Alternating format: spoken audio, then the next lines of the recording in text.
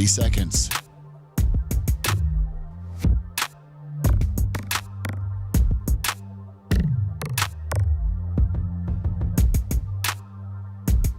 The show will start in 15 seconds, and this is your last audible warning.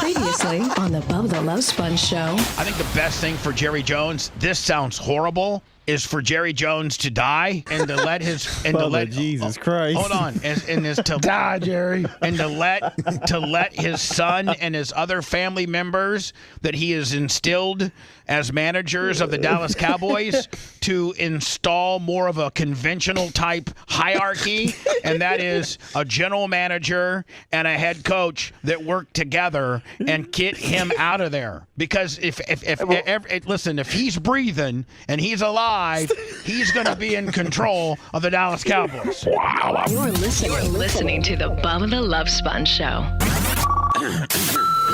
Broadcast rights for the Bubba the Love Sponge show have been granted to this station by the Bubba Radio Network and is intended solely for the enjoyment of our listening audience. Any rebroadcast, retransmission, or other use of this production without the express written consent of the Bubba Radio Network is prohibited.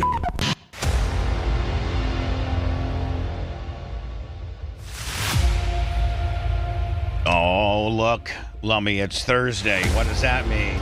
It's your favorite. It's sometimes. I'm not going to argue that I do get along. I get along privately with Brian more than I get along show with, like being on the air with Brian. He's very polarizing to me, but very popular with the fans. So I don't know what that means. But then I got my ass kisser Tuttle up in the house, so that kind of strategically made it that way. Because Tuttle, if I get you and Tuttle, Lummy, on a show, I'm highly insulated. Yeah. And it'll flank that schmarminess of that shovel-faced son of a bitch. He didn't interrupt you at all in the pre-show today, so that was good. No, the dynamics of the pre-show sometimes I get anxiety sometimes because I'm trying to put everything together. I'm trying to. You're the QB. I'm trying to call the play. I'm trying to manage the team. I'm trying to get the team. I'm trying to get the bus started. Get all the proper boxes. Because we're live on YouTube, we're live on Rumble, we're live on X, we're live on Twitch, we're live on Facebook. So you don't do any of that. You want to look at my screens right now? No, I'm saying you don't get us on those sites. I gotta load them on my computer. You know how hard that is for me sometimes. I gotta load them on my computer. I gotta make a thumbnail. I gotta screw you, rat. I gotta load them. I gotta load them on my computer. I gotta make sure the volumes are not turned up so that when I put the internet pod up, we don't get a double reverb. That's right. Well, that's about a 50%. So I've messed that up half the time. And then so like then I have to make sure that we're live on all of them, which we are. And then I gotta manage who's here, because you T-shirt Will, $20. T-shirt Will, I'm so mad at you. Babyface and Tuds. So mad at you. What's T-shirt up, Will. T-shirt Will? Thanks for the money. Bubba's mad at you. So not mad, just disappointed because What'd he do? I don't know the story. Well, it's more what he didn't do. Let's just not talk about it, okay? Well, it's not like I brought it up. T-shirt Will knows. He knows. He knows what he did. He has his head bowed right now in disappointment, knowing he disappointed me. He's bending the knee. If you're sorry, give us $200. All right. So show us you're sorry. Today is like almost the lighting of the torch of BARP, like in an Olympic ceremony type deal. Today is the kicking off. Brian, were you impressed with our early setup? Meaning like porta potties with a hand washing station. We've now. Man, you love the hand washing station, Bubba. Well, I mean, it's a big selling point. It's a cool feature that we've never had. Well, here's the deal. I don't want to hear trolls or whatever be like, oh, you're in a parking lot with with a portalet and no place to wash your hands. Is that what trolls do? That's what they say, and now they can't say that, Seth. Right. Because yes, we're in a parking lot, and yes, there's a portalet, but you can wash your filthy hands. Right. Radio listeners don't wash their hands. Yeah. They never do. So anyway, and then Brian, as you can see, we don't have, now Big Red 3 years ago did make a pretty badass stage. Lummy, you know what we could do, Lummy? We could take that stage out so it doesn't get wasted. I think we've now established a new format for the stage, which is Erica's, steel trailer with a jack underneath the back. And so we could take that stage, and so it doesn't go to waste, and we could give it to the goats to jump on. Even better. They probably would like that. They sure would. That would be their new sunning spot. Yeah.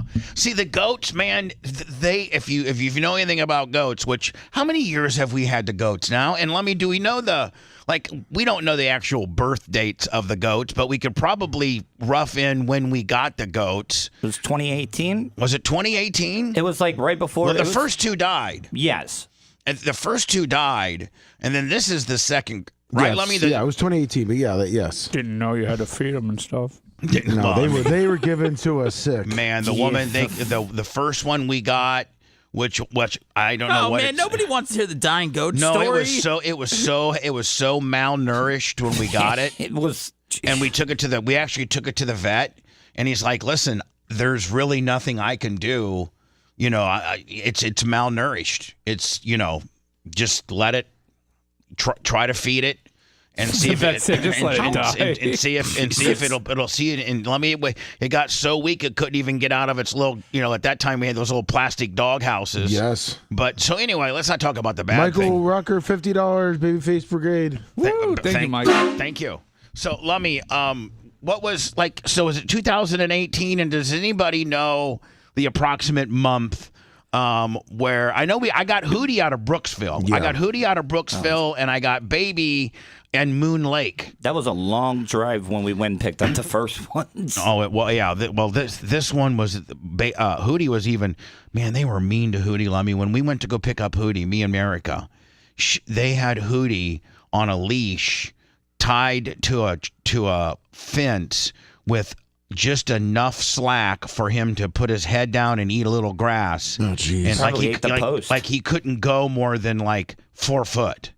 Meanwhile, Baby, we roll into Baby's place. It's a trailer, and this woman comes out of the trailer holding Baby. Baby had been inside trailered the entire time. Nursing him straight from her breast. Straight from her breast. Those goats are sexual predators. Every time I go back there, man, they're. Here's the deal. By the way, Course Scout and Big Gulp. All right. A large contribution on PayPal, and all it says is Babyface with 14 exclamation points. Love you, ladies. Be safe, Hopefully, girls. Be safe, girls. Hopefully see you. No, they're not going to be here this year, No, are they can't make it. Oh. But guess My who? shoulders need a rubbing. I know, but guess who initially thought they couldn't make it, but then they went on their cruise. Mel Gibson. And Lummy, they ended up being able to work it out with their driving schedule. Greg and Amy. All right. Oh, I'm wonderful. so happy. That was really bummed because I love Greg and Amy. Is it wonderful enough for you to miss your family vacation and stay back on Saturday and go to Bart, Brian? Oh, I mean, look, if I had a choice between just staying at home and going to BARP or flying up to Connecticut, I'm choosing staying at home and going to BARP. You're a free man. No, his wife would kill him if he did Mother-in-law, that. too. Yeah. Oh, I'm not worried about my mother-in-law anymore. You're worried about your wife. Did you put her down? No, I mean the mother. No, what do you think the shelf life of the bad mother-in-law is? Is she healthy? She's the type that will just never, She's like a cockroach. Yeah. You just can't. He's tried. Trickney, I see you. I think Trickney's coming, Lummy. All right. Awesome. So Lummy, we do have by the way, a couple. So anyway, I was going to say, is there any way, if we were to try to figure out what month we got the goats? September 2019 is the best I can figure. All right, so let's make that their birthdays. Okay. September 2019. I ain't celebrating no goat birthday. So they're 6. Yes. What's the They're 6 lifespan? years. Yeah, what's the let me ask. 15 to 18 years. I already got it pulled up. Yeah. Good morning, Alexa. Hey, Alexa, good morning. Good morning. Today in 1939, Superman flew into the pages of newsprint for the first time as a daily comic. I love a good hero story, but I have to say, sometimes it seems like the bad guys have more fun. Ask me to pretend to be a supervillain, and I'll give you the best of my worst. Wow. Go ahead and be a supervillain. Let me hear it. Pick one. Oh. Like the Joker? Be the Joker. Hey, Alexa, be the Joker. This might answer your question. According to Wikipedia, the Joker is a supervillain appearing in All right. American Hey, Alexa, comic book. shut up. Hey, Alexa, how long do goats live? A goat's lifespan is typically between 10 years and 15 years. Lemmy, we might be on the, if we're on the early side of that, that's 10. That means we may only have them for 4 more years. Nah, we're on the. I got them living longer than that, Yeah. Bubba. And the way Lummy cares for them, there's oh my no God, way. I know. Is it like they're dog gonna years? they're gonna die though of being too fat because Lummy just No, I've cut down on it. can you see they were getting fat? Yeah, but now there's. I got some plans for the grass. Lummy, what do you mean you got plans for the Well, grass? He's getting diet grass for them. Diet. No, hold on. Here's the thing: if we'd only make them eat the grass, they wouldn't be fat. Lummy subsidizes There's no them more with- grass. It's all gone. All right, but Lummy, what we should do is we should get some winter rye. Well, that's what I was saying. That's what my plan But you was. got to you're going to have to section off. You're going to have to section off half of the pond, so they can't get on this side of the pond. You're going to have to have Wolf come and do some temporary fencing. No, so they won't mess with the seeds and stuff until it actually starts to grow. I know, but here's the thing: when it grows just kind of has like a little peach fuzz at first. They'll eat that. No, they won't. They only like that kind of grass once it's full grown. That's the good part about it.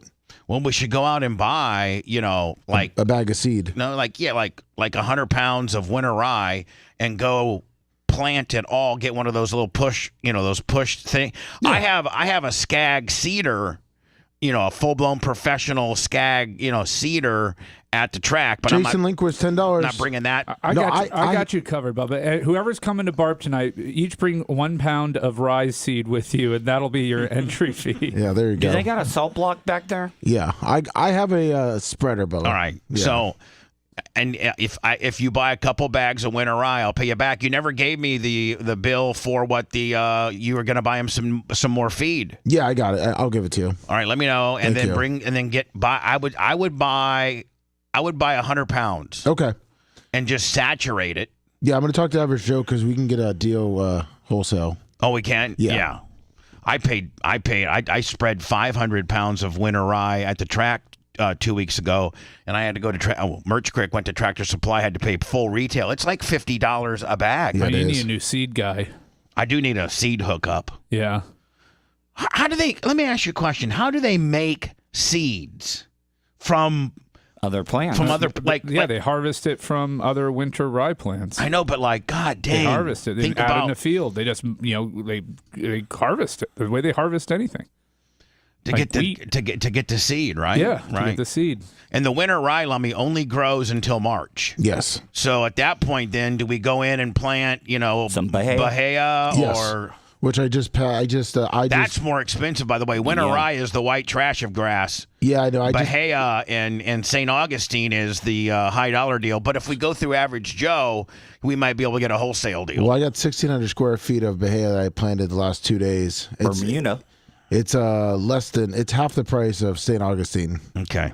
So but you don't plant that until after what? Well, you plant that in March after they've blown through the winter rye. And then once we're going to So is there a weight loss program part of not giving them as much goat feed because they love that dry feed that it's like crack to them. Yeah.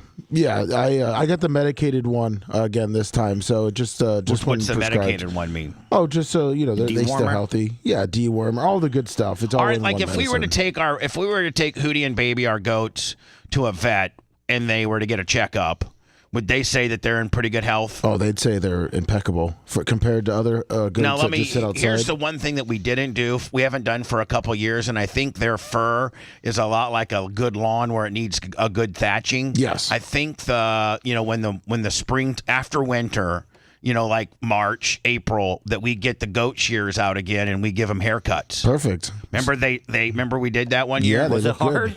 It was it was it was hard at first, but then once they realized that we were not hurting them, It's the sound, and right? yeah, and once they realized it was like after 2 or 3 minutes they settled down because they knew that we weren't hurting them. But they look a lot better and they look a lot different. Yes. When they're shaved, like they got like what 3, maybe 4 years worth of growth. They sure do. I mean, they're they got like long ass hair. But that probably helps them for the coldness, and then come springtime we'll shave them and we'll videotape it. Sounds fine. Have we looked into my idea with having a goat cam out there with a goat feeder? Yes. Is that it's something doable. Is it doable? Yeah, though? Macho with the cream machine and stuff like that. That kind of got put to the back. Right. Cream Machine gets back here today, and then Mach can start working on making that my mobile broadcast. A unit. It's going to be badass. All the soundproofing and flooring will be here today. Willie's in Charleston right now. Okay, He's fantastic. driving straight down from North Carolina. Merch Crick's got the backdrop banners. Did you see him? She was trying to rig them up. Did you hear me? Yes. So Yeah, you were kind of mean to her. I wasn't mean to her. God, that's a given, man. I've It's never not- seen it's- another hold human on. talk to somebody No. they love like that. Hold on, They weren't Brian. around. Here's the deal, Brian. She asked me. This is what I get so mad about with her. She asked Everything. We ordered these big pieces of cloth. I took the dimensions of the inside the cream machine, so that when the backdrop of when we're going live inside the cream machine all has on all 4 corners, Lummy, a Bubba Army logo with the QR code. Perfect. Now in front of that, behind that's going to be the soundproofing. Okay. Yes. So we're going to have hooks then that we hang this, and I got the exact dimensions of the cream machine, all 4 sides. Now I may leave like the steering wheel and I may leave that open so that you can tell you're inside of a van, kind of like bussing what the boys do, or I may not. So they come in. She orders them. It comes in. It has all the Bubba Army logos. The dimensions are perfect. They got grommets, rubber grommets. So literally, Lummy, all I got to do is install like hooks and let them drape down in front of the soundproofing. So she has this harebrained idea that she wants to use these new backdrops to backdrop the stage, which is just really a trailer. I thought it was borderline brilliant. Yeah, that sounds like a good idea. Oh, well, it is borderline brilliant until the first gust of wind comes and knocks them down. And now it's knocked them down and potentially could rip them and potentially could tear out a rubber grommet. So she's asking me about it. When did you learn the word gromlet? Yeah, and what is a grommet? Because I've always heard grommets. Okay, it is a grommet. It's a grommet. Okay, listen, I'm not. Nor have I ever advertised myself as being the smartest person in here. Okay, I don't know I'm either only the one. quarterback. But that's I'm your only the charm. quarterback. No, you do it all, you said. I do it all. Doesn't mean I'm the smartest guy doing it. Well, don't say you're just the quarterback. You're Jerry Jones. He's only making tackles because you're missing them, Seth. Well, I'm just everybody shut up right now. So we're laying in bed and she's like, "Hey, I just want to let you know that our backdrops for the cream machine came," and I'm like, "That's great because we're going to be getting the cream machine in about 2 or 3 days. It's going to be." I went over there to Terry's Automotive yesterday, Lummy, and they're like, "Oh my God." As we've dug into this thing, we didn't. No, good news. Oh, good. Remember when I first got it, and Monster Transmissions took it and put a really badass beefy transmission in it, and a rear end in it, and it's got dualies, and then Steve Forensic. I had a really aggressive 383 stroked out late model motor in it, and it was just way too much. So my good friend Steve Forensic, who I think still lives in Wisconsin, and built me. He does motors as a hobby. He's got Forensic Speed Shop, but I think he's also a trucker too. He's got a pretty successful YouTube channel. Longwood, $25. Mega Matroni. So he said, "Hey, listen, man. He got a 1990 350 4-bolt main RV motor." Something way tuned. I had a race car motor on it. It was throaty. I mean, so he's like, "Listen, let's put on a more reliable, So Steve Forensic built me this badass, badass, really durable 350. Monster transmission, put in like a $4,000 transmission in it. So Terry, when I went over to Terry's yesterday, he's like, "Man, this thing is really been customized. It's, Now they had a lot to do to it as well. They new fans, new gauges, new grommets, everything, new grommets. Do the lights still work? Lights still work, and so I'm picking it up today. So Merch Crick says to me, "I got the backdrops for the cream machine." I'm like, great. She goes, "You know what we should do with them? We should make them as a backdrop for the stage." And I said, "Well, Merch Crick, they're only made out of material. They're not made out of a durable vinyl or anything like that.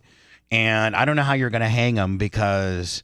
And so she goes, Lummy, and gets those two those two big safety jacks that I have when I jack my car on the lift. Yeah. And you put these two safety jacks underneath the car, so in case there would be something catastrophic happened, the car wouldn't, come crashing down on you.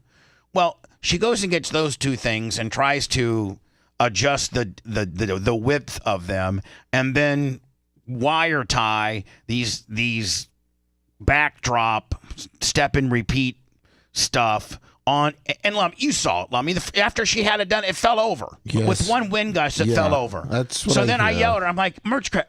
So in bed, I told her, no, don't do it. I helped her pick up the one that fell, and as Bubba was yelling at her, I said, "I think they look great." And so I tell her, and then we locked eyes. I tell her, Erica, I told you I didn't want to do this.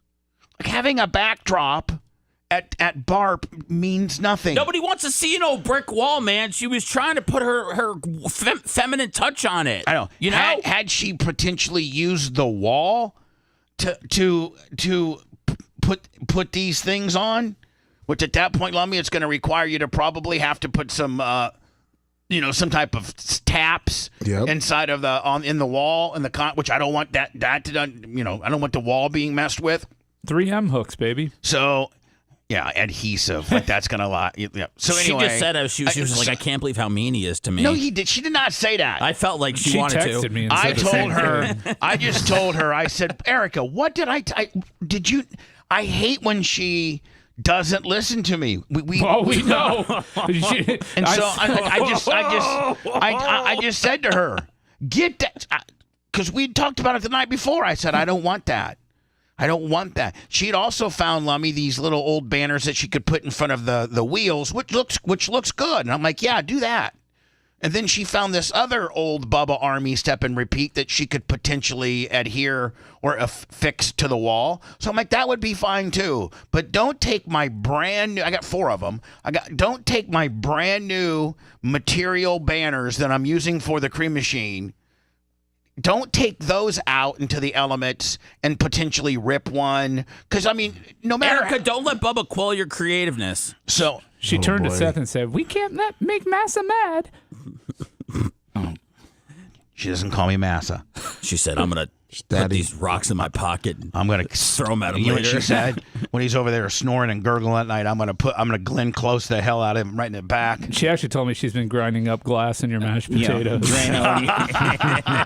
She's slowly poisoning me. So I didn't really yell at her. You guys were. I just said. Yeah. Merch, Well, I just said, Erica. Your idea of yelling and everybody else's might be a little different. I just said, Erica. No, stop. Put that away. You said, "Hey, bitch, stop being stupid."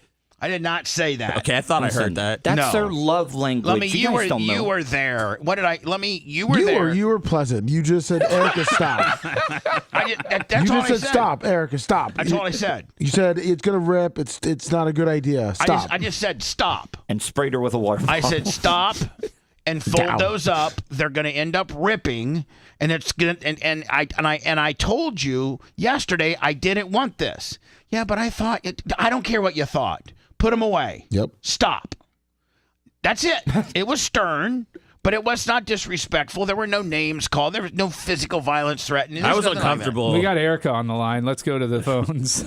She's going to speak for herself. So then, let me listen yesterday, and I hate this. I'm trying to watch the Chili Bowl highlights on my laptop, okay? Okay. I've already been over to Terry's Automotive. I've already been on the phone with Tom Bean. I've already done some business. I got a conference call today with the TrueWorks people. By the way, they love the Gary or Rhett. I think it was Rhett. Rhett sent me the TrueWorks air check yesterday. Rhett, thank you for that. It was awesome. So I got an onboarding advertising call with him today at 1:00. I was writing. Awesome. I'm writing the Bubba Raceway Park Ocala Speedway script for the King of the Streets Open Wheel Modified Winter Nationals. I got to do that today. I was writing that, trying to watch Chili Bowl highlights, and then she gets into this whole big. I want to show you the outfits I got picked out. So we have to go through a fashion show. Yeah, that's a pretty important part of BARP. Well. I'm just saying that's what half the people come for is to see the ladies. So true, and there are.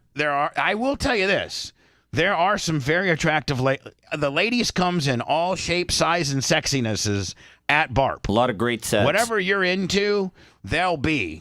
It'll be. I mean, from Sunbelt's Carla. Yeah. To. All right, but this is not a brothel, right? This is not. You don't get to pick like the woman at the cat house to have sex with that night. No, right? but it's nice. It's nice to be at a party that's got good-looking women. If I'm at a party with a bunch of dudes, I just will pull up a woman on my phone and hold it up. Is Reggie that what bringing you the do? twins? Oh yeah. I don't know what Richie's pram. I don't know. So is the Texas Hangman bringing a babe? Texas Hangman's bringing his hot girlfriend. I think Jimmy Clevis is bringing his wife. I think Steve Diaco's bringing Krista. I don't know if Dan's bringing Romina or not. Oh, please. Is Jackal bringing the Jackalos? the Jackettes. The Jackettes. So I'm in my recliner, Lummy. Which that's kind of like, when I'm in my recliner, leave me alone. Yep. You got the feet up? Got the feet up. What's the Chili Bowl, man?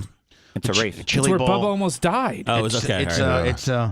It's in Tulsa, Oklahoma. They're all competing for a Golden Driller Award. It's indoor, too, Seth. It's indoor. It's the They largest. give that away at the AVN, the Golden Drillers. It's the. And this year's Golden Driller Johnny Award. Sins. Shane Diesel. Lexington Steel. Is that your favorite? No. It's just a name that came to mind. I'm not really up on. Well, Lex the isn't new, really pumping him out like he used to. Yeah, Bubba. that's what I'm I don't saying, think either of those guys are in the game anymore. North. Like I'm saying, like I couldn't tell you. I'm not up on modern day porn. I could tell you porn from 10, 15 years ago, but I'm not up on the hot. You only do vintage? No, I don't only do vintage. I just don't look at porn as much. Today's porn just isn't the same as it's like the NBA. It's too soft. Too soft.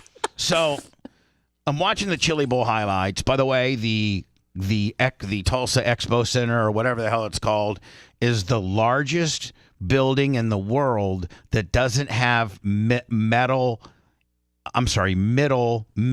support stands. Bubba's Grand Race, $20. It's the largest freestanding building in the world that doesn't have middle support beams. Huge trusses, probably, right? So yeah, they have huge. It's where they used to make oil drilling rigs. That's where they used to make oil drilling. So you can't have, I guess, a middle stanchion or something like that when you're making an oil drill. So they have the race inside. It's the midgets. It's a very prestigious race. So I'm watching the Chili Bowl highlights. I'm watching Larson. I think Larson got second or first on one night. I think he got first. What So about this Bush? has already happened, and you know the results, and No. you're just watching the highlights? No, I didn't. Yes, it's already, but I didn't watch it live. No, you didn't watch it live, but you know the results already? Not. Yeah, Yes. I guess. Okay. So just clarifying that. So this is So Merch Crick goes to me and says, "Listen, I got some outfits picked out for BARP, and I'd like to, She probably wanted to bang you, Bubba, because they're so cleavage heavy. She is very cleavage heavy. There's an outfit that she wanted to wear tonight that was blue jeany, kind of like it was but it was just, I think it was too much. It was jacking him up? I said no, but now I'm thinking maybe yes because it is pretty sexy. But then I'm thinking tonight's not a sexy night. Tonight, it's just a pig roast. It's just a hog roast. It's not really a night of sexiness. I don't know what hog roast you're going to, but I've gotten laid at everyone I've gone to. There you go. So anyway, Lummy, tonight's. So she goes through, and I'm like, yes, no, yes, no, and then she starts coming. I'm like, Merch Crick, we've already picked out the 3 outfits. Why are we continuing to do this? She's like, well, I got like 3 more. And I'm like, she had 5 and I narrowed it down to 3, including what she's wearing tonight and then Friday night and Saturday night. You're a fashionista, Daddy. Can't you do an outfit change like Mariah Carey, like come out every hour in a different outfit? No. Oh. So we do that. Finally, I tell her, listen, can I just watch my races? You know, we've already picked out all your outfits. You look great. And this is after yelling at her yesterday about the backdrop. I didn't. Well, no, I'm just putting the day together, Bubba. I didn't yell at her. I got my own problems here. I'm just trying to put your day together. Bob Cook was even there. You talked calmly to her. And then we went and watched Landman. Now I don't know if last night's Landman was the finale or not. It's episode 10 of the season. I got to imagine it is. Will you look at when the last Landman is? Because I'm up to speed. What happened on last night's episode? I'm not saying. I loved it. You know, Landman comes out on Sunday, so I usually watch it on Monday. You know, I stream it on Monday, usually the day after. I don't usually watch it live because I think it's like 8 or 9 o'clock. So I'll usually watch it then through the week. I'll catch up on the new. I'm into the new Dexter deal. Were you a Dexter fan, Brian? Yes. I haven't gotten into the new one yet. Oh my God! Can I tell you? It is phenomenal. That is the season finale. The one I just watched last night? Yes. Yeah. What did you think, Bubba, without giving away anything? Because I thought it was a great You talking about Landman? Yeah, it was a great Did you season. watch, so you're done with it like I am? Yes. I think it's great. I also think those two, I think the mom and the daughter are just hot. Absolute smoke shows. And even Brian, who, well, you know. I mean, absolutely. Oh, my God. Insane. The daughter, she's an adult, correct? She's 27 years old. So she plays a senior in high school. Yeah, and then the boyfriend who's a quarterback who looks like he's 40. Right, I know. It looks like, you know, he's been lifting with Jimmy Cleavis, right? I mean, and like literally looks like he's already on Botox at 27 as well. Right. And like they're trying to play him off that he's going to be a freshman at Texas Tech, right? Yeah. But she is the daughter not just absolutely a smoke show? Yeah, it's so funny. It's not your type at all. The mom. No, she has natural boobs. Yeah. But the mom, I don't know I think I'd rather be with the mom because she's a predator. Well, what about the female lawyer chick? Yes, but she's a distant. I mean, I would pick her third. But you haven't seen her scantily clad. We yet. have not. Demi You're right. Moore can still get it, though. And Demi Moore still looks good as hell. Would you not agree? Yeah. And I like that little southern accent that Demi Moore puts on. Mm-hmm. So anyway, Brian, I think you'll like. I'm not going to say how it happened. I think that you'll like it. I think you'll like it enough that they're setting up the next season as to what they're doing. Oh, what did you think of the guy that was revealed at the end? The actor, you know, they're getting big name actors in the show, is what I'm saying. I don't know who. I mean, I was kind of fuzzy. I was kind of in and out of consciousness.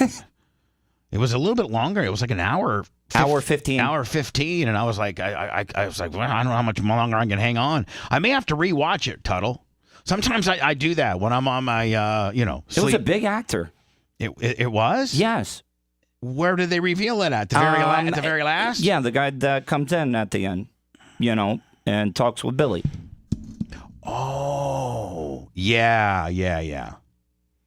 And they leave they get out of there right on time. Yep. No, Brian, me saying they get out of there right on time that doesn't sounds mean nothing. like means nothing. Could be. Means nothing. It doesn't. Just saying, my wife wasn't feeling good last night, so I couldn't watch it. She took NyQuil and went night-night. I got to tell you, Tuttle, I feel for Billy Bob because that guy goes through hell. Oh, dude. Man.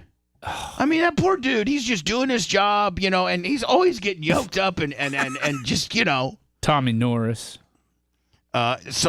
Billy Bob Thornton, man, how he didn't win a Golden Globe. Who beat him out on the Golden Globes on that? Some Asian guy from Shogun. God. I don't even know. Embarrassing. Wait, how was it nominated this year? It just came out, though. It was already nominated for Golden Globes. He got in. They were in under the cutoff. Now, so Oscars are movies, and what is it? Emmys. Emmys are movies, are the bigger, and Oscar. Emmys are the bigger ones for TV. Oscars are for movies. Okay, so Emmys are TV, and that includes streaming. Yeah. So do the Golden Globes is kind of like the jobber initial, right. And then you also have the SAG Awards, right. But that's more industry, and then the big one is the Emmys for TV. And they have daytime and nighttime Emmys. TV streaming wise, Emmys are far more prestigious than Golden Globe. I bet, and I think the Emmys are like in February, March. What about the Tonys? Those are my favorite. Well, that's for Broadway. That's for Broadway. Hell yeah. Oh, nice. But I think the Emmys are coming up, and I think Landman will absolutely clean up. People are loving that Asian Shogun show. Hey, Alexa, when are this year's Emmys? I'm having trouble hearing. It Can looks you like say that again? Let me bing. June 24th. Yeah. All right. Okay, here's national calendar. On the calendar for June 24th is National Pralines Day. She picked up the June 24th. I got to go to words because that's a very upsetting day for me. Why? It's my son's birthday. Oh. Yeah. Well, maybe Billy Bob will make it better. Yeah, Billy Bob won't make it better. I can promise you that. But anyway, Lummy, I think for the Emmys, should we have an Emmy watch party? I think Tulsa King could clean up. Brian, were you a Tulsa King guy? No. No. Were you Lioness? No. No. Should we have a content house for the Emmys, Bubba? No. Oh yeah. Are you sure? No. We could dress up By the and way, chatter. I got to go to words, but I got to make this correction. Tonight's hog roast was supposed to be 5 to 9. We're moving it back an hour to 6.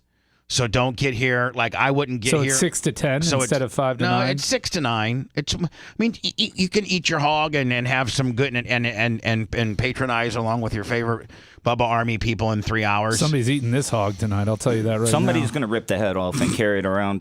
We're not. The head's not being presented, Tuttle. We're going to deep fry Koran. We're going to have it already deheaded by the time it gets here.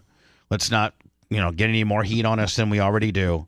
I got to sit here. I'm a goalie with you guys just, deflecting heat after heat after heat. He's a quarterback and now he's goalie. He's playing all sports. I'm every position in every sport. But let me just tell you I'm now this. the designated hitter. How impressive. I'm a jockey, guys. How impressive would it be if Tom Brady also was the starting Lightning goalie and had a 1.95 goal per game average? It was like Brian, did you see where the Penguins just flat out waived their starter? Wow. You didn't see that? No, I missed that one. I don't follow the Penguins hockey too much. They signed this dude to like a 4-year, $20 million deal last year. No, it was 2 years ago because they dropped him to the minors in the beginning of the year because I guess he just was struggling. But 2 years ago, Brian, they signed him to a $20 million deal. Yeah. And this year he's I think he was 8-8 and 4. 8-8 and his goal. He was just not doing good. His goals per average. He was like I forget what he was, like a -22 or something. I don't know. But I saw it yesterday, and it's just really, really rare for you to sign a guy 2 years ago for $20 million, and you can't. He sucks so bad this year that you can't trade him. That you can't. They straight out waived him. You still got to pay him though, right? Yeah, hockey, and they still are on the hook for that whole bill on their salary cap, which is tight. So in the NHL. Let's say that another team would pick him up.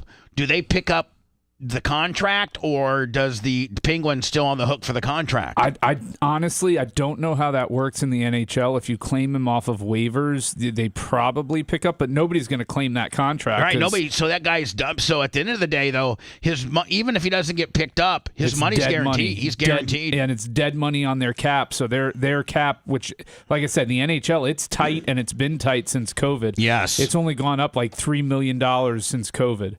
The salary cap, maybe $5 million, not a whole lot. Did you see the rumor? I got to go to words. I'm running late. Did you see the rumor where the Pittsburgh Steelers might be where Rodgers ends up? Ugh. What are they just collecting washed quarterbacks? I don't know. They're saying, both Russell Wilson and Justin Fields are unrestricted free agents. I still don't know why they moved away from Fields so abruptly. I told Seth that yesterday. He's just more dynamic for that offense. I told Seth that very same thing yesterday, saying, man, I don't know why somebody doesn't get behind this kid.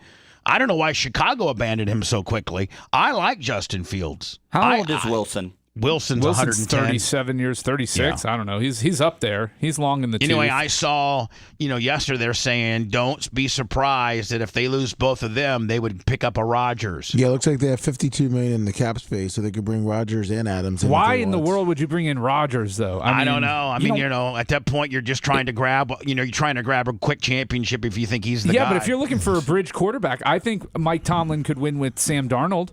Oh, absolutely. So he's going to be available. Why not spend the money on him?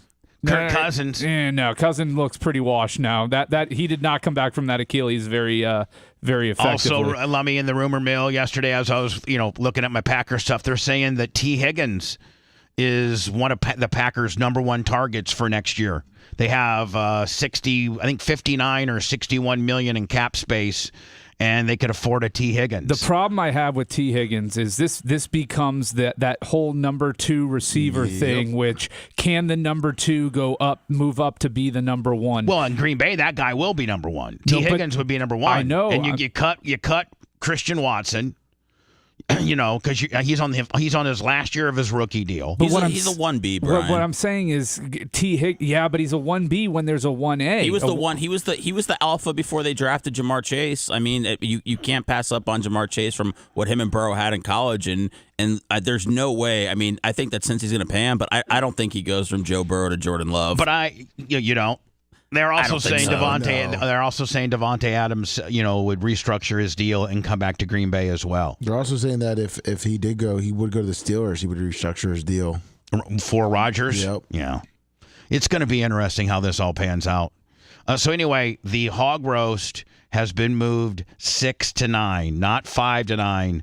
The shuttle at the hotel will start at I think 5:30 or 5:40. Lummy taking people over, and the reason why we had to move it is because the parking lot across the street, the HVAC guys who allow us to use our parking lot all weekend long, they're like a regular business, Lummy, that works 8 to 5. Yep. And their guys don't start. They got their parking lot's full till about 5:15, 5:30. Yeah. So Lummy so they got a hold of Lummy yesterday. They must have heard on. I think somebody over there listens. No, I walked over because I realized it, so I went over there to talk to him about what we could do about the overflow parking, because I was sitting there going. And they flat out told Lummy, "Listen, you better move your thing to 6 because it's I still do. I heard one of them came over to check on Erica to make sure she was okay. Want to listen to the show on demand and on the go? Enlist today at BubbaArmyHQ.com. Sign up and start listening. The Bubba the Love Sponge Show will be back after this.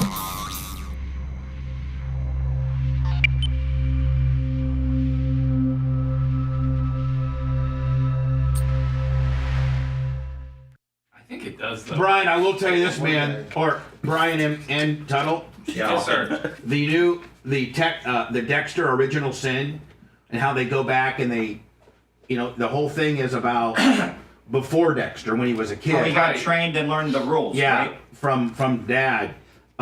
It is good. Who was in the original Dexter series? Who was your favorite serial killer that Dexter faced? John Lithgow. Yes, Trinity Killer. By far, he absolutely destroyed that. John Lithgow's dead, isn't he? No, he's alive. Oh, he is? Yeah, I thought he died. John Lithgow had the best usage of the word cunt during Dexter. But you know what? He is such a great actor. I don't know that he's ever. Harry and the Hendersons? Yeah. That was good. The one with Tom Hanks' son wasn't the best that year. Yeah. Dexter got a little bit long in the tooth at the end. I liked the Russian guy. Remember Ray Stevenson? Remember Dexter killed his gay lover or whatever? Oh, yeah. Good morning, everybody. Yeah, how we doing? Who's excited for Bart? See, Richard Longwood's in there. Hello, Richard. Snizook Slayer, how are you, my friend? Yeah. I brought Seth breakfast. I wonder if he's going to eat it or if he throw it in the garbage. What is it? I brought him avocado toast. That'd be really shitty of him to throw avocado. Well, I think you should bring that up on the air. Okay. Because I've been sharing my charcuterie plate, but I couldn't get one today. So I got grapes, cheese, and crackers. What's a Bart? Only the greatest gathering of the most amazing people known to man. So you're really not going? I'll be there tonight, but then I'm on a plane tomorrow morning. I mean, I can't go. Like I said, next year it's more likely I'll be there because my sister-in-law is selling her house and she's the one who hosts MLK Christmas every year. MLK Christmas. Yeah. Possibly I could be at 199. Not sure. Definitely, I'm gonna be. Don't worry about it. No, I was answering somebody in the chat. Brian, we're gonna get to this AOC thing here a little bit. What's going on with her? She says that that trans girls are girls. Are girls? Yes. Yeah. Oh, Jesus. Trans girls are Anything girls good too. woman? And she flips the fuck out. Organic gene. Man, Pam Bondi's hearing yesterday was interesting. Is she gonna get confirmed, Brian? I think she will. Yeah, absolutely. The Hegseth one was pretty uncomfortable too. There's no basis to not confirm her. Hegseth though. Hegseth has a little more basis not to confirm him, but even then, he hasn't been charged criminally with anything, so you can bring up stuff in his past all you want, but there ain't enough there to keep him out. Oh.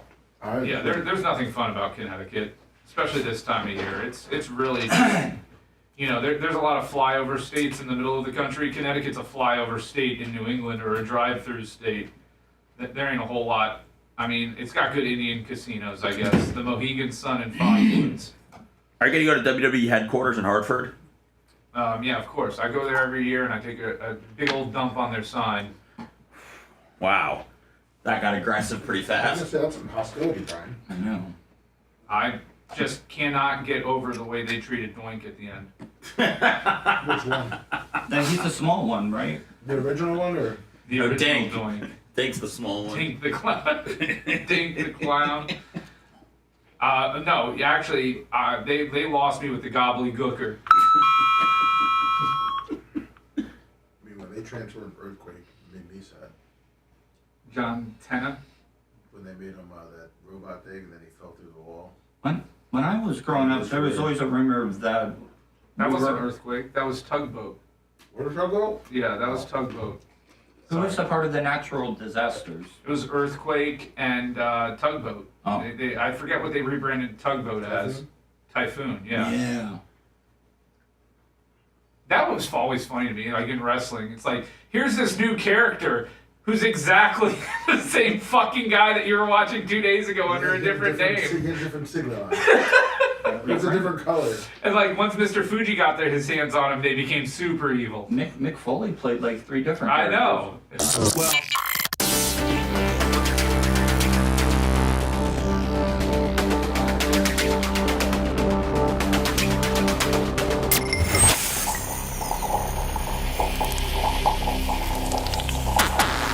Broadcasting live from the Aquabito studios, aquabito.com/Bubba. It's the Bubba the Love Sponge Show.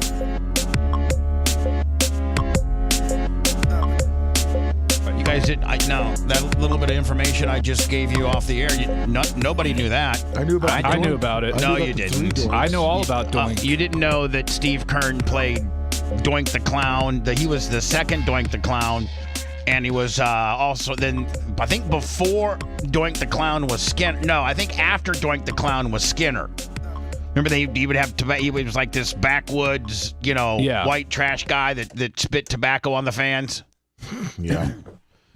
I did a dark match with Skinner at the Sundome back in the day. By the way, let me hierarchy, of course. Let me see. I think this is appropriate. Blow, pack, blow. I didn't know. 200 on the PayPal. I didn't know. PayPal, Venmo, Cash App at the Bubba Army. Steve was a Tampa boy. Oh, Steve's a big-time Tampa boy. I didn't know. I didn't know he went to Robinson. Oh. So don't forget, tonight's pig roast is 6 to 9, not 5 to 9. And if you're at the host hotel, the shuttle service starts about 5:30 or so. Now, there's something here, and I don't want anybody to. This is not a joking matter. So, just dance with me on this, okay? Yes, sir. I know who you're talking to. You? Oh, well, I was thinking Seth, but No, but I'm just joking. You usually start it, then he piles on. Once you open up the schmarminess, then he'll come in. He's my fullback. He opens up the hole. Yeah, he's your Rocky Blyer and your Franco Harris. Okay, yeah. Well, I got to play D-tackle here and stop him. You're Walter Payton and he's your Matt Suey. Thank you. Yeah. He's your Brian Piccolo and your Gale Sayers. R.I.P. Which one had cancer? Brian Piccolo. So anyway, it's been brought to my attention, that Stacy, the chat winner. Stacey G. Stacey G. Yes. That her significant other or her plus one might be a biker. Well, from a motorcycle club perspective. And that the picture that she sent Merch Crick, the guy had a 1%er bike vest, bike motorcycle club vest on. Now, I cannot stress enough that one, if he's an outlaw, great, wear it. We're not going to have any problems. But if you're not an outlaw, and to me it didn't look like an outlaw jacket. If you're not an outlaw, please don't wear your jacket. Just don't wear it. Because if you wear it, I'm not going to let you in. And if you do wear it and somehow you sneak in, it won't be good. It just won't be good. Like, we are, by default, a person on the program is an outlaw, which means we're kind of outlaw. We won't say who. Which means we're kind of outlaws by de facto. And Gene could be, I know Gene's going to be here Saturday night. I know that for a fact. But one, if Gene was here tonight and this guy would wear, the Mongols or whatever, there's several different motorcycle clubs around here, and that jacket would be on this property, and he is on this property. I am going to tell you right now, Gene Lasker would shoot him. That is fascinating to me. Like, Gene Lasker would shoot him and go to prison. I'm sorry, you said he's not in a motorcycle club, but he's wearing a jacket. What's this jacket that if you're not in a club? Is that what Stacy? Oh, okay. She said he won't wear it. It's going to be too cold. Okay, Not Stacey. because he's afraid of Gene Lasker, but he's afraid of the weather. Okay, Brian, don't start with your nonsense. Yes, sir. Okay? Because Lasker will shoot you. Just tell him. Remember what he did to me when I just made a little joke? He beat me with that baseball bat in the studio? He did. He beat Tuttle with a baseball bat. A real one? Yeah. No, a wiffle ball one, but it's high quality plastic. It was. I thought I had it still, but I think Gene actually broke it when he actually pummeled. So here's the thing, Stacy. I'm not. Yeah, just don't wear the jacket. No big deal. And if he's not in a motorcycle club, then you probably shouldn't have the 1%er. You shouldn't have that on your jacket, because every motorcycle club has a problem with that. That's what all motorcycle clubs have a problem with. It's like stolen valor for them, right? Yeah. So anyway, listen, your plus one is more than welcome to be here. I would just appreciate it if he didn't wear his motorcycle jacket. That's it. Because that could go south real fast. And I just don't want the issues. And he's not in a club, Bubba. Okay, well, that's fine. Stacey, no big deal. I'm not trying to pick on you. I'm just trying to potentially, eliminate a potential problem. Yeah, we don't want any murders at this year's bar. So, that could ruin the party. Just don't wear any motorcycle jackets at all. Don't talk about it either. It's like the Fight Club. So can I wear my Caleb Williams jersey? Sure, of course you can. Nope. Jordan Love. That's colors versus colors, man. No, yeah, I'm a Jordan Love guy. You have to stick you. No, listen. Shank you in the back. And I just want to get out of here alive on Saturday, Bubba. And Stacy, I don't want you upset with me. I'm just trying to eliminate a problem. Your plus one is your plus one. He's more than welcome to be here. I'd love to meet him. Whatever. But just let's. And that goes for anybody. That goes for anybody. I've learned. Yeah, I got to pick out a new outfit tonight. What your Hell's Angels bike? I'm sorry, your Village People biker outfit. Assless chaps and a 1% patch that covers my my little peanut down there. Yeah. I figured you're more Sons of Anarchy. So anyway, Stacy, thank you for understanding. Thank you. No, please don't think I'm trying to single out your guy. That's a hell of a thing to address, man. That's well, Seth. I mean, we literally saved this from being the last BARP ever. If that were the case, Gene would murder the guy. It would no. Not only would, but why would he murder the guy for wearing a vest? Because that's just how it goes. That's just how it goes. Okay, I'm just asking. He would call 10 of his outlaw guys, 15 minutes from then, and in 20 minutes, you'd hear the roar of about 15 choppers rolling up in here. And I know Iggy's tough, Lummy, but he can't stop 15, outlaws from trying to get in here. I think you can, Iggy. Like Don't listen to Dothraki Bubba. horde. And so next thing you know, it's an absolute. It looks like Roadhouse, Lummy, in here. Everybody fighting, and it's just. Dan's kicking like Patrick Swayze, taking off his shirt. Jimmy Cleaves is getting involved. I mean, the Texas Hangman's going off the top. Erica's getting her heat out. She got her heater out. She's always strapped. I mean, that there's probably, Lummy, several people at the parties that are strapped. Primetime toys, $20. I mean, yeah, and you have the right to be strapped. You have this is not this is not a bar.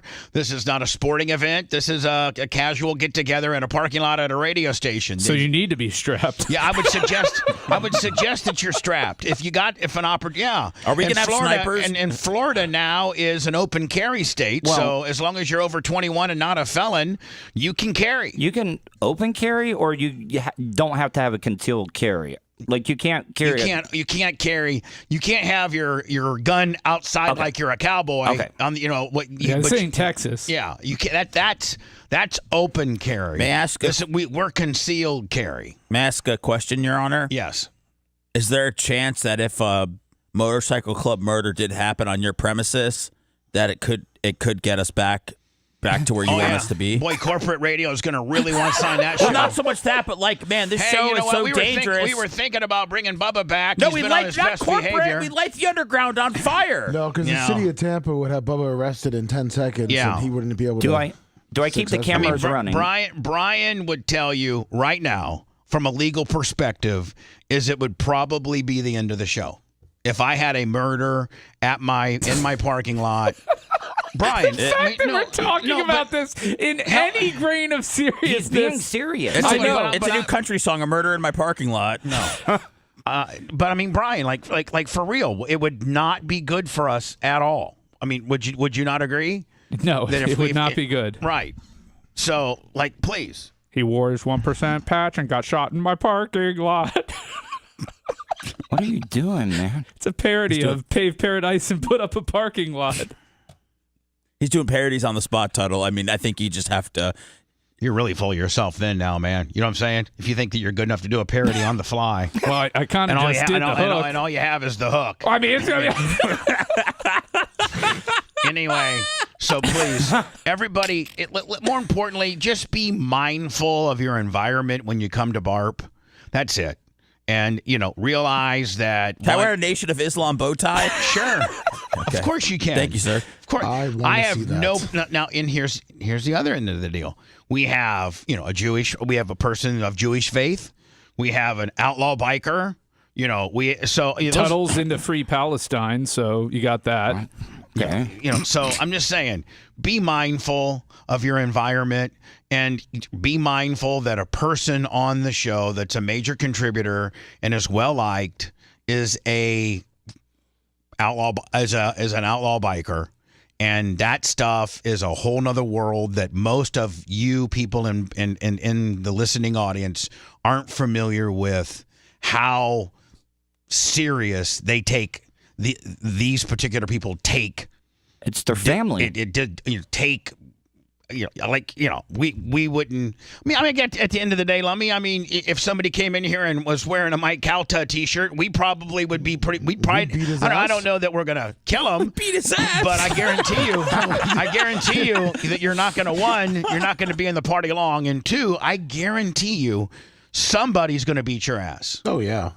I mean, I'm not going to put a hand on you, but I mean, somebody's going to beat your ass, and we better be able to get away with it because Calta was allowed to beat Erica's ass, and it's not a big deal for tit for tat. Now is a good time. Bubba Army store, BubbaArmyShop.com. Get your Bubba Army Kevlar vest for next year's BARP. Let me thank you to the guy from Clearwater Egg and Poultry. Yes. He's the one that's donating the hog today and a bunch of other stuff. And then I think we got Jeff, formerly from Touch Vodka, now with Generac. Yes. I think we single-handedly... Generator Super Center, I got to make sure. All right, the Generator Super Center. Yes. I know my sister bought one for Jeff. Yes. I think Bean bought one from Jeff. I think Jay bought one from Jeff. Steve Diaco. I think that we, single-handedly have sold Jeff maybe 8 to 10 generators. Yes, he's working on one for Gene right now. Is that is he? Bad Touch, Jeff? Yes. Formerly Bad Touch Jeff. Now he's Super Generator Center Jeff. Yes. And I think he's donating a lot of the alcohol. Yeah, in Gaspar's liquor shop in Gaspar's Grotto, or I'm sorry, Gaspar's Oyster Bar. Gaspar's Oyster Bar. Yes. Is donating a lot of the liquor. Yes. Do we have a bartender for tonight? Yes, we do. Okay, perfect. So we got a bar. Do we have mixers? And I think you and Big Red have handled all that. I mean, yes, yes, sir.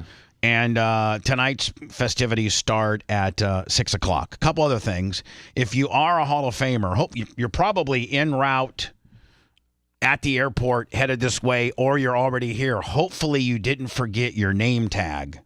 Because, Lummy, once you're a Hall of Famer, you're given a permanent gold name tag that denotes you as a Hall of Famer. That's correct. And hopefully you brought that with you, because we would like for you to wear that. So for people to recognize. Everybody else are just going to have like, hello, I am, patches, or I should say, stickers.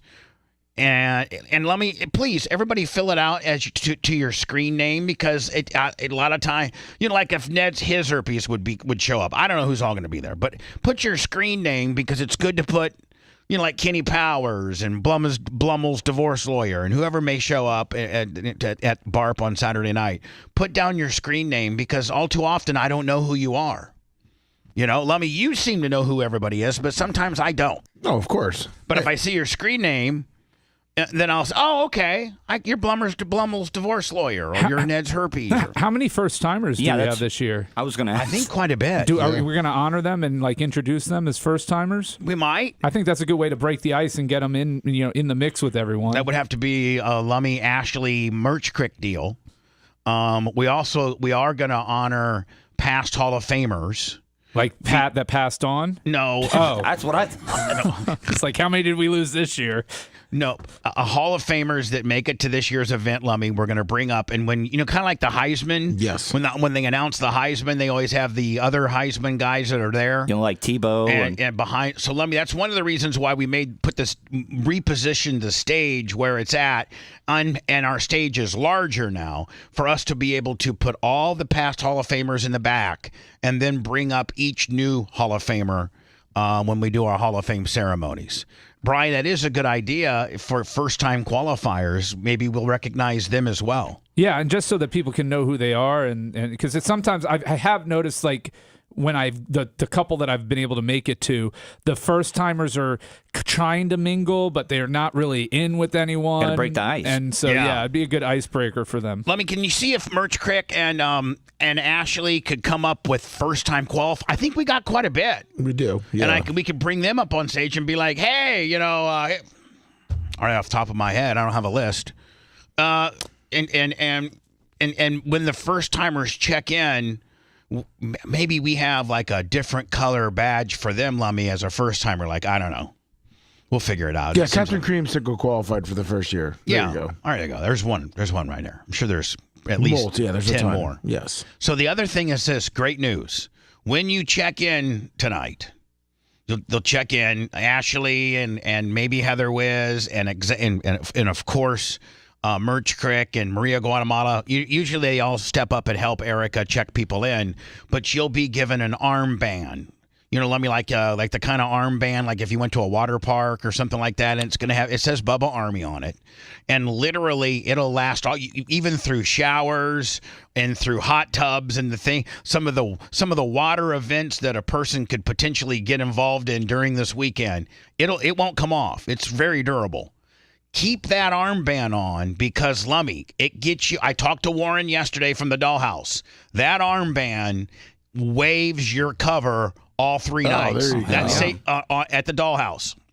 So I sent a picture to Warren what the armbands look like.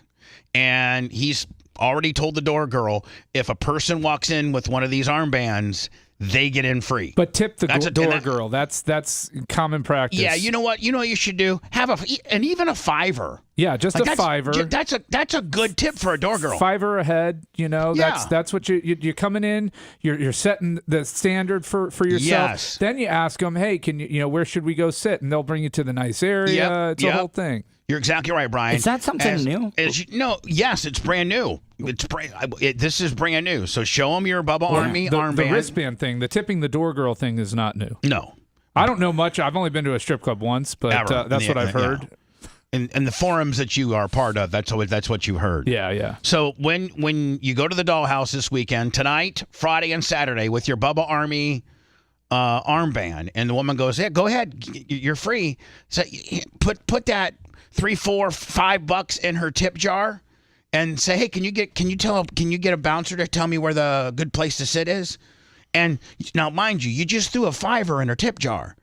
That $20 admission fee that she was going to have to charge you, she got none of that. But she gets all $5 of those dollars. She's going to absolutely say, "Yeah, let me get Jim, Big Jim, come here. Take these people and put them in section, 5." And word will get around. They'll be like, "This guy tipped the door lady. You're going to get all the hot chicks over there." Yeah. So all for $5. Listen, man, this is look what $2,400 will get you here. Yeah. $5 will get you far. So that Bubba Army armband that you get tonight, tomorrow, or Saturday, keep it on. If it happens to fall off, Merch Crick will get you another one, but try to keep it on. It's durable enough to last all weekend long. Trust me. It's ammonia resistant, so don't worry, guys. Keep it. It'll get it's free. That gets you into the Dollhouse free all 3 nights. Hello, who's this? Hey, good morning, Bubba. It's Mike. What's going on? Mike, thank you, and again, let me thank you to Hierarchy for the large large donation, and then hold on. I just got 25 from Scout and Big Gulp on PayPal for specifically the Tuttle and Kristen podcast. Oh, nice. Oh. And Seth Kushner has told me, president of podcasting, that's doing pretty well. That's actually doing pretty damn good. It is. So there you go. Anyway, sir, go ahead. You're on the air. I got you and another person, 813-90-BUBBA, if you'd like to call. Go ahead. Hey, we just got in the car, man, heading to work and trying to play catch up a little bit this morning. Is Tuttle going to be safe with all of the Outlaws and Gene's people around? Gene is good with Tuttle. Gene doesn't have a problem with. He beat the hell out of Tuttle one time. Tuttle apologized and got his ass whipped. I just don't want there to be. Is there going to be any ramifications from others? No, Gene, even though Gene. No, once it's settled, it's settled. No, it's Gene and Tuttle have been on the same show together fairly recently, and there is no problems. Okay, just wanted to make sure, Bubba. Tuttle doesn't have to walk around nervous around Gene anymore. No, or at least he thinks. Right. Right. Thank you for trying to cause some problems when there's none to be had. Hello, who's this? Oh, hey, Bubba, it's me again. Still, I thought you were going to self-edit and get rid of me. So. Oh, I thought I got rid of the wrong person because I had another person on hold, Lummy, and I axed them instead of that guy. Sorry. Oh yeah. Oops. Again, don't forget tonight's pig roast has been changed from 5 till 9 to 6 to 9. Speaking of fake bikers, is Shannon going to be here? It's weird how, Brian, you're not going to be here for this weekend. See, now that, Dad, is there going to... Do you want me to stay away from him as much as I can, Bubba? You guys, let's not talk about that topic. Okay. He's not coming. I think you could probably figure... from the reaction. I don't want no problems with Shannon. I don't want any problems with Shannon. I'm just kidding. I'm just saying. Yeah, just jokes. I don't think Shannon's attending. Okay. But I don't want any problems. Is Kevin with him. Hazlett going to be here? I think Kevin is going to be here. But don't try to talk about who's going to be here because you're not going to be here. Kicking a hornet's nest and running. Yeah, right. exactly. You're not going to be here. You're here one night. You're going to be in Vermont. Well, tonight is the biggest night of the whole weekend because I will be there. Yeah. So Yeah, it's your one chance to mix and mingle with Babyface. I already got a report, Brian, from Philly. 3-hour flight delay. I don't know if it's weather related or not, but if they're 3 hours behind already at 7 a.m., that ain't a good sign.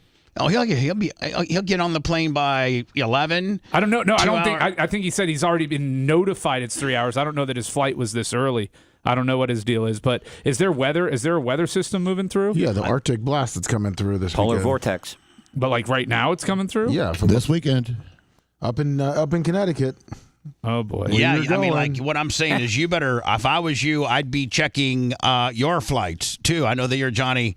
Oh, I don't have anything to worry about, but I, honest to God, would be checking your flights as well because. Also, you got a wildfire warning out there in Connecticut. Yeah. Wildfire. Yeah. If you liked that segment, then you'll definitely like the new redesigned BubbaArmyHQ.com. We'll be back to the Bubba the Love Sponge show after this.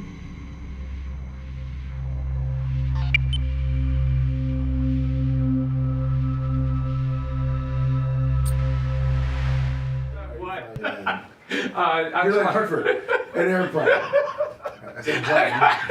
I fly in tomorrow morning. Thank you, Scout and Big Gold. In an airplane. What are you flying in? I don't know, a fucking 747? Thank you for the 25 for the Tuttle and Kristen podcast. Airbuses are nicer than fucking Boeings, though. It ain't fucking close. No. It really isn't. Oh shit, I gotta check in. I leave at 8. Oh no, that's in June. When is my flight? Southwest. Yeah. Well, I got a kid though, so I don't have to worry about checking that much. Oh, they let you skip with the kid? You get boarding group in between A and B. Oh. Has little Lummy flown yet? Hey, Permagrom. No. You don't think he'd do well? Is it bad for? I think he would do good. I don't feel like dealing with. Can a baby be too young to fly with you? Like, is it bad for the baby? Like, does it hurt their ears? No, they're all right. We'll just cry the whole time. It's the mark. Give Walker a quarter. Walker will be fine. I'm just saying. Give him a quarter of the Zanny. I don't want to do it to humanity.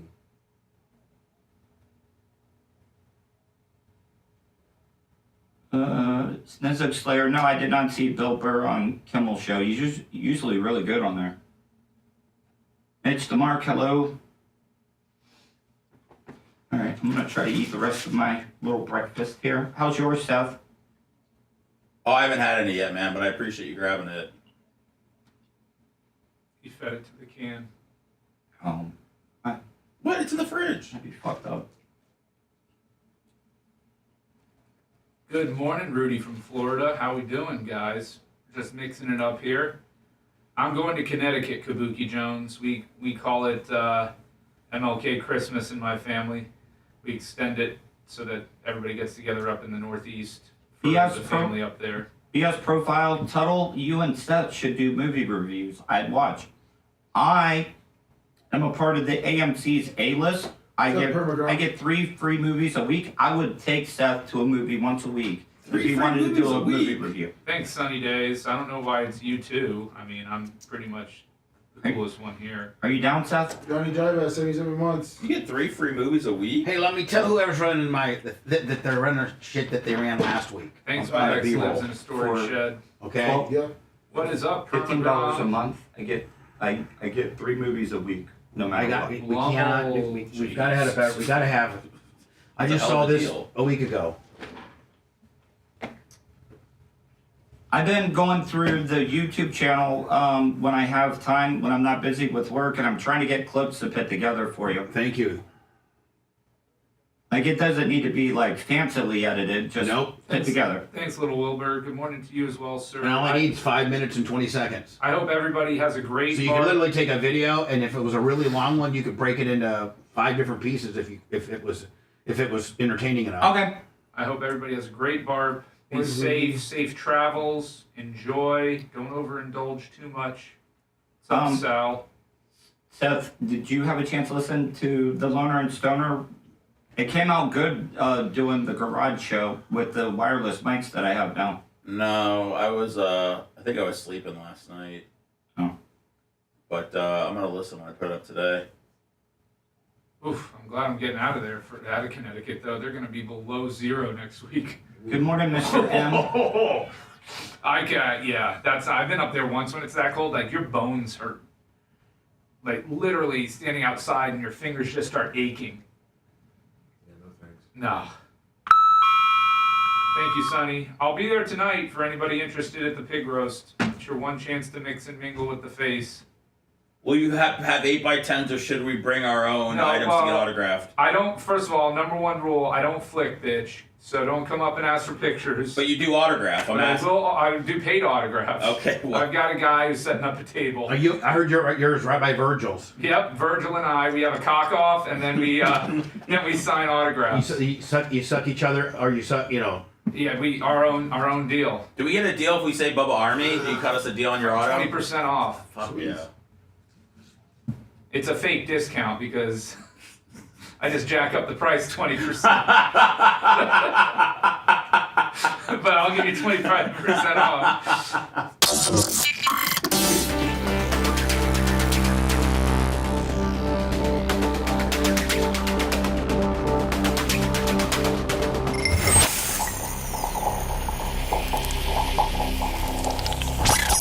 Broadcasting live from the Aquabito studios.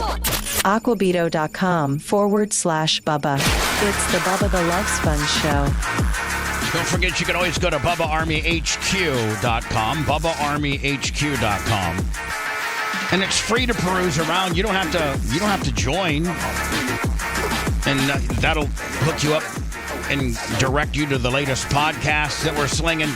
And if you do join, Lummy, then it opens up a whole nother world of Bubba-ness, if you will, from going back. It has an one of the best. It cost quite a bit of money when we redid, BubbaArmy.com. We turned it into BubbaArmyHQ.com, but our search engine within the archive deal. Oh, that's nice. I mean, you can literally type in any keyword. Type in Tucker, type in Hulk, type in Babyface, type in Lummy, type in whatever, and it'll pull up, all the shows associated with your search, and it's quite extensive, and it's pretty damn good. We keep good notes, so that's why it's easy to, search. Well, the best show historian known to man. Captain Creamsicle 25. Thank you, Captain Creamsicle.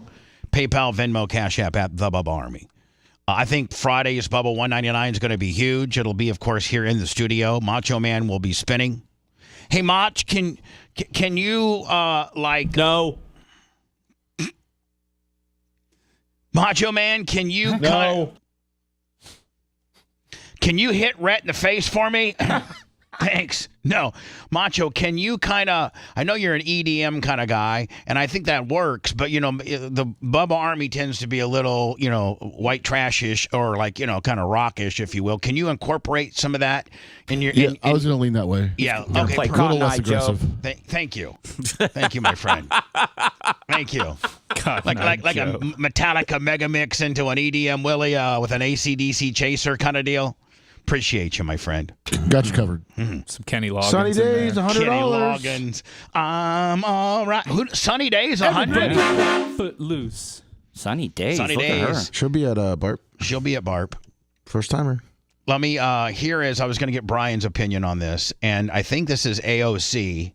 That is definitely her. Which at the end of the day, man, I think she's a little whacked. Well, I think she's very whacked in her opinions. She's exactly what's wrong with the Democrats. She's this very, very, very radical, far left fringe weirdo when the Democrats used to just be not that. They were just, they had liberal thinking and pretty cool ideas and fiscally, I don't know. I don't think the Democratic Party is well represented by her. Too left. And no, she didn't leave. She's no, too she left. said she's too to Left. the left. Yeah, she's way too left. Yeah. And She's still there. Look, she's on my screen. And she's arguing that transgender girls are really girls. And they're talking about competing in sports. And I don't know if this is the fact that they're going to try to reverse Title IX, or Title IX will never get voted upon, or the Title IX won't be a thing for the next 4 years. But she really, I think, looks stupid here. I know who loves this bill. Yes, bigoted folks love this bill. Assaulters love this bill. But also, CEOs love this bill. Because Los Angeles is on fire right now. And this is the number one priority this majority has. Thank you, and I yield back. Yeah, I don't know. I sent you the clip. It's like 2 minutes. I don't know where. Yeah, I had the understanding that my clip was going to say trans girls are girls too. I don't know what they did with that clip, but I Yeah, the right that's one. what I That was- had. But yeah. maybe it reset into the maybe the AOC world had a reset Willie. Rudy, $20. AOC goes on a rant against a bill banning males from competing in girls' sports and claims women are bleeding out in parking lots across the country. What does that have to do This with is so- competing in girls' sports? I mean, that seems like a non sequitur. And here's the deal. That comes from a guy that's a registered Democrat who also, though, would say, I don't want my daughter playing against boys with lipstick who try to identify as a girl so they can have superiority on the field of combat or on the field of athleticism against my real daughter. It's not fair. Sammy is getting into basketball and she should play against girls. I wouldn't real quick on that, Bubba. I would not. So there's a little basketball league called I9 locally, I9 Sports that they run. And for girls? For girls and boys. Okay. They don't mix them. So my daughter wanted to get into basketball. Right. She was, at the time, just starting first grade, and they wanted to have her playing because they don't have enough girls. They wanted having her playing on teams where it was first graders, second graders, and third graders. I wouldn't even allow that. And she's in what grade? Because she's in first. She's not playing against third graders who've been playing basketball for three more years than her. Maybe next year you could get her in as a second grader. Yeah, when she's had a year of practice. That's a little more reasonable, but I wasn't going to physically put her in with a kid that's 2 years older than her. And at those ages, they're quickly maturing and getting bigger faster than a girl that's a 2-year difference in any kid going through growth spurts and stuff like that is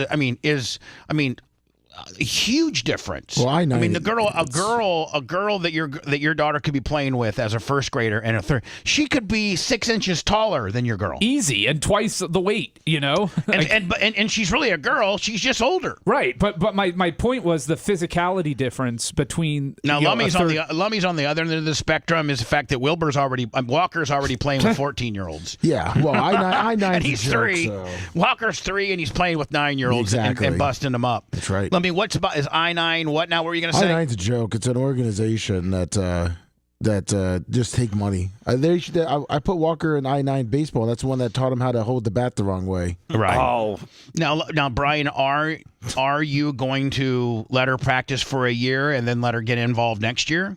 Yeah, that's the game plan. Does she have a hoop at the house? No, but she plays when she goes to the arcade. How about Sammy? I know Sammy is been kind of taking up baseball. She plays with boys. Basketball. They're making her play with boys, or that's just the way it's No, it's just pick up. It's for second and third graders. And so she's a second grader, so she's playing with third grade boys. It'll probably make her better, playing against. Not in the short run, no. No, not in the short run. Later on, it will make you better. But when you're just developing skills, playing against people that are superior to you is not good for you. You're a third grade boy and a third grade girl. It's Well, that's not necessarily bad, depending on experience level.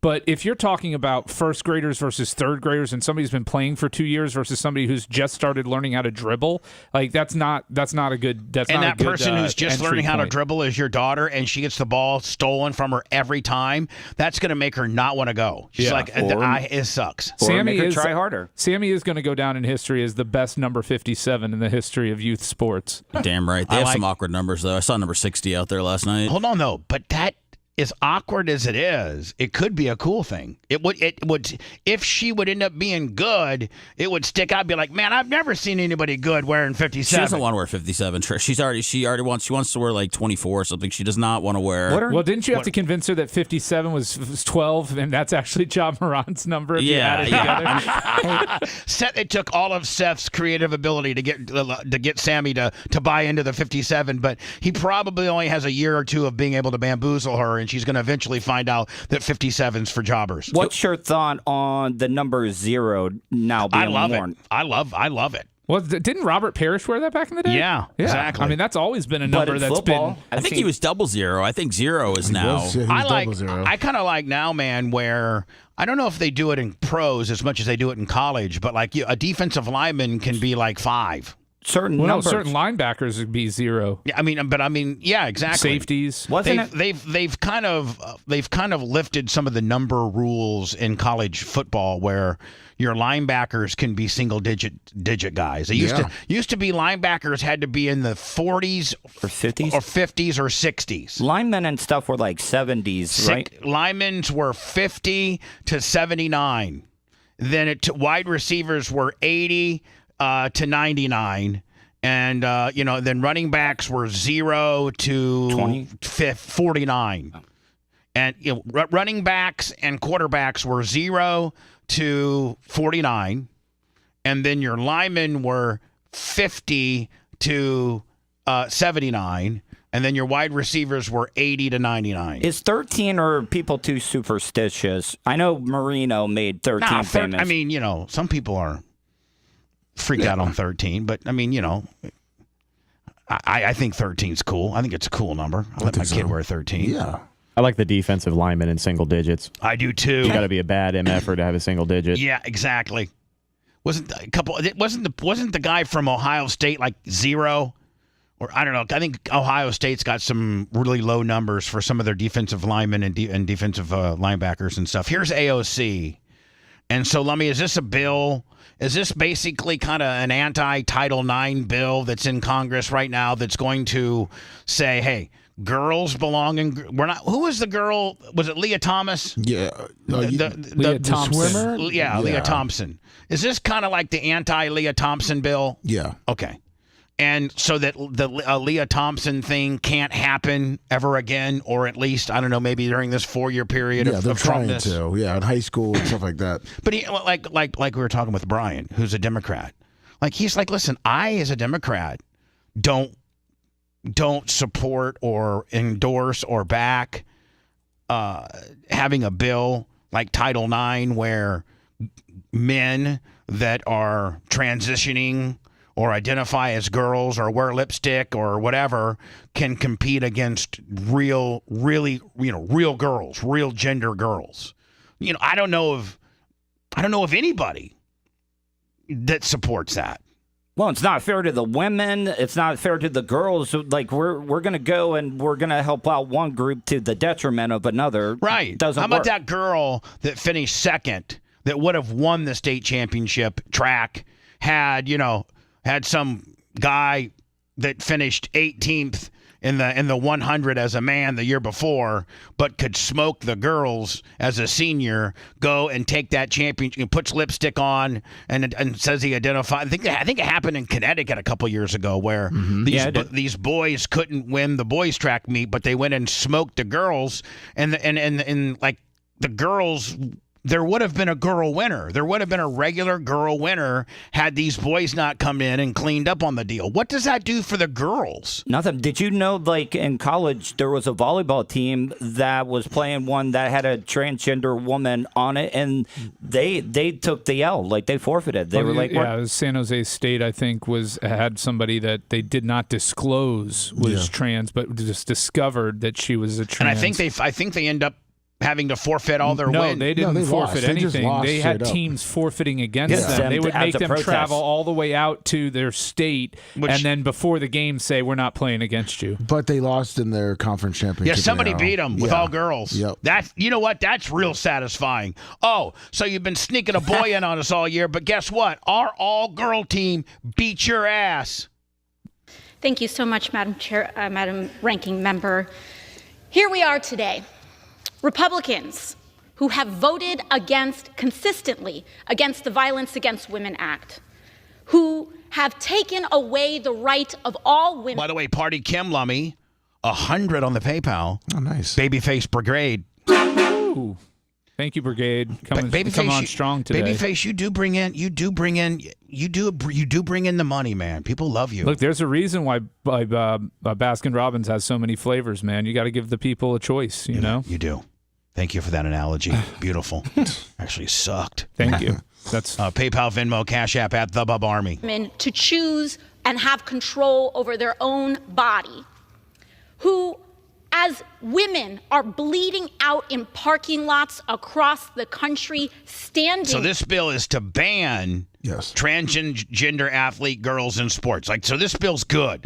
Like, this bill needs to pass. Is there any, like, I know transgender is obviously male, female, male, or, opposite, but is there really any females becoming a male trying to get into male sports? Well, I mean, it's what sport are they going to dominate male? I'm just asking. Yeah, this is kind of a one-way problem. And here's the deal. Yeah. I guess gymnastics, maybe? The district, and here's the deal. The district that she represents, the Bronx, there's nobody in the Bronx are hard work. I mean, unless the Bronx is, really, really extremely changed the makeup of the Bronx. I thought the Bronx were hard-working, blue-collar people, not people that would ever,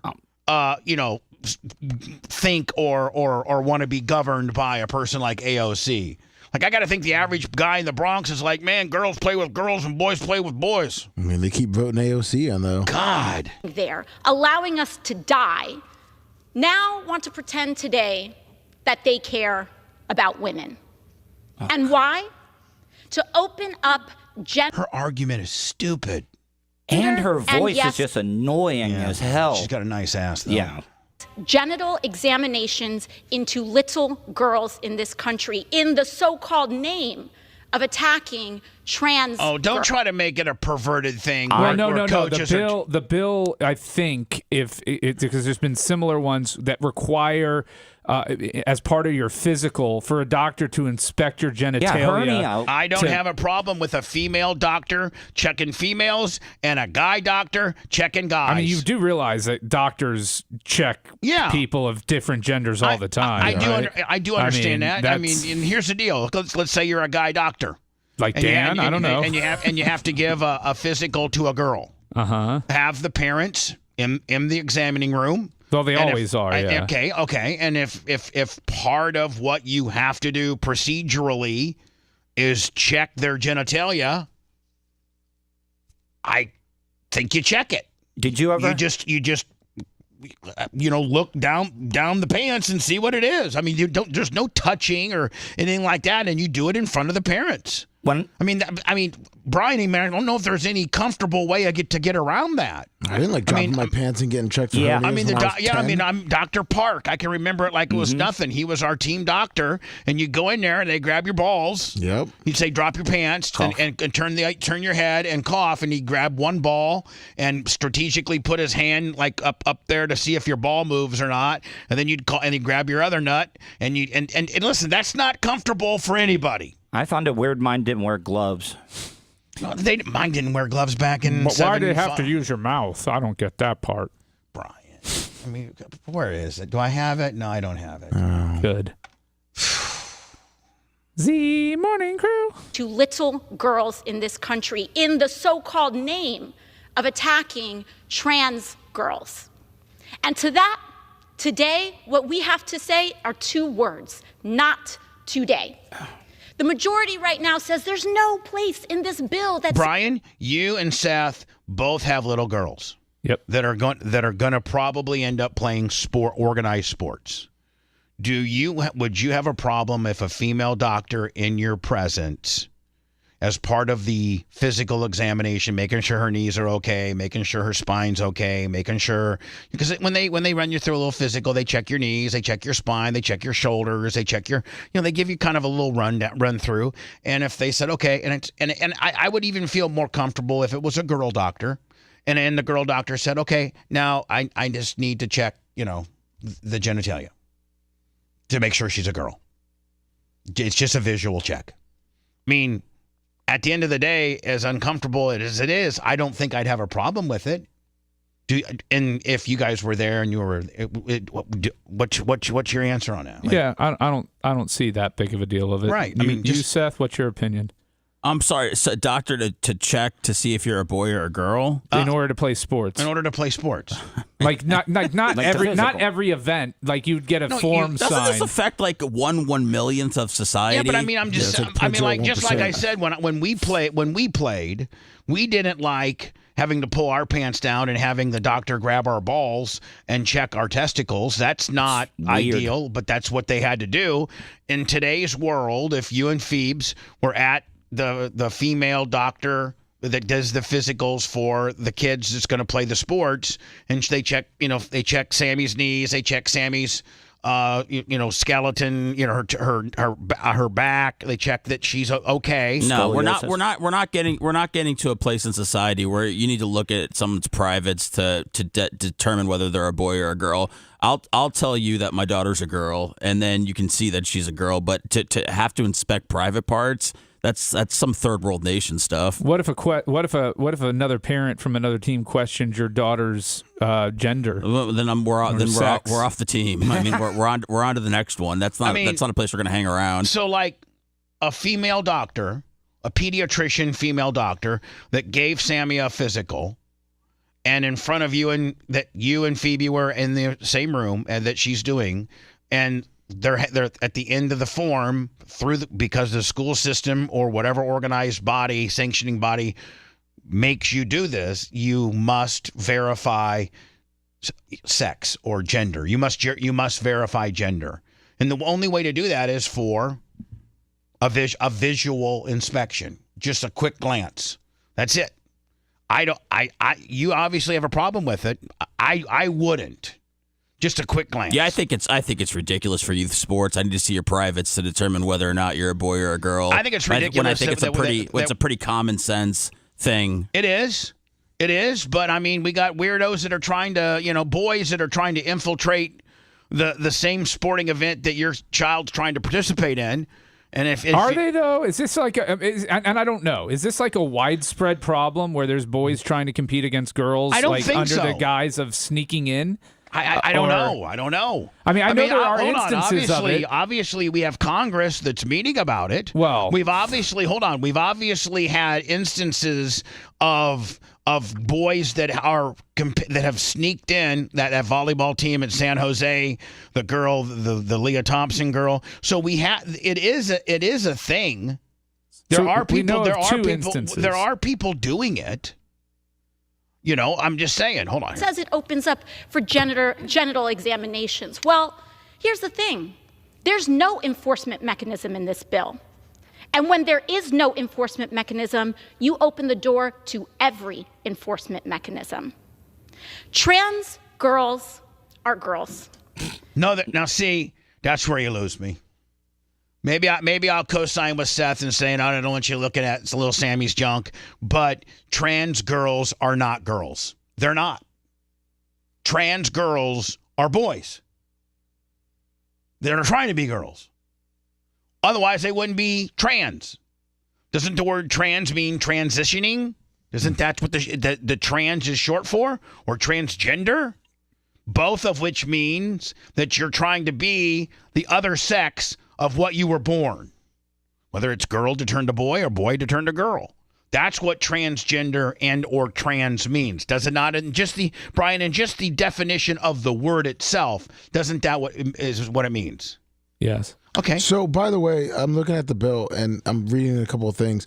It looks like just a group, 10 or 12 people in the Congress are saying, will students have to take an exam? And I guess everyone has come out and said, if you look at the bill close enough, the bill does not require any exams to prove what you are. It permits it, though. And that's her point, is there's no guidelines or guardrails for that. So if it's permitted, then it can be mandated everywhere as a requirement. Can you do that with DNA, though? Yeah. Well, that's what I mean. Somebody made a good point in chat. Just your birth certificate. Bring your birth certificate. Right. Whatever it says there, that's what you're playing in. That's what they're saying. They just want you to check male or female. Bring your birth certificate. Seth, I don't got a problem with that. Bring the birth certificate. That's pretty standard. Bring it. Yeah.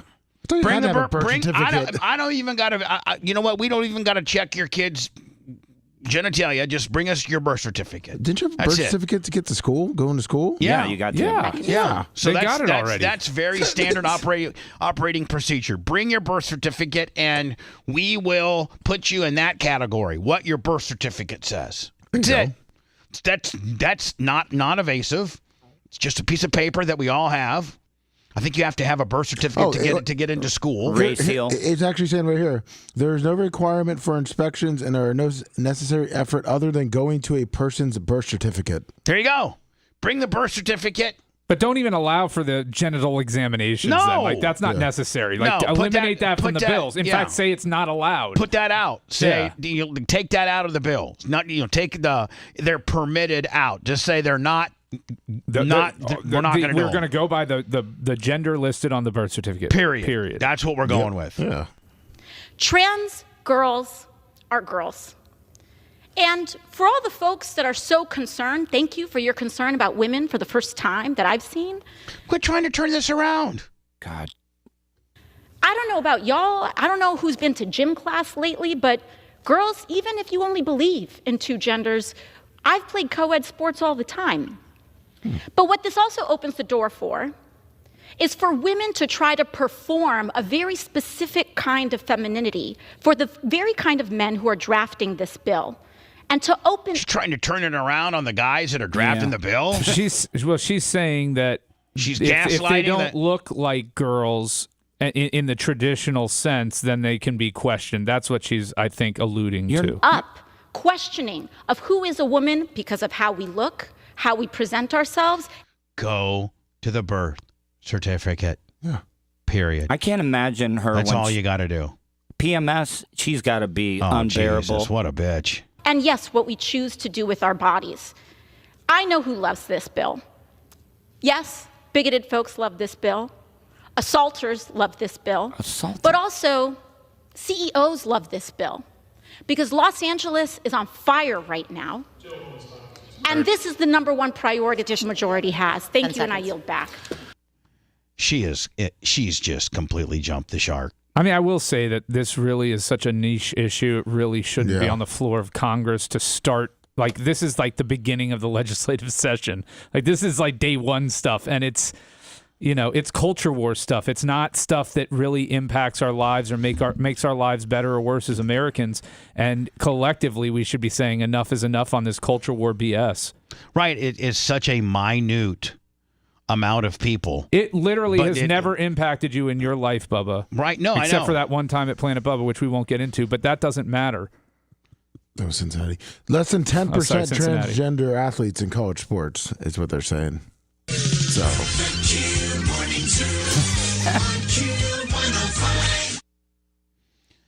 I don't know why everybody is so critical of Tom Brady's color commentary.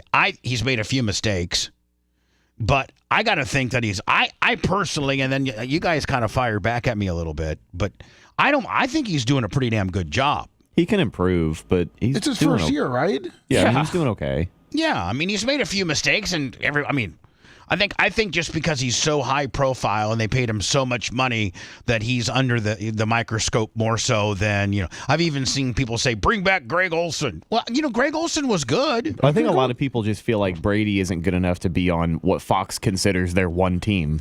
Yeah, but I mean, because they roll him and him and Kevin Burkhardt, right? Right. Yeah. Right. Yeah, that's their one team. Well, what other announcer are you talking about this offseason? I mean, it's a probably good idea to have him there because at least people care. I mean, yeah, you got, sure. I mean, you got people. If you talk about the hopper of personnel of what Tom's doing, you got Aikman, you got Collinsworth, you got Brady, you got Romo. We're not sitting here talking about Ian Eagle.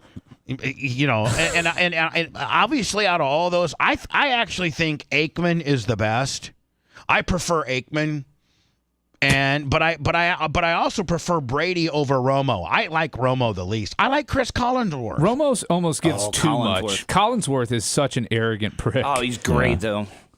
I do think Joe Buck has improved a lot over the last 10 years. I do too. He used to get a lot of crap, and I don't know if he just went back to the drawing board, changed up his style, but it seems like he's having more fun, or sounds like he's having more fun calling the games. And then other times it sounds like him and Troy Aikman are high as giraffe balls up there. I think they are. He's bad at baseball games, though, Buck. Yeah. Yeah, but man, in order to be good at baseball commentary, you got to be good because it's so slow that you almost have to be. You got to be a little bit of a storyteller and reminiscing and be a historian of the game because there's so much downtime to fill. Didn't he get grandfathered in anyways because of his dad? Yeah, well, his dad was one of the best of all time. Yeah. But they're doing that with Collinsworth's kid. Who's the white guy? Got him on the sidelines now. He's showing up on my TV more and more. Horrible. Down there making the picks with Tony Dungy. Yeah, I'm not really familiar with Collinsworth kids. Are they trying to fold him into the deal? I think he does the NBC pregame. Does he not? Yeah, he does. They're folding him into the mix. Yeah, That's part of Collinsworth's contract now. Is that you can have me, but my son's coming along. I wonder what Collinsworth makes. I mean, we obviously know that Brady signed. I would guess 10 mil. I think it's a little less. Oh, 10? I was gonna say 10 seems a little rich. Isn't Aikman like a $25 million guy? And Romo's like a $20 million guy. $4 million a season for Chris Collinsworth. Chris Collins an average annual salary of $12.5 million per The Athletic, which that's a serious. Oh, I'm just talking about NBC. NBC Collinsworth used to earn up $4 million per season, but it's new. I'm sure that when Brady signed for 35, that readjusted everybody, and everybody got a raise. So Collinsworth was $4 million a year up until December of 21, and then his new deal was $12.5 million a year. All right, do they have all the people's salary there? Did you mention Mike Tirico? I like Mike Tirico. And who was the white guy that did NBC all the time? He did baseball. Bob Costas? Yes, Costas. I liked him until I did his talk show, and he absolutely buried Brady me. got $37.5 million a year. Rome $30 million a year. Romo's Tony Romo's $18 million. No, that's Jim Rome. Oh, all right. They have him as a sports announcer. I don't know why. Wow. He was doing CBS for a while. I don't know if that's still a thing, but what about Herb Street? Do you like him doing NFL games now? Herb Street's good. He's good. You know who might be my favorite of this? I guess I say this era, but modern announcers is Kevin Burkhardt, or not Kevin Burkhardt. Kevin Harlan. I'm not familiar with Kevin Harlan. He does NBA and NFL. You'll know his voice when you hear it. I think he's unmatched. What does Shaq and Barkley make for inside the NBA? They own that show basically, don't they? Yeah, I think they make a lot of money as well. What's Aikman's salary? Do they list Aikman, Brian? Aikman is at $18 million. Nice. 18 mil. Yep. And Romo's at what? Romo's at $18 million. Jeez. But Brady's at 37.5. I mean, I guarantee you, Aikman never made $18 million a year, and or him or Romo ever made $18 million a year. No, that was before the big. I mean, like Favre. What was Favre's biggest deal? I'm gonna guess like probably $10 million a year. Maybe. Like what was Marino's biggest year? Like probably $5 million, $4 or $5 million. Yeah. Brett Favre had $16 million 1 year. Can we all agree Dennis Miller might have been the worst ever to call football games? Remember when Booger McFarland? Oh, yeah. Booger was so bad they took him out. They took him out of the booth and put him in the end zone and was hoping the balls would hit him in the head. Dan Marino's biggest deal was 5 years for $25 million. So $5 million a year, nailed it. You remember they had Booger McFarland on the sideline for a couple of seasons in the Booger Mobile. Yeah, that's what I'm saying. Blocking people's view. They put him in like a little like a Pope Mobile deal, and he would just go back and forth. Huge. There wasn't anything little about it. It was like a boom mic rigging. And the reason why they had to take it down and stop it is because the fans, it would impede so many for the fan sightlines that they were bitching to to the stadium or to the home team, or like listen, we can't. We're season ticket holders for 15 years and have never had a problem with seeing the field, and now they're bringing the Booger Mobile down here, I missed half the game because I couldn't see through this goddamn Booger Mobile. One of the Barber twins, right, was an announcer. Was it Tiki or Rondé? It was Tiki. Okay. Tiki still does it. Rondé I think he just does the local stuff. Yeah, Rondé does the preseason Buck stuff with Chris Myers. With Chris Myers. Hello, who's this? Last call. I got to go into words. I'm way late. That's perfect. It's exactly how I wanted it to end. Best caller of the day. If you want a deep dive into the Bubba the Love Sponge show from the past, go to BubbaArmyHQ.com. We'll be back after these words.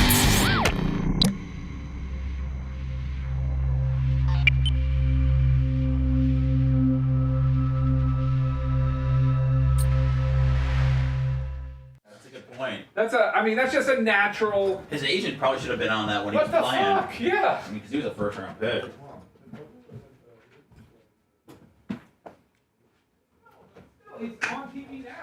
Good morning, everybody that is just joining us right now. Got a good turnout. Need to switch over to and see what the other. Oh man, got some. Hope everybody is having a good morning. Can't wait to see everybody that's coming to Barb.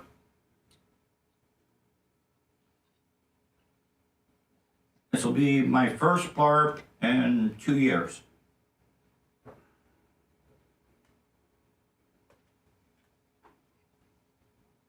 Hello, Napa Mike.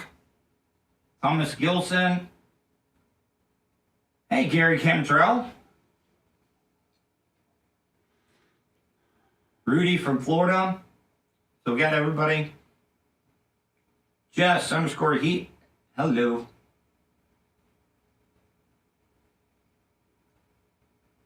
Chip Jones.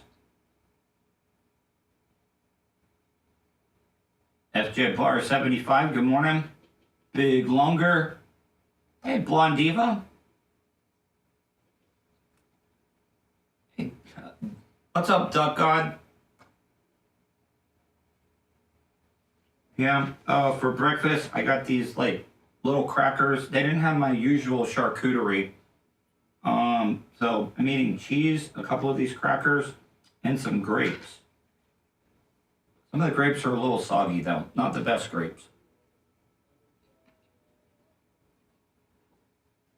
Ghost of Profiles Pass. Total, there'll be a lot of partying going on this weekend. Stay strong. I will. Did you get the wrong toilet seat for your bathroom there, Bubs? No, it's a new one. It looks like it may be too long. I told Eric to take it away because I'd rather just just let the old one fucking ride out through Barp, and then we'll put a new one on after Barp. Yeah. Attack of the Dog. That was in the city just north of where I was at. That's the big story about.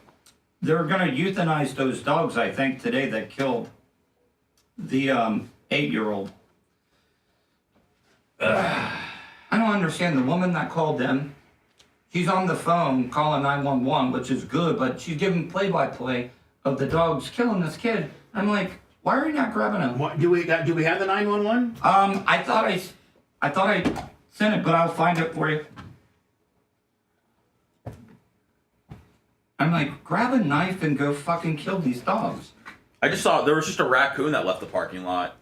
Was he big? You got big register for Barp. It was like a medium-sized raccoon. He knew there's gonna be. Hey, he knew there's gonna be some pork here tonight. He wants to get in on the fucking action. Don't they say raccoons that are out in the daytime have rabies? No, that's. I mean, they're nocturnal animals, but they'll be out in the daytime. What's up, bro? You got your axe throwing date today with your boys, or is that tomorrow? What are you guys doing tomorrow for your guy date? We're not. I think we're chilling because they're gonna come to Barb. Oh, you invited them? Yeah. Yeah. I invited like 20 people. Wow, And your guest list is long and strong, and you'll only be here for 20 minutes, and then you're ditching all these people that you invited. Well, I did promise them rings too, which is I got to get some from years past and match up the names the best I can. But yeah, no, it's gonna be. I got friends, That's awesome. Craig and Rio, Reggie Roundtree's gonna be Who are here. your axe boys? What are their names? Who are the axe bros? Shane, DG, and JK. Shane Gillis? Don't ask any more questions. DK Metcalf? And JG Wentworth? 877 cash now! God, the thing about it, as fucking corny as that commercial is, we all know the fucking number, don't we? Yep. And the Cars for Kids thing.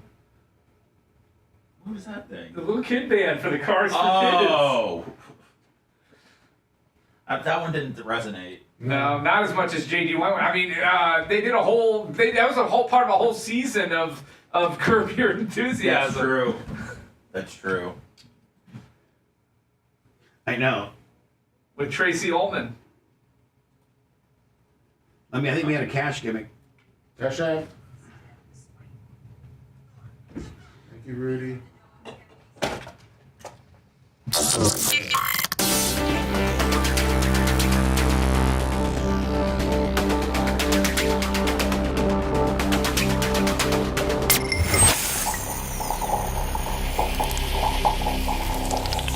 Broadcasting live from the Aquabeto studios. Aquabeto.com/Bubba. It's the Bubba the Love Sponge Show.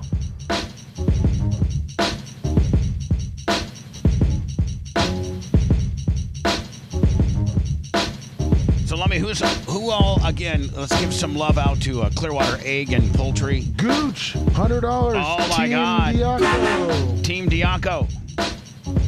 Gooch, love you, my friend.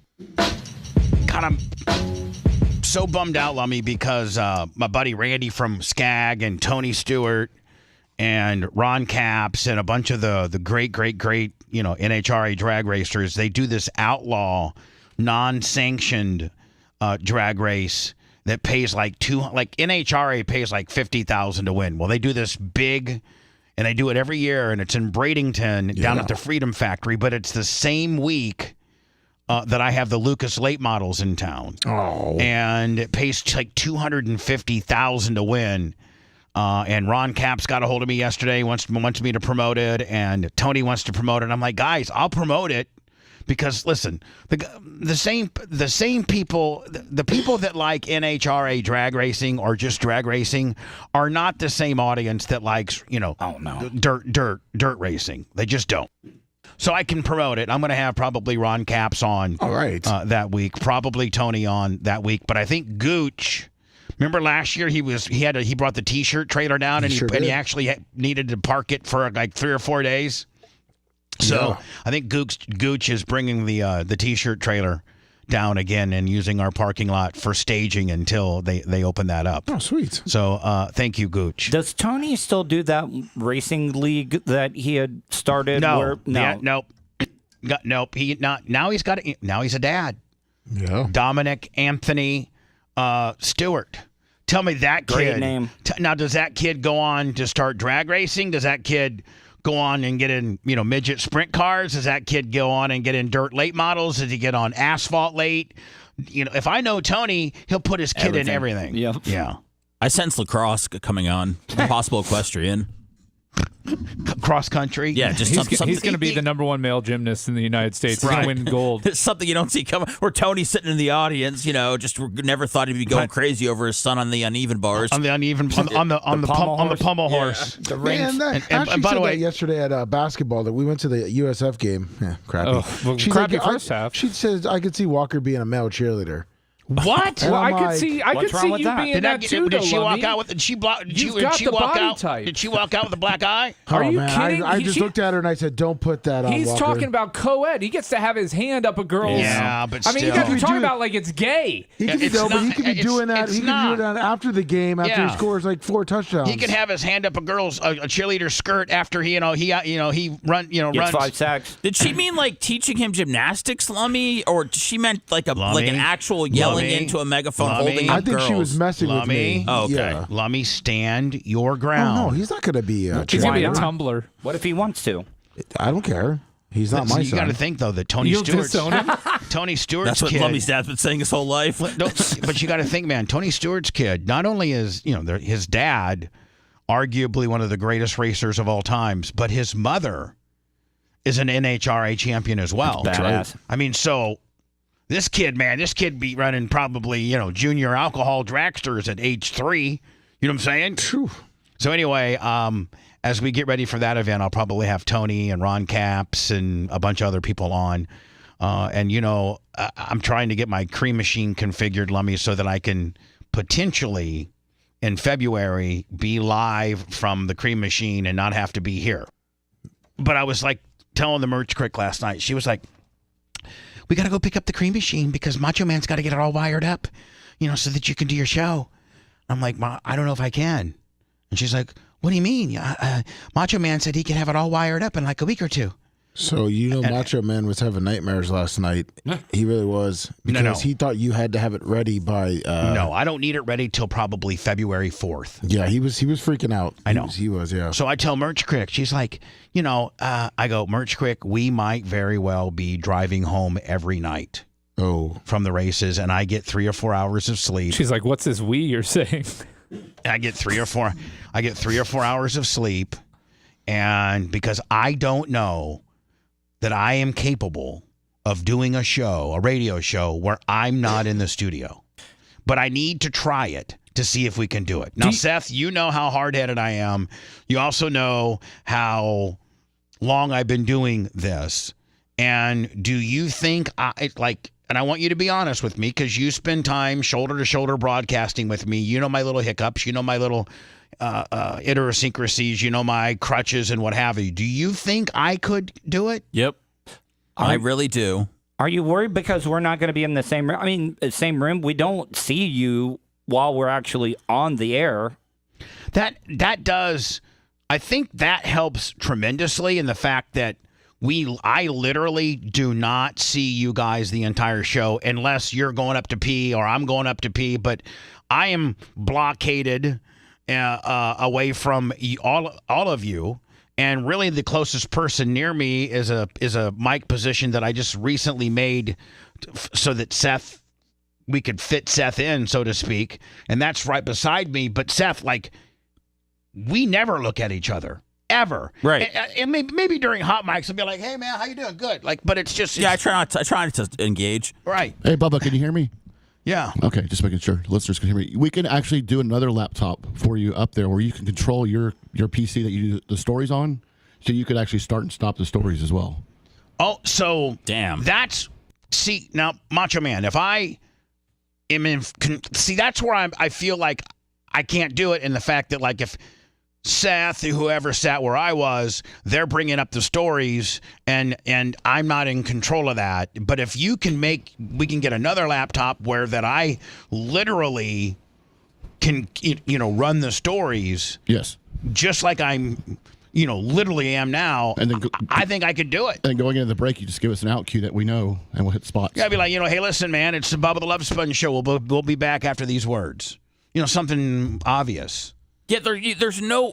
First of all, there's no way you could have anybody else host a show that you're on, as far as bringing up stories and stuff like that. No. It would be better to just not have a show at all because that it's your show, so you're not going to be the second guy all of a sudden. I think even if you didn't have the capability of actually controlling things, I think that it would be no problem for you. The fact that they're giving you capabilities to run the stories and everything like that, this is this is going to be a Bubba breeze may for never you. come back here. He may just live at the track now. Bubba, how long does it take you, with no traffic from 1 your hour track? and 18 minutes.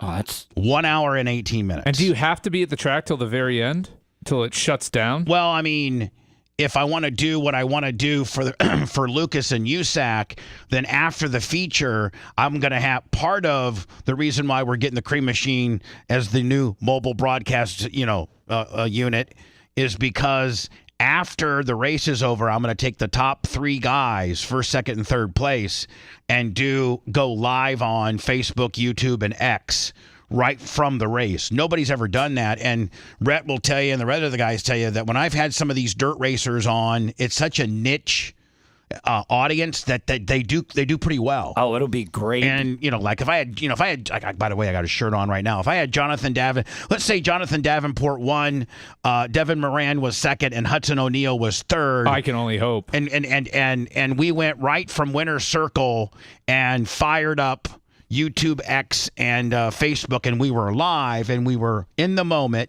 talking about what happened during the race, who put a slider on who, how the race conditions were, what are you looking for tomorrow night, what would you do different on your setup, and a lot of times they're mad at each other too. Oh, they're real mad at each other. Be like, Could you imagine if somebody got dumped for the win, and then you had both of them in the same mobile studio? The real deal, Hudson O'Neal getting all hot and bothered. He's actually the new deal. His dad was the real deal. Superman Davenport would kick his ass. Yeah, Superman JD, Jonathan Davenport, number 49. He's the kind of the elder statesman of the deal. You don't mess with the Superman. Nope.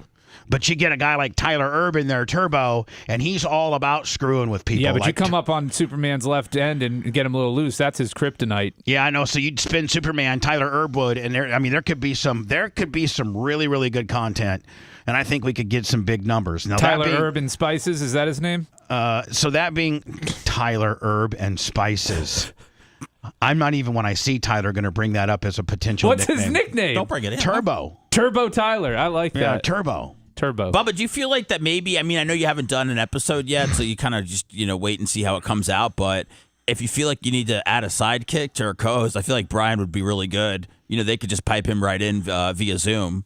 He knows, and then he could ask his questions. He knows nothing about. Well, that adds a dimension, I think. No, we had a great. Remember when we broadcasted live from the Speedway, Daytona International Yeah, Speedway? and I had Jamie McMurray.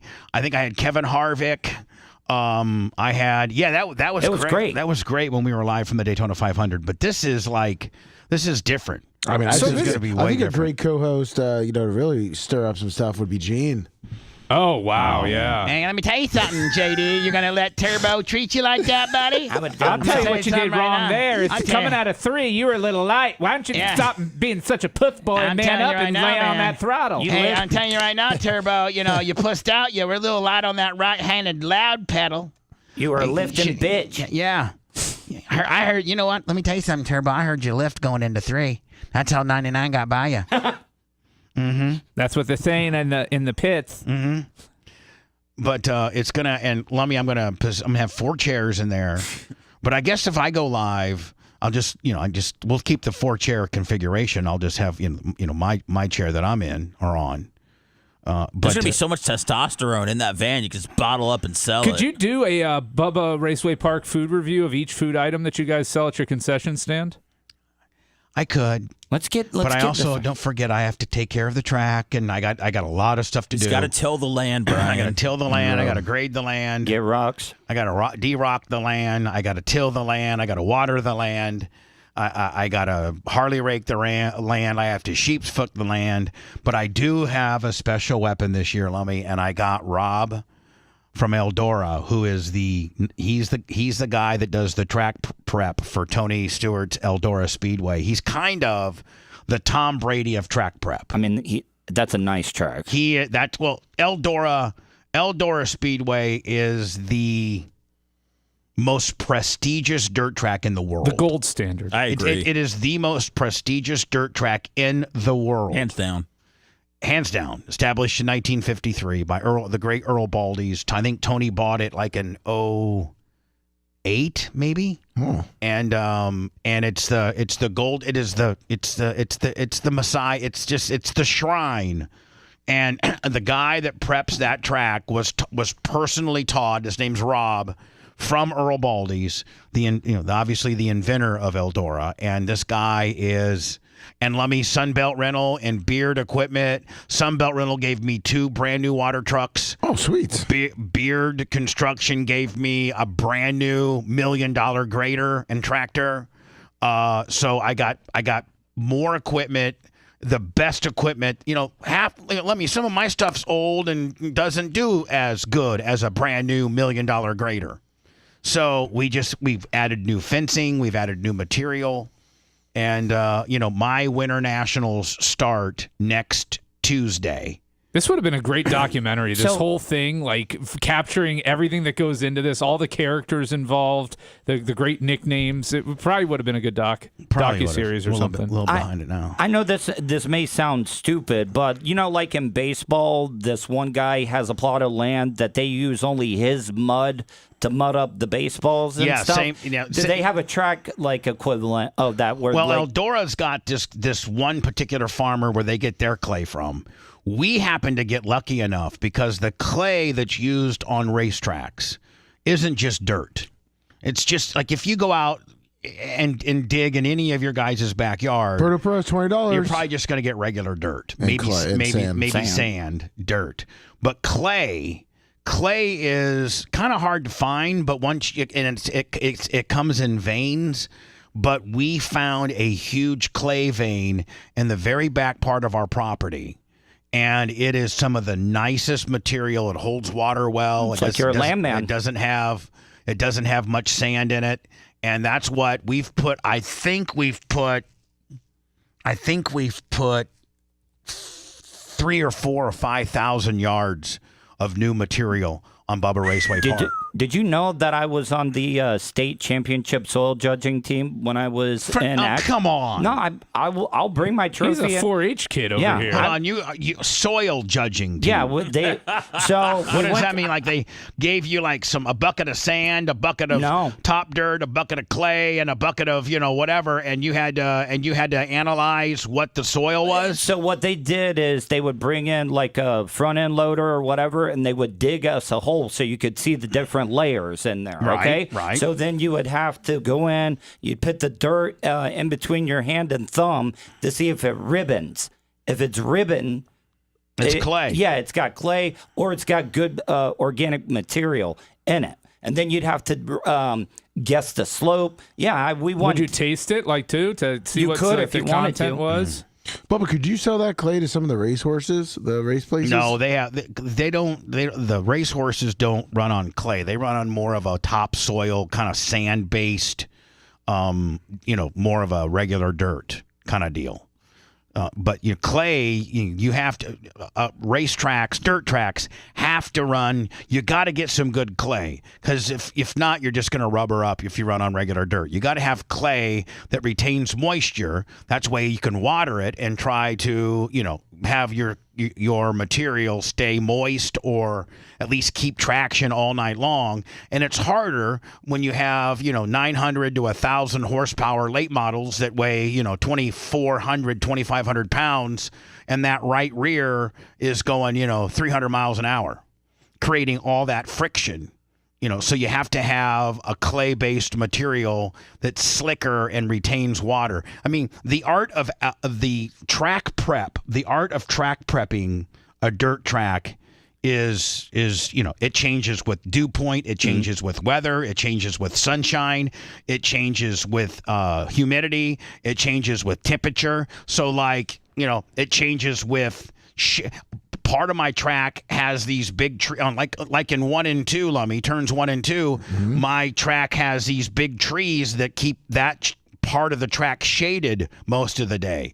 So when we're laying water, 3 and 4 is exposed to the sun all day, 1 and 2 is shaded. So literally we have to put 75% less water on 1 and 2 than 3 and 4. We have to practically flood 3 and 4 and just barely put water on 1 and 2. Now, are you learning a lot from Eldora Baldes? No, Rob, I'm not learning a lot. No, he's already taught me a lot. I mean, I've been working our surface now for 12 years. Wow. I got a really good. I'm pretty good at it. But to bring in him, if I didn't bring him in, Brian, I'd have to do it all. Now I can literally be on. Let's say we raced tonight, which in a week, Lummy, we will be racing on Thursday night. Rob is going to get up in the morning and start working the track, start watering the track. The track will probably be ready by the time I get there. Otherwise, Brian, if I didn't have Rob, I would have to get there at 11:30, leave the show right at 10, and start working and do everything and try to catch up and have the track ready by 5. Meanwhile, Rob will get up at 7 and have the track pretty well done, and all I got to do is just help him touch up a little bit. It really, really helps me tremendously. And plus, when these sanctioning bodies could start questioning track prep or they're not happy with the track, when I say, hey, Rob from Eldora is the one that's doing the track, that shuts him up. They'd be like, oh, okay. That shuts it like, oh, okay. My bad. We thought your fat ass was doing it. No, Rob's doing it from Eldora. You know Rob from Eldora? Yes. Yeah, what do you think he gets paid a year for being the top of the top? At least $37.5 million, like Brady. I would say that Rob from Eldora makes $150,000. Oh, that's good though, man. For just being a dirt guy. It's a dirty game. He's the best though. Oh my God, he is the best. You should see him on. I mean, it's Can I also tell you, Lummy, who can work some heavy equipment? Who? Buck. Oh, yeah? Oh, my God. Buck from Charleston, he's sexy on a bulldozer. I'll tell you that right now. You think his tractor's sexy? I think his bulldozer skills are pretty sexy. I'll tell you that right now. Did you see this story, Brian, where the families are outraged after the judge upholds plea deals for the accused 911 plotters? Now, is this part of Biden making a deal and letting those 11 Guantanamo Bay guys? Yeah, here it is. Yeah. Biden administration sends 11 Guantanamo Bay detainees for a resettlement. So we're basically sending them home? I think they're going to do jail over there, but I mean, Court ruling Defense Secretary Lloyd Austin cannot rescind the plea deals of 3 suspects responsible for the 9/11 attacks. those plea deals would have them plead guilty in exchange for being spared the possibility of the death penalty. Here to discuss is president of 9/11 Justice, whose father died on 9/11, Brett Eagleson. Brett, thank you for joining us. Just real quick, so your father, Bruce, was killed in the trade centers on 9/11 when you were 15, as I recall? That's right. Yeah, thank you for having me this morning. It's good to see you. Now, what's wrong with this guy's on eyes this on the story, left? it's kind of amazing. I would argue that the only reason that Secretary Austin decided to rescind this plea deal in the first place was because the administration got caught out on it, and you and others exposed them, and then they kind of ran around trying to undo it. Is that a fair assessment? That's right. It was a politically motivated decision to rescind it. Yeah. We think that they knew all along that there was no way to do it, but in the heat of the election, in the lead up to November, they were utterly called out on the carpet for a horrific decision. Look, I haven't heard. Now, who made this decision? Was it Biden that made this decision? And what's the decision? To send them back to where they came from and let them finish out their jail sentences over there, or just take them off of death row here and they stay here? Well, they pleaded guilty so they could avoid death row. All right. Here. Do they still stay in our system, or do we send them back to They're their going system? To Oman. No, they're just going to Oman. Single 9/11. What's that? They're going to Oman. Which is their system. Where's Oman at? It's in the Middle East. Yeah. Who runs it? Omanians. And are they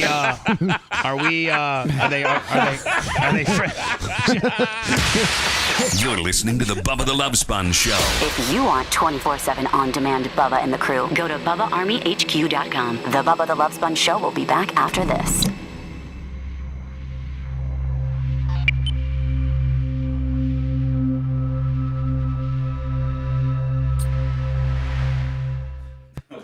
Jesus Christ.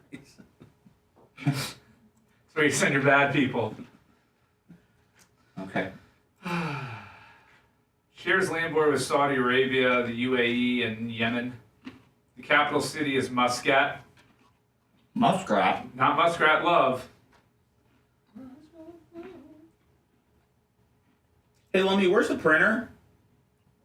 Did you print something? Where is it? It's in the ingest station. Ingesting station, okay. Yeah, it's an FMB. Okay. Can we go get it? Go check it out. See if this printer works.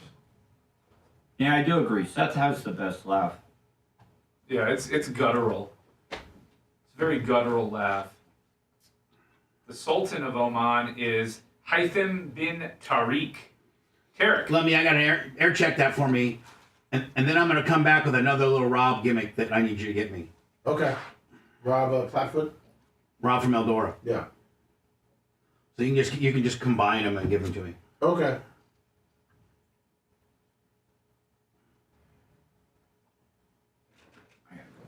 Let's see if he is going to be in jail. I don't know too much about it. I know. I was looking into it. I've kind of taken a tune-out approach to this year, and it's kind of nice. I gotta say. Is it? Yeah. I mean, I'm getting hit with new shrapnel, but I'm not actively looking for landmines.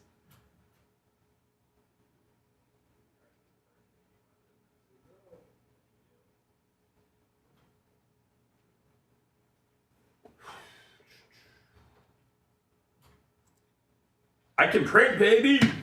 Woohoo! Free printing privileges now at the BRN. Ooh. Think of all the stuff you can print. Request Full color. Request for medical records. No, black and white. Turn your head and cough, big boy. My pleasure. In fact, don't turn your head and cough. Turn your head and spit. What the fuck, man? That's right.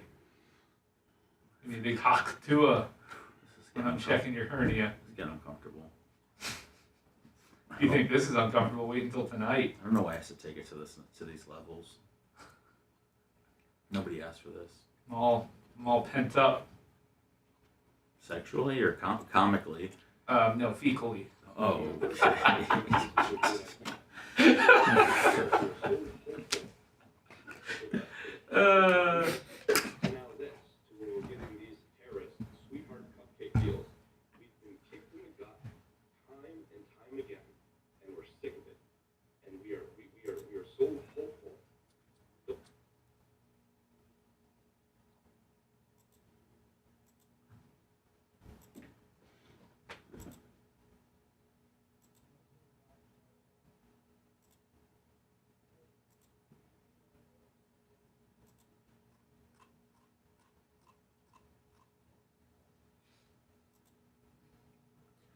Oh, yeah.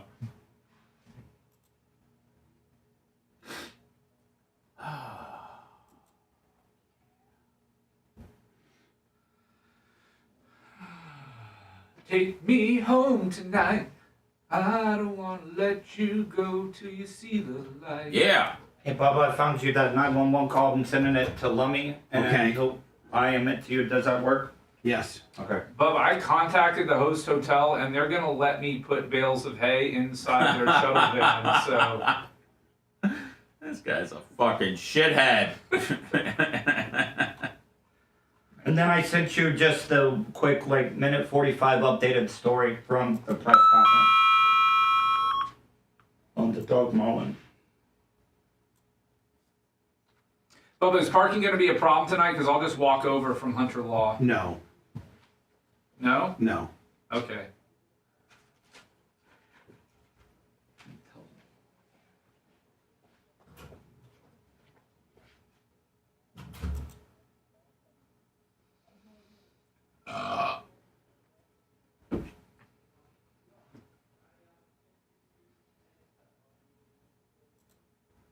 You're going to be happy when February's over, aren't you, Bubba? Oh my God, February 16th, when all this is over with. Jesus. You've had a rough. I got to be. I got Barb, and then right after Barb, I got to be at the track. I got to be at the track by noon on Sunday.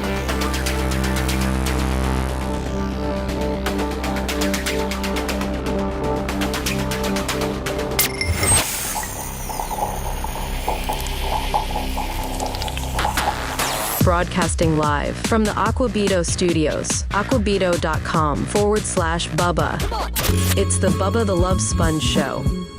We got Weaves 76 with a super chat on YouTube. $20.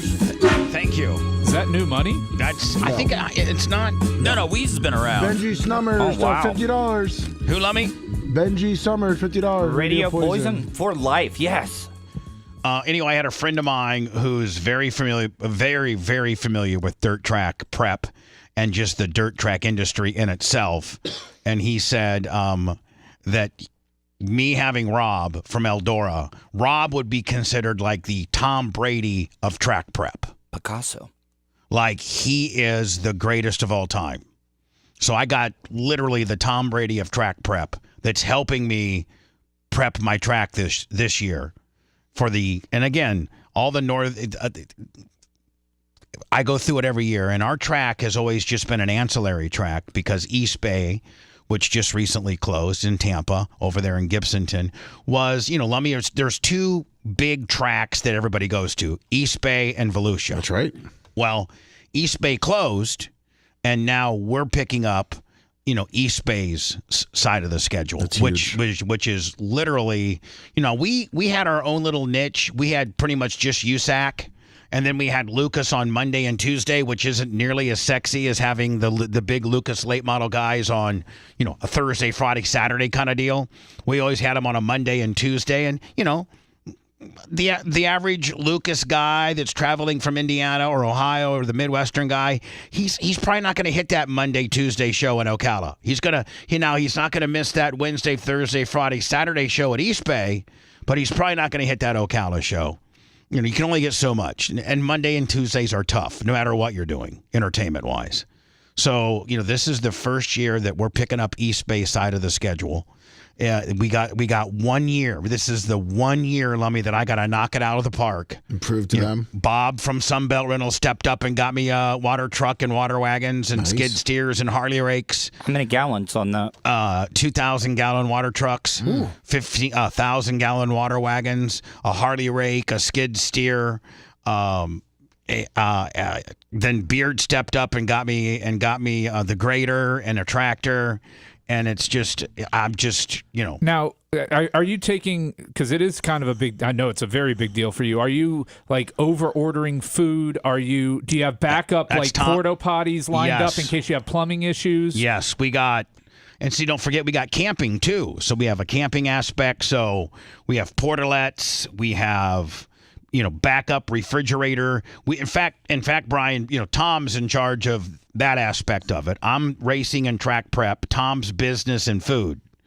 And, Tom's even got one of his Domino's reefer trailers as a backup in case we would have a refrigeration issue. Okay, good. So we even got a back. We got 1 year to nail it. Because if you lose a little money on that stuff that you don't need, it's better to have it and not need it than need it and not have it. Yeah, we have it. We have it. And Lummy, I got the Tom Brady of track prep. Awesome. Rob from Eldora. So I'm just telling you, I'm going to be exhausted starting next week and clear till February 16th.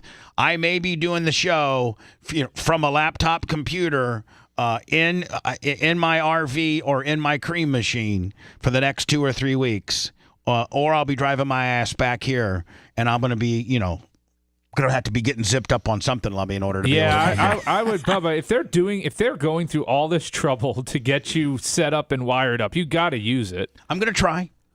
There's going to be bugs. And with Seth saying he thinks I can do it, I think I can do it. I know you can. So I'm so excited. The stakes are so high. And again, for the Bubba Army, you can go to Flow Racing and watch it. Obviously, there's the majority of the Bubba Army is not going to make it down. Do we watch you prep the track, or we just watch the races on Flow? Just the races. Oh, okay. But I could go live, Lummy, on our YouTube, and show the prep work. Say, hey, Rob from Eldora, the Tom Brady of track prep, is on the grader right now. I'm following him behind with a sheep's foot or a tiller. Or a watt. I could be following Rob on. Usually, Lummy, I'm the guy, and I got One-Eyed Billy following me. He's my assistant. Now Rob's the guy, and I'm his assistant, and then I got Billy as my assistant. You want us to cut that line into your Winter Nationals promos? What's that? We got Rob from Eldora, the Tom Brady of track prep. We'll get a line of you saying that real quick. No. You should interview him after he gets off the grader. By the way, he loves Old Milwaukee. Oh, there you go. In fact, he brought 10 cases of Old Milwaukee from Ohio. I wasn't even going to ask that because I knew he did. I mean, man, don't give Rob from Eldora a Miller Lite or a Bud Light or a Michelob, or he'll throw it right back at you. It better be an Old Milwaukee. You're making 6 figures as a track prep guy. I'm surprised you don't have a rider. Old Milwaukee heavy or light? I think it's just Old Milwaukee. It's got to be heavy. He ain't drinking. Yeah. Nobody drinks Old Milwaukee light. Yeah, he'll drink. I mean, maybe when his liver starts failing him. but I'm just so excited because the stakes are so high. And Tom Bean's going to be a nervous wreck and exhausted. I'm going to be a nervous wreck and exhausted. Now, also playing to the fact, Brian, you're playing with the weather too. Yeah. So you may have the track just absolutely perfect. You got your food cooking. You got a long ass line of 1,000 people that's trying to get in. It's going to be a great night. You're going to make a ton of money. The pits are full. All your camping's full. The track prepped by Rob from Eldora is absolutely perfect. And then a rainstorm comes at 5:30 and you got to cancel. Couldn't you still have people there and just have a tent and have a DJ and kind of make it a party at the track? No, call it the rain out party. The racing people are paying $50 to get in. They don't want to be they don't want Macho Man up there on the 1 and 2s as their entertainment. Sorry, Mach, trying to get you extra work. So they want Jonathan Davenport putting a slider on Hudson O'Neill with Devin Moran following, and so. Add that element of what you can't control. I can control everything I was talking about prior to the weather. But I mean, I did look to the February Ocala forecast, and it looks pretty good. It looks like after this cold cell snaps through, that February looks to be like highs in the low 70s. And lows in the low 50s, which is ideal. As long rain's what kills you. Well, they're predicting a very dry winter for the southeast. Perfect. They're predicting it, but take that for what it's Again, worth. I've literally had the track ready before, and full pits. You've cooked all your food. You got everybody in the stands. You got you're going to make some money.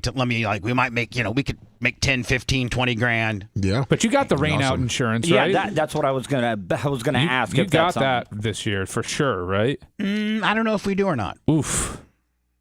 That's a Tom Bean gimmick. That's a Tom Bean gimmick, and it's expensive. And you have to have this little rain collection indicator, and it's a real pain in the ass because they don't want to write you that $25,000 check. Right. You know what I'm saying? Well, I know how insurance companies are, but you do know lawyers who would fight them for you. Well, I mean, yeah, true. Anyway, Brian, I started asking you about this 9/11. They let these 3 bad guys go, and you're like, you know what? Quite frankly, I'm over it, and I kind of checked out on it. I've checked out on everything. Yeah, it's nice. I was just gonna maybe close this out. Oh yeah, I'm not saying not to run the story. I'm just saying I don't know a lot about it because I haven't been in following the story and really looking at the news very much. We've been kicked in the gut time and time again, and we're sick of it. Anyway, this comes from supposedly Joe Biden is allowing these 3 horrific people, I guess maybe releasing them back to where they came from. These people were facing the death penalty as they were, supposedly it's been proved that they were behind 9/11. And we are so hopeful that we finally have a president who's going to do the right thing here. And one thing I want to point out is that on 9/11 this year, when VP Harris and Biden sat behind the red rope at the 9/11 World Trade Center memorial, President Trump was in a 9/11 firehouse. He was in a New York City firehouse. He was there with me, and I got a chance to talk to him. And we said to him, Mr. President, you were right in 2016 when you said it was Saudi Arabia that knocked down those towers. He said it on this very show on Fox and Friends.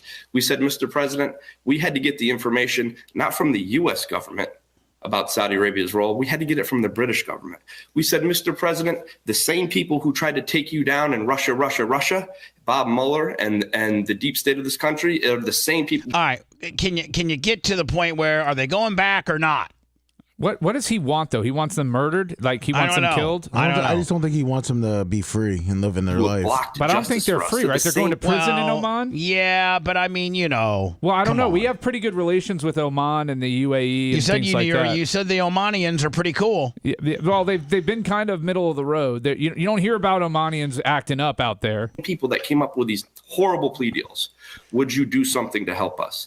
And he committed to us. So, but I don't think if Joe, who, still has a few days left, and I think this was cut last week. I mean, if he cuts it, there's no way that Trump can reverse it, right? If once Biden signs it into law and takes the plea deal. Well, I think this is what it was about. Somebody had appealed it or something like that, and the appellate judge said, no, you can't undo the plea deal at this point. Yeah, it looks like in Oman, the United States has asked Oman to let them not travel abroad for at least 2 years. So they're going to be like, house arrest? Yeah, we're gonna pay them to house them, educate them, rehabilitate. Oh, that's great. And monitor this is them. a non-story. And they can't travel for 2 years. Yeah, I'd rather watch this big fat guy here. Oh my goodness! And I think we're going to do this, Lummy, with me, but I'm going to keep my shirt on. No. Wow. And this guy here, because I think I'm pretty good. I've eaten enough fast food. Look at me. Oh yeah, you're in good shape to be able to like if somebody puts a Arby's thing in front of me and I'm blindfolded and somebody puts a wind. I think I could. What I'm saying is, I think I could do this. But obviously, I'm going to keep my shirt on. I'm not secure enough in my physical appearance to roll with no shirt on. To show off his tattoo. I mean, how many of us really obviously? Brian, do you feel comfortable enough on the cruise to take your shirt off? Yeah. I mean, I'm a little doughy these days, but but I'm okay with it. I mean, because here's the thing about a cruise. A lot of massive humanity on there. Yeah. So you could look like a pretty in-shape dad bod. I'm middle of the road on a cruise. No, you're probably better than middle of the road. Like, you're probably above average. Yeah, I would say on a cruise ship. I'm a cruise ship 7.5. I would say you're a cruise ship B. Okay, we could go with letters instead of numbers. That's fine. Like, a lot of people judge people based off letters. Like, she's an A. I think I would be. I would be I'd be probably a cruise ship 4. So I'm a cruise ship B. You're a cruise ship. No, we're 4. going back to the numbers. You You're on a scale of your own, Brian. It makes sense to stick with the numbers. You know, like somebody say she's a Tampa 8, but she's a Jacksonville 9. Now I'm a Carnival 10. Okay. Yeah. I'm a Royal Caribbean 7.5, 8. Probably. But you're Carnival 10. Carnival 10. All right. Well, I think I'm a cruise ship 4, maybe 5. If I would, let me try to lose 10, 15 pounds before I went on the cruise. What are you? I mean, If I was judging myself, I mean, I don't care about taking my shirt off anymore, but I'd say a cruise ship 5, 6. No, I'd say you're a 6. With your height, I think you get an extra, and your furriness. Well, the furriness might be a ding. I'd shave down. Yeah.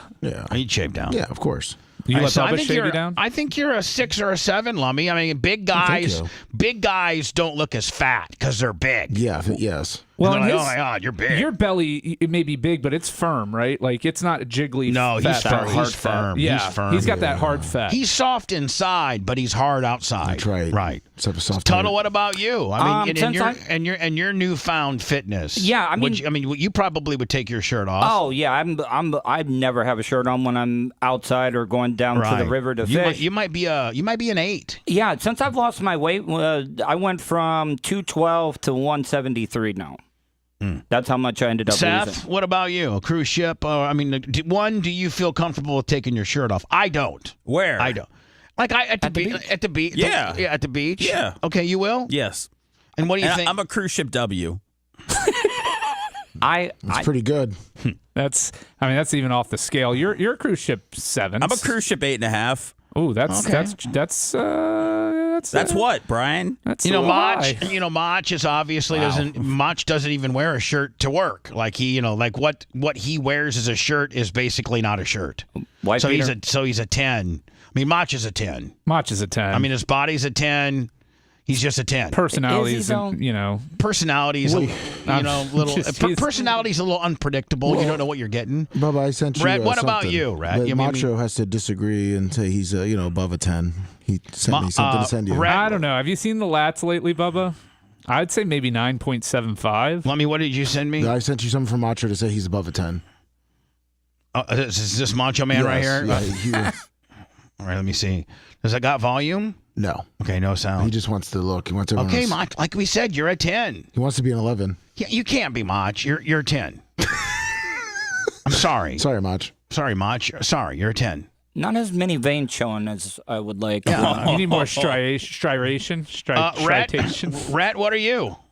Do you take your shirt off at the beach? C+. No, I usually keep it on. Me too. You and I are You together. probably burn pretty easy because of. Plus, he burns easy. Oh, don't plus forget I burn easy. The other ginger in the back right now too. Oh, Gary Cantrell, he's as fat as I am, so he's not taking his shirt off. I don't know, man. I think he takes his shirt off.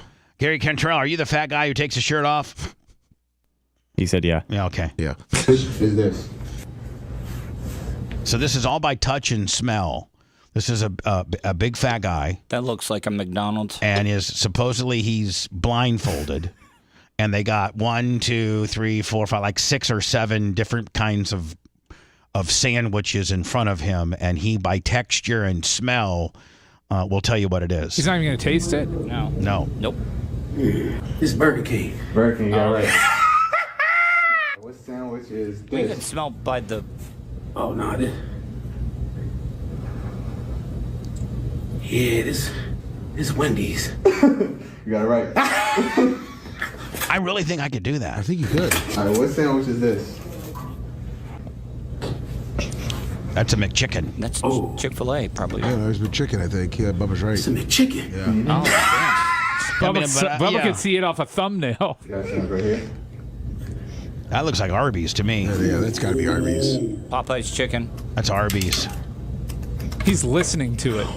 That's Arby's. Popeye spicy chicken sandwich. Chicken sandwich look like roast beef. Oh, the roast beef's next to it. Celery. Which one is that? Heavyweight. I like this. This Five Guys. Five Guys. He's a savant. Wow. He is a savant. Now, is this a new sexual accusation, rape, sexual harassment You took me into the bathroom and did bad things to me. Conor McGregor deal. Is this yet another one? This isn't the one that he just got sued civilly and lost? Is this another one? Because the other one was in a hotel room. Fresh claim, Conor McGregor accused of trying to rape a woman in a VIP bathroom as security stopped friend from entering stall to help. Isn't this an old story? I saw a video of this like 2 years ago. Yeah, from the I NBA think. Finals one. It was at the NBA Finals. Yeah, but I mean, is it now just now going through the civil court system? Because I mean, Brian, I mean, we all know that you can be let go criminally and you have a civil claim She still. just filed a civil lawsuit on Tuesday. She probably had a 2-year statute of limitations, And or he something didn't like want to that. settle. And he didn't want. And she sent a demand letter for Now this one's in the U.S. though. He ain't going to get off as easy as he did in the U.K. on this one. A lawsuit was filed Tuesday and alleges that UFC fighter 36 years old Conor McGregor assaulted a woman at the what center? The Cassia Center in 2023. Where's the Cassia Center? Miami.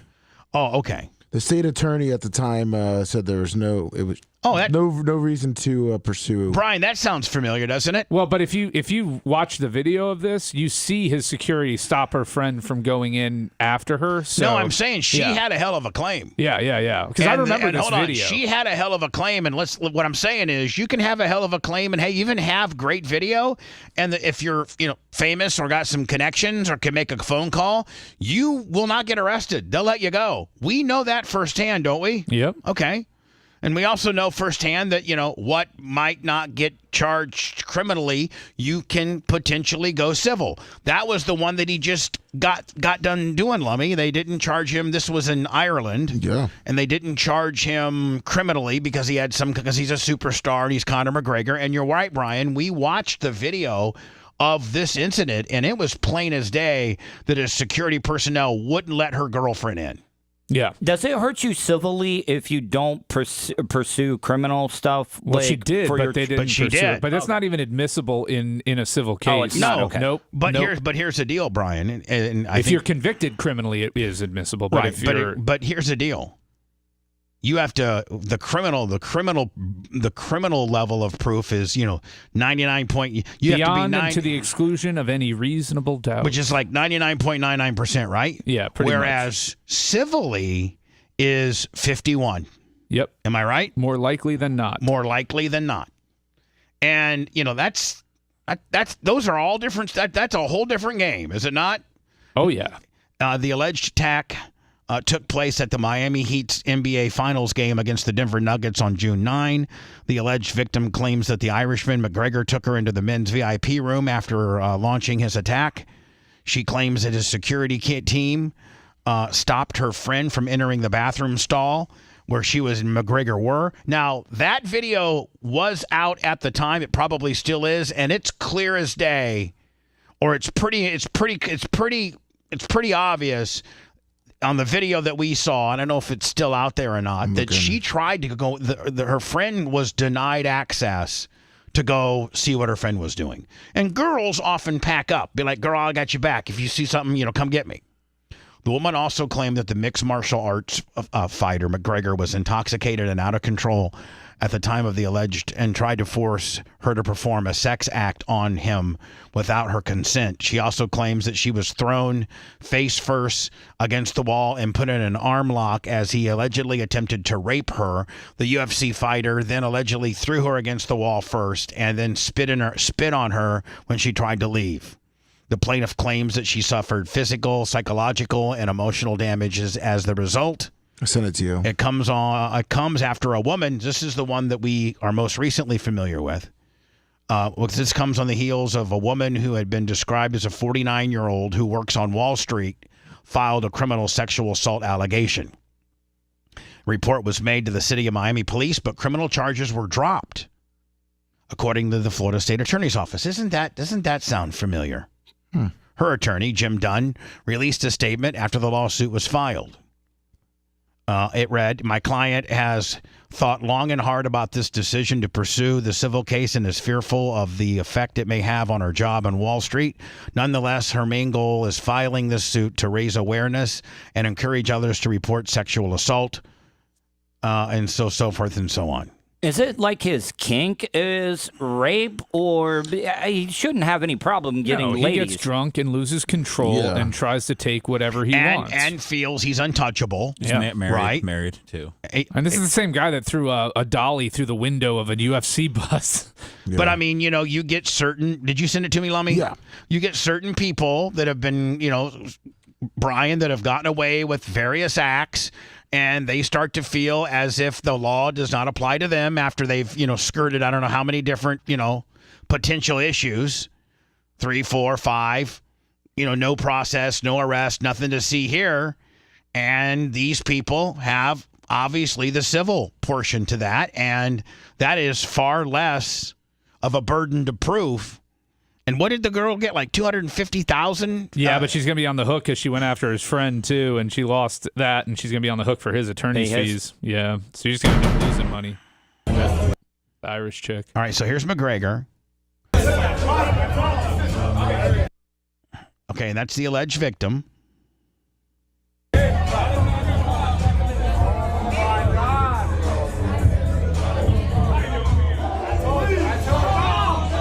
Her friend was with her, and her friend was filming. Right.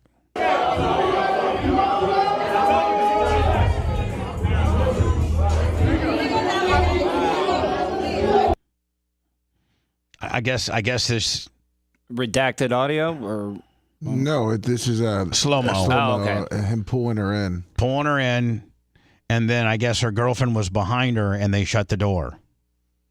And at that point, Brian, I mean, it's his word against her word. And if she's gone through a couple years worth of psychological, therapy, and she can prove that he, hurt her physically, and she has all this proof, I think that he's probably going to be on the hook again. Did they do a vaginal rape kit after this? Or I don't know. If they had, I don't know that he actually. Yeah, I don't think got her. I think she resisted, and that's when he spit on her and walked out and armbarred her. Yeah. Yeah, so I don't think he vaginally penetrated her. He wanted to, but he did armbar her, spit on her, and hurt her. Well, that's the allegation. Right. Yeah, That's the allegations. And she'll, it'll either he'll write a check, Brian, or it'll go. Well, he's had 2 years to write a check. That's why they filed. Because the statute of limitations is coming up. So now it's going to go into litigation. Now it goes to trial. Well, it goes into litigation. It could still settle. Meaning, what's the next? The next step is depositions and discovery.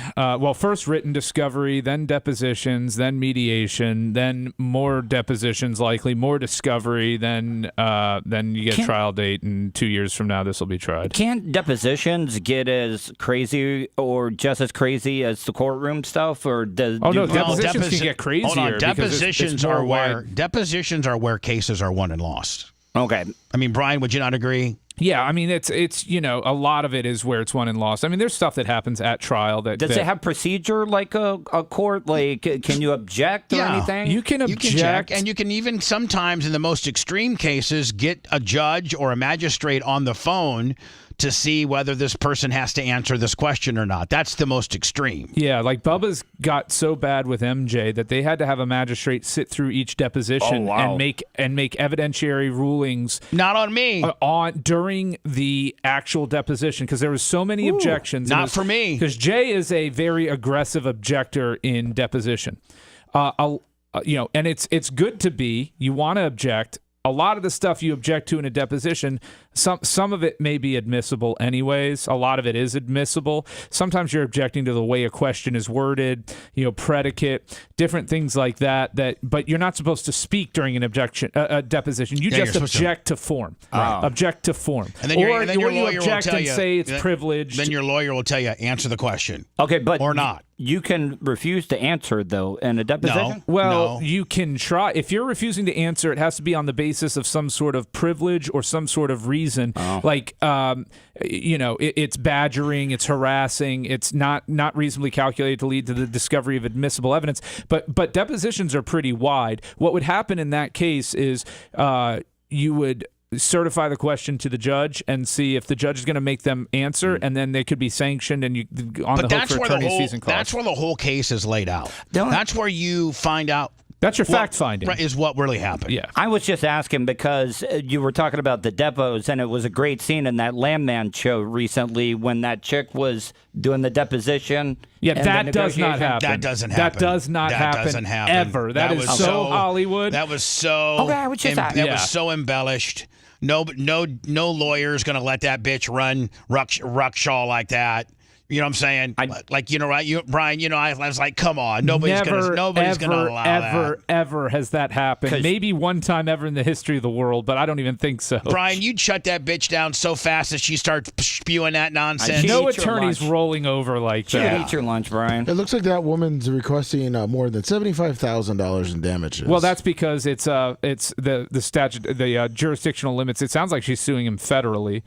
If that's the case, Okay. and that's because you have to. So she's probably seeking millions. She's suing the arena too. He's done. He's done in UFC though, right? Like I don't know, man. I think UFC would sign him back in a minute when they brought. UFC doesn't care about this stuff. The problem with him is he's got all this stuff going on. He hasn't fought in 5 years now. Last time he fought, he got his ass kicked. Broke his ankle, didn't he? And his leg. And he's just washed. I mean, is he a draw anymore? I don't. He probably would be for the casual fan. The trash talking. But I don't know at this point with the Sully he has on his name that you're going to bother with that if you're UFC.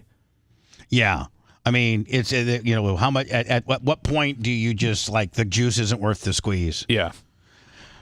When we come back, who's trying to take credit for the Gaza ceasefire, and hasn't that kind of gone awry now? They'd initially agreed on a ceasefire, and now they're like doing takebacks. It's not official. Israel is saying that Hamas are trying to change the terms of the ceasefire at the last minute. And I guess Hamas wants to dictate what prisoners of theirs Israel releases, and I guess that's not part of the deal. And are both presidents involved? This is just from Netanyahu. He didn't talk about Trump or Biden. He just said that he's not signing the deal, that Hamas is trying to pull stuff at the last second. We'll get to that next. Hold on. If you love that segment, then check out BubbaArmyHQ.com and do a deep dive on past shows. The Bubba the Love Sponge Show will be right back.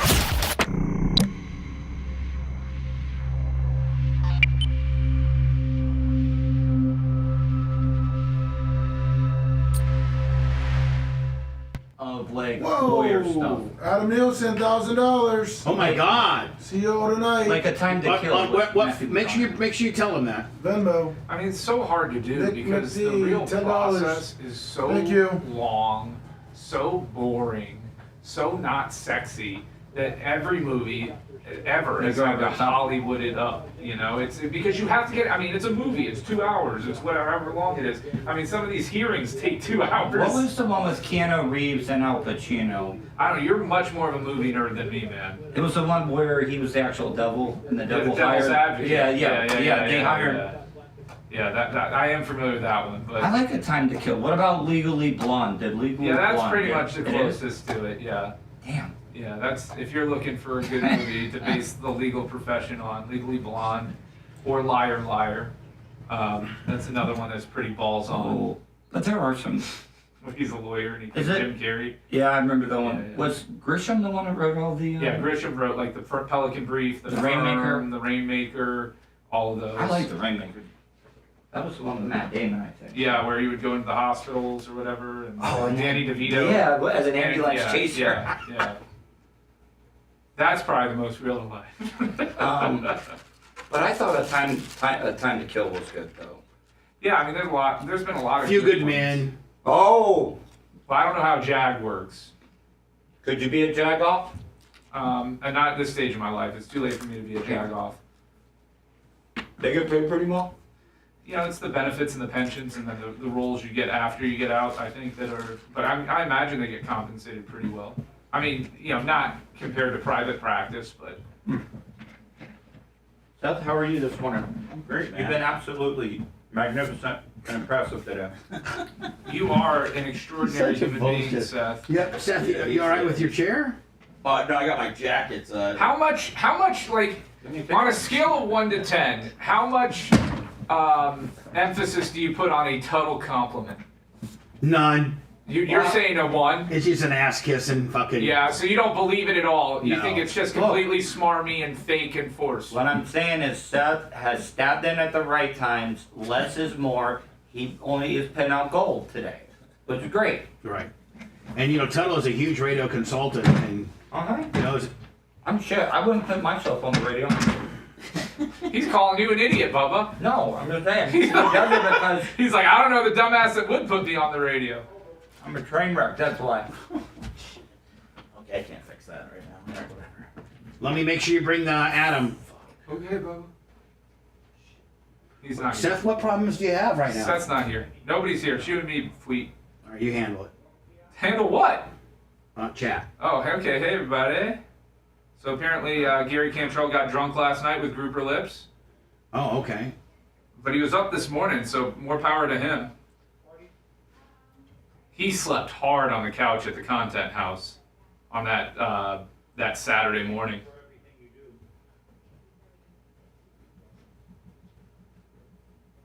I love Tuttle. I'm not saying he's bad on the show. Oh, good for you, Gary. You're going to be a wreck by Sunday, man. What's up, Tile Guru? What's up, Grouper Lips? What was Gary Cantrell's poison of choice last night, GL?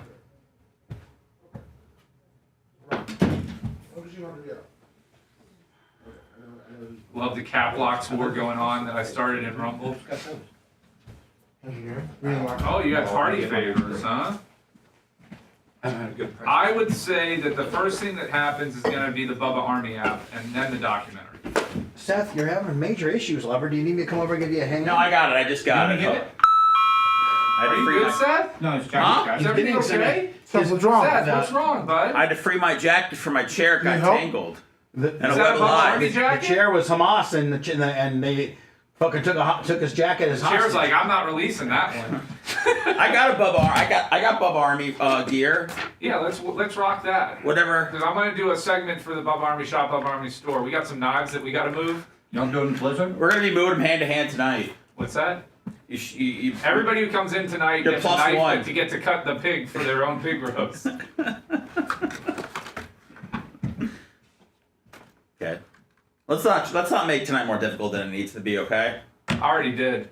Bubba, are they allowed to wear the Bubba Army vest, motorcycle vest? Yes. Oh, Yes. Yes. They can.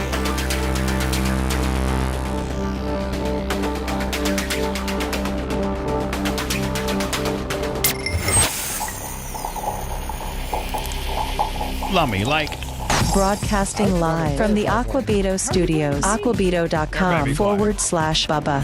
It's the Bubba the Love Sponge Show. Lummy, let's make a really big deal. I don't know. I think we just kind of glossed over it, but the Adam Nielsen. $1,000, $1,000. Nick MD, $10. Thank you, Adam Nielsen, man, thank you. Already probably trying to get his qualification certification for. He'll be bringing a couple gifts to this week. For next year. He might already qualify for next year. Hello, who's this? Hey, Bubba. This is Bubba the Blind Buffalo Bill. Hi, Blind Buffalo Bill. Somebody had told me, sent me some kind of information. I didn't quite get into it. That you, by the way, this is Blind Buffalo Bill. He lives in the Charleston area. And so I kind of got backfill because I don't even think Seth knows who Blind Buffalo Bill is. I don't. You don't? Okay, good. And I don't think, Brian, you do either. No. So, oh, wow. Blind Buffalo Bill, this is going to take back some... from the serious days? Yeah, this is going to take some time. Yes, this is going to take some time. Let me just go ahead and backfill. Blind Buffalo Bill is, what are you, 40, Bill? Yep. 40 exactly. 40 or 41. 40 or 41. He can't read his birth certificate to figure that out. Well, Brian. It's not in Braille. You just wait, Brian. Brian, please, I would ask everybody. Okay, Brian, I'll shut up. I'll shut up. For real. Done. Move on. It's a very Done. serious situation. Okay. Blind Buffalo Bill, at the age of, how old were you when you tried to kill yourself? 12. At the age of 12. Now, Brian, did you start having these fantasies about you and your mom having sex after your suicide attempt or before? That's a good question. I'd say it was after. Okay, because that's what I always thought. I want to make sure I get the entire timeline and the entire backfill correct for people that know. So Blind Buffalo Bill was 12 years old. He was a normal 12-year-old kid. And for whatever reason, Bill, what were you upset about? What triggered your suicide attempt? There was a lot of little details existing within the family. My mom was an alcoholic, and my dad was a little abusive. But I don't focus on my dad because I was kind of a piece of crap for a kid.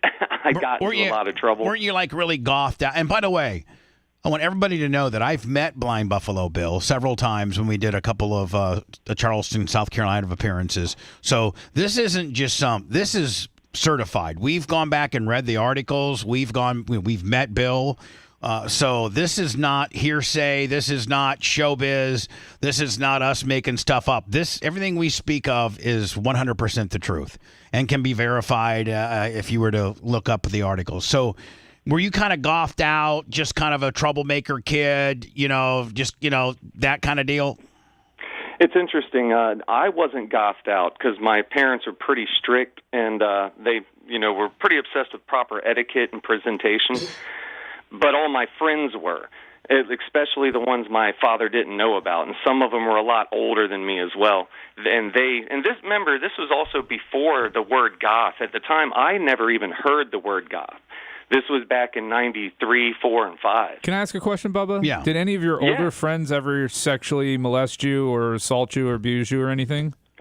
That's interesting. I've been asked that before, and no, actually, they were the exact opposite. And you never been and you never been touched by your mom or dad, like you were never sexually, or an uncle. You were never sexually abused, prior to your suicide attempt.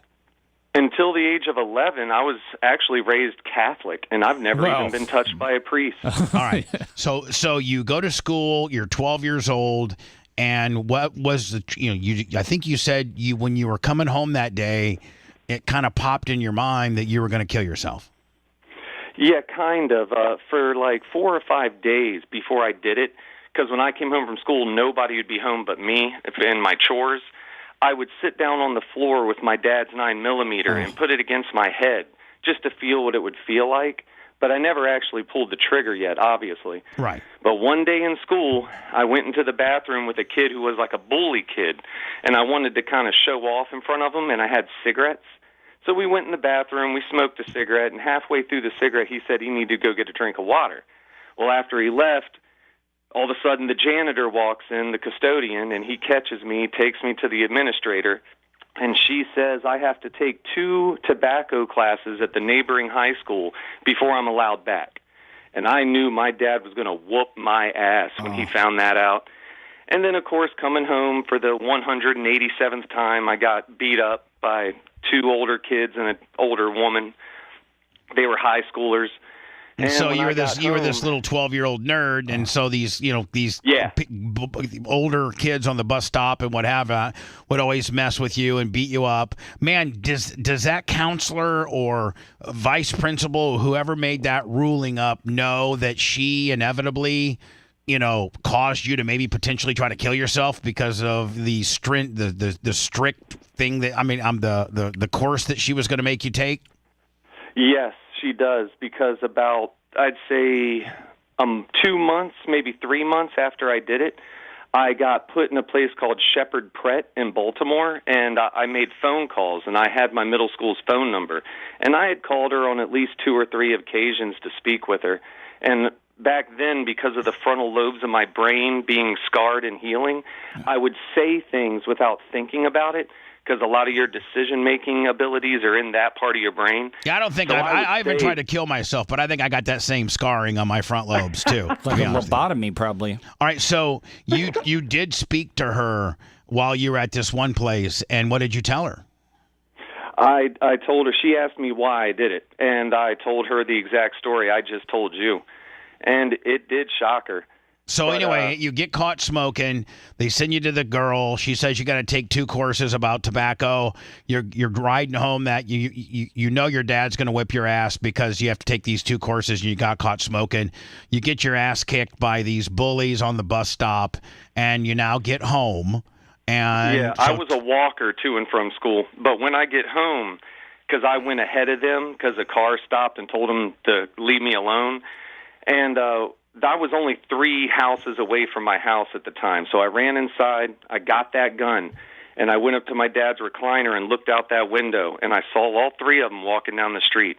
And I was 2 steps away from going out that door and peeling their cap. But I so thought hold on about it now. and I knew I'd get in trouble. So hold on now. You were before you killed yourself. You were thinking about, because you ran ahead and got a little bit of ahead of them, you were thinking about going out there and shooting them. Real quick, your parents just left guns around the house? It's a different time. Different time. It's funny. My dad had 4 rifles up on a rack that weren't loaded, but the 9mm was wrapped up in a T-shirt all the way up in the top of his closet underneath a bunch of junk. So I went out of my way to find it. Just when you think that your kids don't know what you got wrapped up in a T-shirt in your top drawer, when you're gone, don't think that they're not snooping around. I mean, a T-shirt on the top part of your closet was a 1990s gun safe. I mean, that's right. Yeah. Especially in Charleston, South Carolina. Yeah. All right. So you go get the gun. $100. Thank you, for my the friend. snipe, but no, we're not. No. You know what? That's kind of even a dick move for a guy to want to snipe. Should we give the money back? No, but no. We're not giving the money back. There is no refunds here. We're not. We're not Stanley Steamer where we'll give your money back to you. But I will tell you this, man. This is a very moving and interesting story. Most people have not heard it, including a couple people here in the studio. And it's very, very. So stop being a dick. Just like the people. I mean, I don't know, it was chat or whatever. Be like, can we wear our Bubba Army biker vests?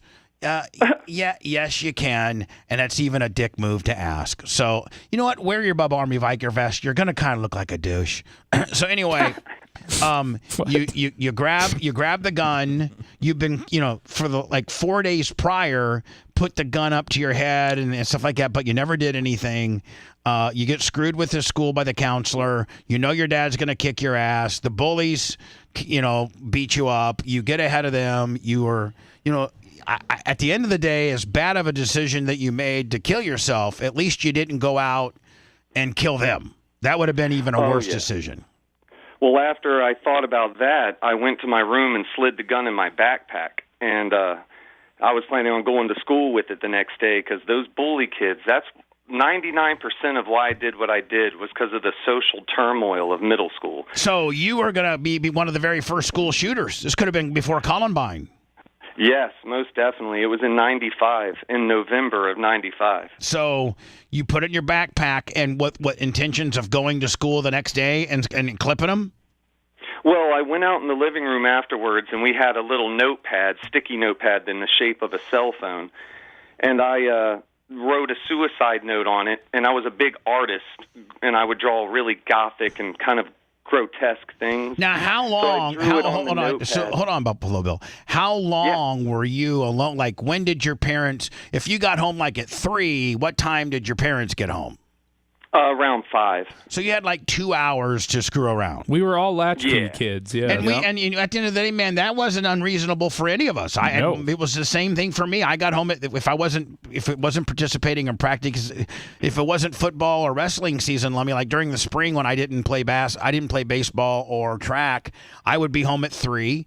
My sister would get home at 3:30, and my mom wouldn't get home till 5. And you'd hold her down and fart on her and spit on her. Yeah, I mean, you guys would make your own food and stuff. Yeah, we'd call my mom, and she was a secretary at a doctor's office, and we'd be like, "Mom, can we?" And we'd have to ask for if we wanted snacks or something, and then once we got snacks, I'd steal her snacks. They pay for stealing $20. Yes, for real. My mom said, yes, there's some Doritos, and take out and get, pour it into a bowl, and you guys split it. Well, there wasn't any splitting. There was Tara got 4 Doritos, and I got 62 of them. So you right now, do you have your suicide letter still to this day? Actually, my dad never even got to read it. Once, because my grandmother is the one that found me because my dad was going to be working late. So she showed up with my brother and sister to take me to her work at the Chamber of Commerce. And when she walked in the door, she didn't see nothing, but she heard me because I was on the other side of the coffee table. And I was like, Grammy, is that you? Because I never lost consciousness. Wow. All right, so hold on. Let's walk through this. So now you write a suicide note, and you know, at this point that you can still see and you can still write, and do you write, you know, like what type of note? What did it say, and what type of artwork? Because you say you were on. And what time is this? Like 3:15, 3:30? Yeah, around 3:15, I would say. Okay, so what does the note consist of, and what did you say? The note pretty much said that I was tired of getting whoopings, basically, and that I was tired of bully kids. And then and it was really short. It only took up like one sheet of the sticky pad paper. And at the very end, of course, I had a girlfriend out of state and a girlfriend at my school.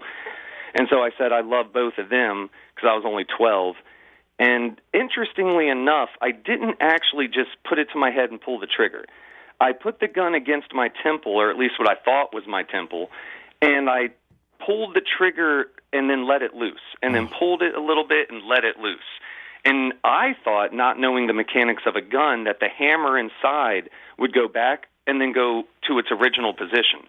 But actually it stays where it is, and every time you tighten that trigger, it goes back a little bit further. Oh, man. And I did not know that. And so, you know, then there comes a point where it eventually fires. Yep. So how many times? So you write the note, you got the gun, and you're in the living room, I'm assuming? Yeah, sitting on the floor Indian style in front of the coffee table. Right, and you put the gun up to your head. Yep. And by the way, Lummy, if anybody's having any issues in life and you need somebody to talk to, I think isn't it 711? Or the suicide prevention hotline? Could you see if you can find me the 711, isn't it? 988. 988. You can dial 988 if you're having any issues like Blind Buffalo Bill, and nothing's worth what he went through, and he is so lucky to only have, you know, blinded himself and to made through this. So you're sitting down and you're putting this to what you think is your temple, and you're squeezing the trigger, but you're not squeezing enough to go off, and then you're letting go. Now, are you at this point, are you like kind of like chickening out a little bit, because as you're letting go, you're like, okay, maybe I don't. Okay, let me just pull back a little bit more. Okay, like what's your reasoning on the pressure, no pressure, pressure, no pressure? On the contrary, I was actually being more brave, because for the 4 or 5 days before that, I didn't even tense up the trigger. I just put it against my head and just to see what it felt like. This day, I was pushed to the point where I actually wanted to walk the tightrope and squeeze the trigger a little bit, but not enough to go off. And so it goes off. Yeah. Right. So now, how many times do you, if you can remember, how many times did you pull it and it ratchet back and hold before it was it the third time that it went off, the fourth time, the second time? It was the fifth. The fifth. So you pulled it on the fifth time. Okay. Then at that point, it's a 9mm and it goes into the side of your head. Right? Yeah, behind my right eyeball. Right behind your right eyeball, and it does not kill you. What happens from that point forward? Well, the bullet went through, and both of my eyes came out of my face and onto my cheeks. Oh. And then I laid back down. It kind of felt like somebody spit on my face. But other than that weird feeling on my face, I didn't feel anything. My whole body kind of went numb. Could you still see, like, if they were connected, or was it lights out? No, I mean, I think it's lights out. If you're so now, are you at this point? Did you fall over and your eyeballs are now on your chest? On his face, kind on his of. cheeks. I fell to the side, and now my eyeballs were kind of sliding. They don't really fall. They're more, for lack of better words, slimy. Ugh. So they kind of roll and slide. Now, are they still attached, or are they kind of just hanging from your face? They're completely detached. The only thing that was holding on to the tube behind them, the optic nerve, was my eyelids. And I want everybody to know, man, I'm not trying to be brutal. I'm just trying to give... Can we just get to the part where he has sex with his mom, please? Well, we can. But this is just, I mean, I just want everybody to know what this guy has gone through. And, he's been a big-time listener of the show for years and years and years. And we call him Blind Buffalo Bill. I don't know how he came up with that story, but how he came up with that name back in the serious days. Because Buffalo Bill, I think, had sex with his mom in the movie. Yeah. Like, it's the background of him. Now, quick question, No, Blind no, Buffalo. he was a narcissist. He wanted to have sex with himself. Oh, yeah. So Blind Buffalo The Bill. reason we called a Blind Buffalo Bill is because we would talk about some of the weird things I did as a kid. And some of those things were demented, for a lack of better words. So we came up with Blind Buffalo Bill. Okay. So did you ever confront or discuss this with your bullies in adulthood since this happened? Did you ever reach out with them or have occasion to come across them again in your small town? On two occasions, while I was still 12, when it first happened, psychology people, or whatever you want to call them, psychiatrists and psychologists, didn't know what to do with me because they had never come across something like this before. So they put me, until they could think about something, in a day facility where a van would come and pick you up every day and bring you home every night. And it was like school, but it was mixed with therapy. And during that time, the kid that I smoked that cigarette with that left that bathroom wound up in that place too, because he tried to cut his wrist. Apparently he had family problems. No big surprise. And so maybe administrators and stuff that catch kids smoking in the bathroom, they need to really, really take these kids aside and get them some help, because the two instances that I know of, both of those kids ended up, trying to hurt themselves.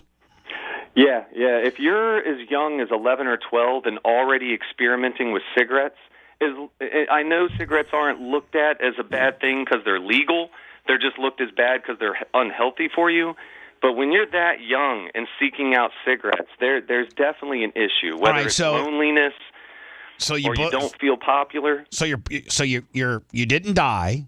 You didn't die. Now, why didn't you die? Is it because you just, millimeters, you just had it at the right angle where it just blew through your optic nerves and that's it? Or did it actually, there has to be an explanation as to why it didn't kill you.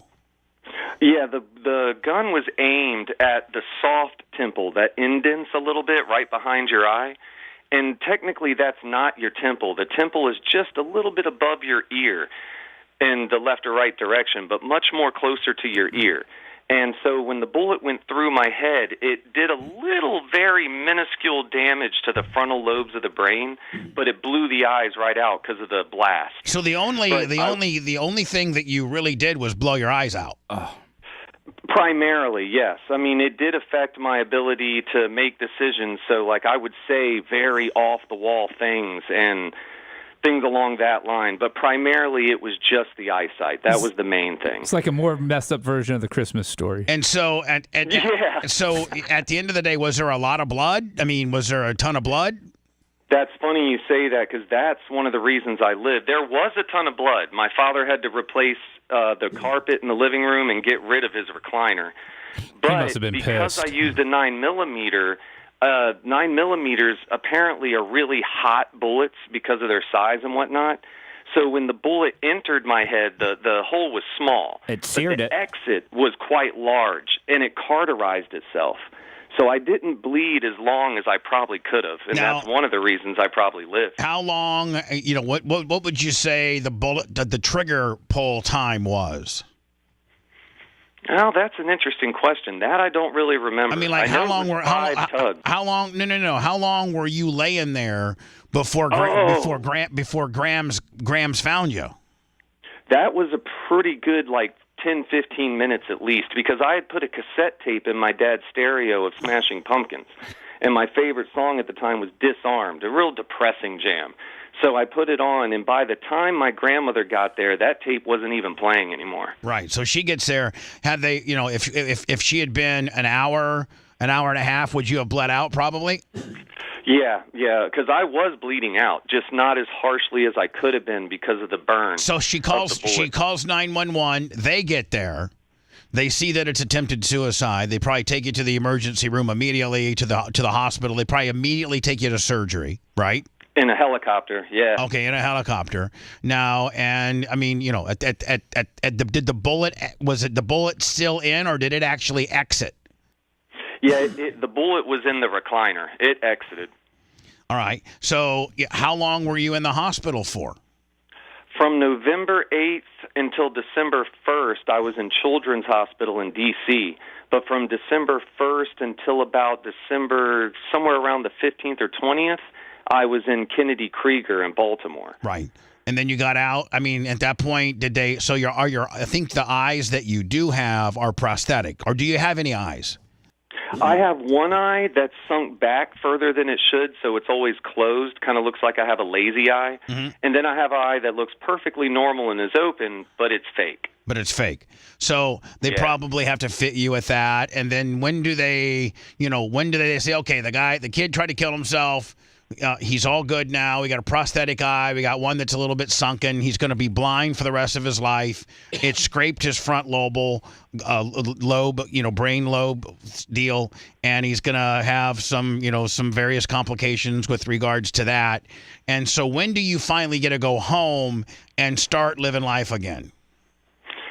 Well, living life again is an interesting question. If you want to get back to the basics, it was a good 2 years before I got back into living normal. Because like was that like going between therapy and like halfway houses and therapeutic houses and suicide prevention deals? So you kind of were in hospital. You were in the system of a person that needed mental health. To be in a mental health facility. Which, by the way, I support therapy and mental health so much. Anybody who's embarrassed about seeing a therapist, you have no idea how beneficial it can be. And I want everybody to understand, I'm not trying to embellish this. Blind Buffalo Bill and I have been friends for 10 plus years. And I'm just trying to get people that aren't familiar with his very tragic story up to speed on, again, if you're having these type of thoughts, if you're getting bullied, things aren't going your way, suicide is never the option. Blind Buffalo Bill, I think you'd be the first person to say that that's not an option. You're living the rest of your life, and not necessarily the coolest of fashions had you not done this. And again, if you need help, you can always dial 988 and talk to somebody and get through these tough times. But what you did is not the option, obviously. The things I have been able to experience and do since then were so amazing and so mind-blowing. To know that I could have ended it at 12 and never been able to experience any of these things. I know. I mean, you've actually done some pretty cool things as an adult, and to think that at 12 you are so lucky that you're still with us. I mean, you should have played the lottery the next day, because I mean. I got to think the survival rate of a person that puts a 9mm to the side of their head and pulls the trigger is less than 2%. Oh, for sure. Did any of your other senses get more powerful when you lost your sight? Like, did taste and smell better? He can fly now.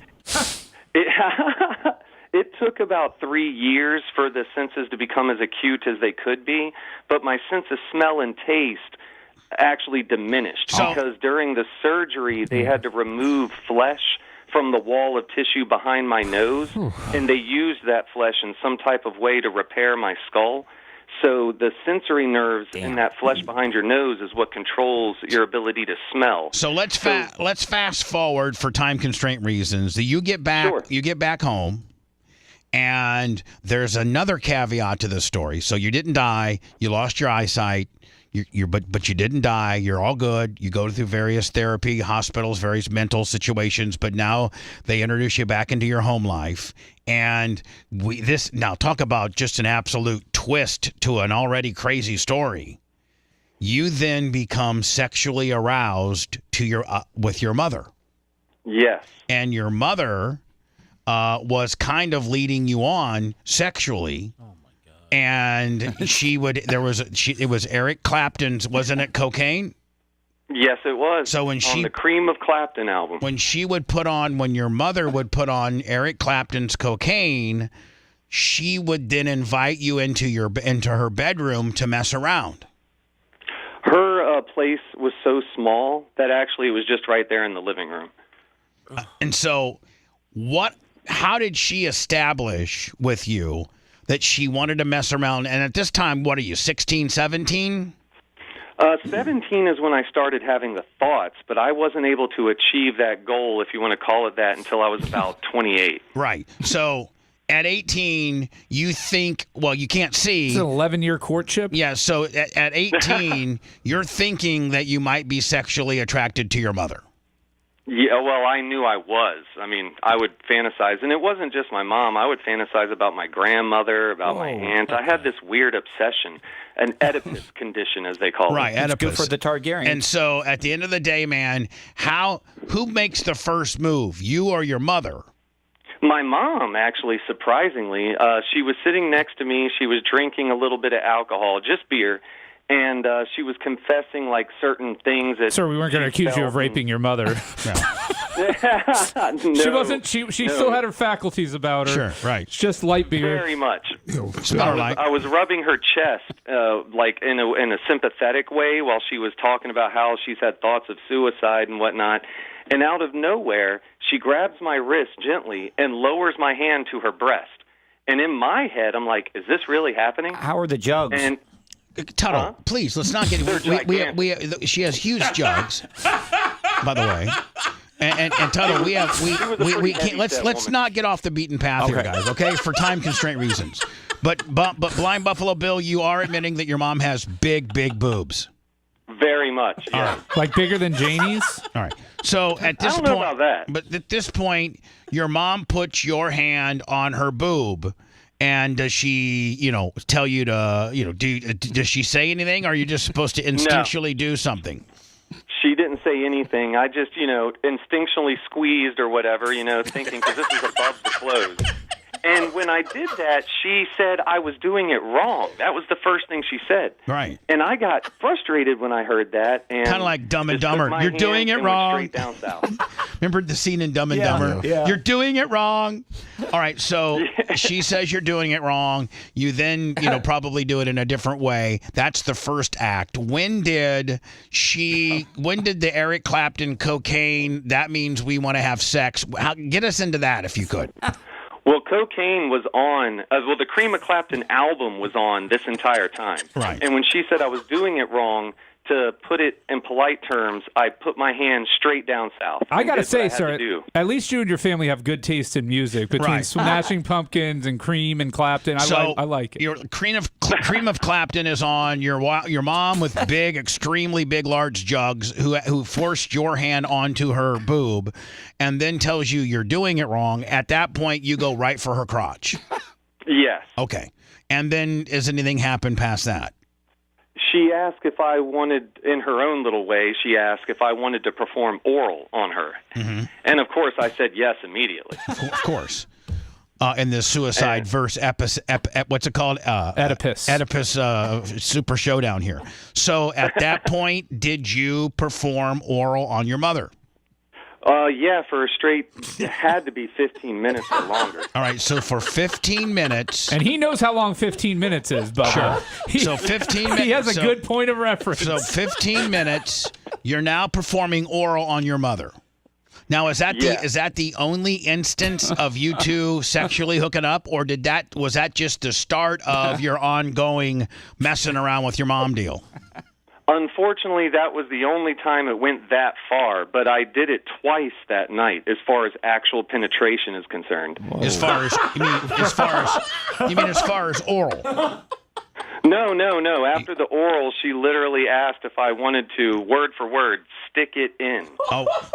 Wow. Straight to the top. Yeah. You were playing White Snake at that time. Slide it in.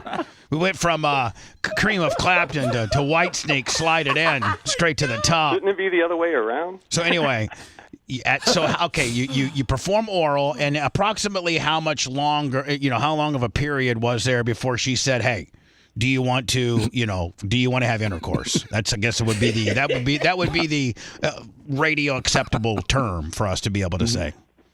As to quote myself on my typical thing, is at 15 minutes. It may be a little bit longer. All right. So at that point, you have intercourse with your mother. At what position did you determine? She was on the couch, and I was on my knees on the floor in front of the couch. Okay, so you guys go like a standard canine deal on the couch. And at that point, now everybody has to be careful. I have to choose the words here. Okay. Did you finish the party with your mother? Yes. You did. And yes, very much. Did you finish the party internally or externally? Internally. Okay.